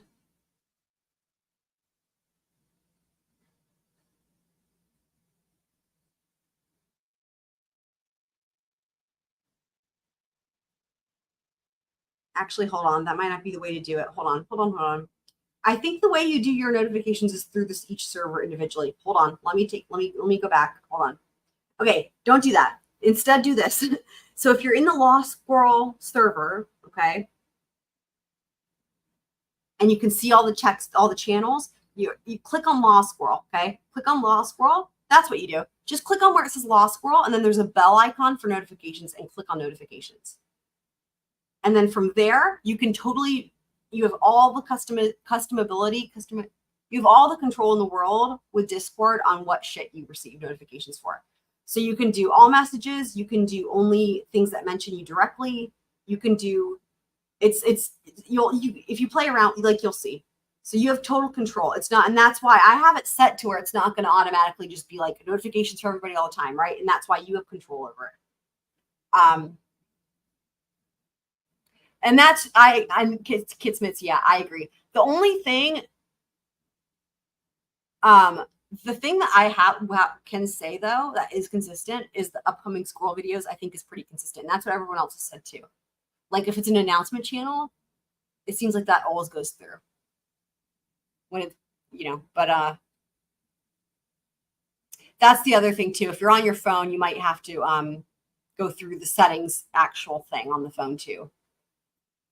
I don't actually know how that works with the apps, right? Because every app is like you can control the settings in the app, and then it's like, well, then what's the deal with like, the settings app on the phone?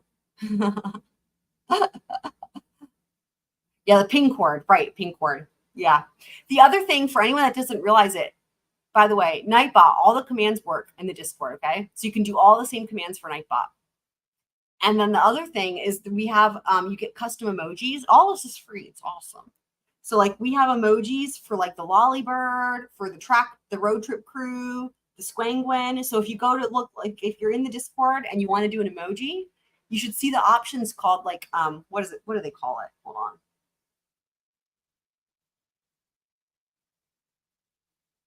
It'll say top emoji and Lost Squirrel, and it'll have different options there. I forgot I had the Squirrel Lock Homes emoji. Cool. I just put that in the Squirrel Crew for anyone that I forgot we had that. Oh, and there's Frodo as a puppy. I forgot I made that. So there was a day where I made more emojis and I forgot I did this. I'm just realizing it now.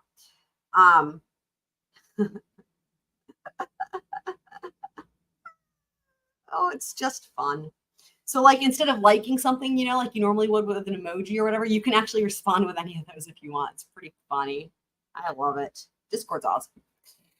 Okay, Kidsmith is going to bed. Gotcha. So yeah. Anywho, hopefully that's helpful for you guys. So,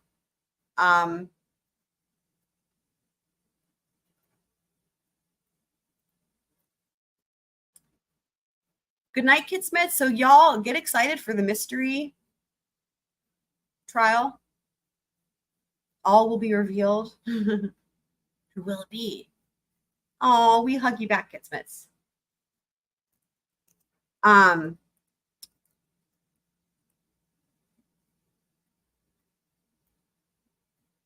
Who will it be? Come tomorrow and find out. But yeah, I'm gonna get going on timestamps for this. And for anyone who is interested, the Idaho videos, they're uploaded already with timestamps. And then on the next stuff you heard, what we're gonna be doing for anyone who missed it is the rebuttal. We will watch the rebuttal witnesses. So Dr. Curry comes back again. Johnny Depp comes back again. Oh, who else was it that I was saying we might watch? Oh yeah, we might watch Kate Moss. And then after that, we'll do the closing arguments. So yes, so that is all. All right, guys, y'all are the best. Thanks for being a squirrel. Squirrels rule. Love you guys. And hopefully see everybody tomorrow, 8 o'clock. I have it set for the mystery. It's our brand new project, guys. Y'all. It's a brand new project for YouTube. YouTube has not seen this yet. Nobody has covered this trial gavel to gavel. Nobody has given any type of commentary from like a legal perspective. It's going to be awesome. So tomorrow at 8 p.m. and we will see everybody hopefully then. And love y'all. And I'm gonna roll the outro. Well, yep, there it is. And see you guys next time.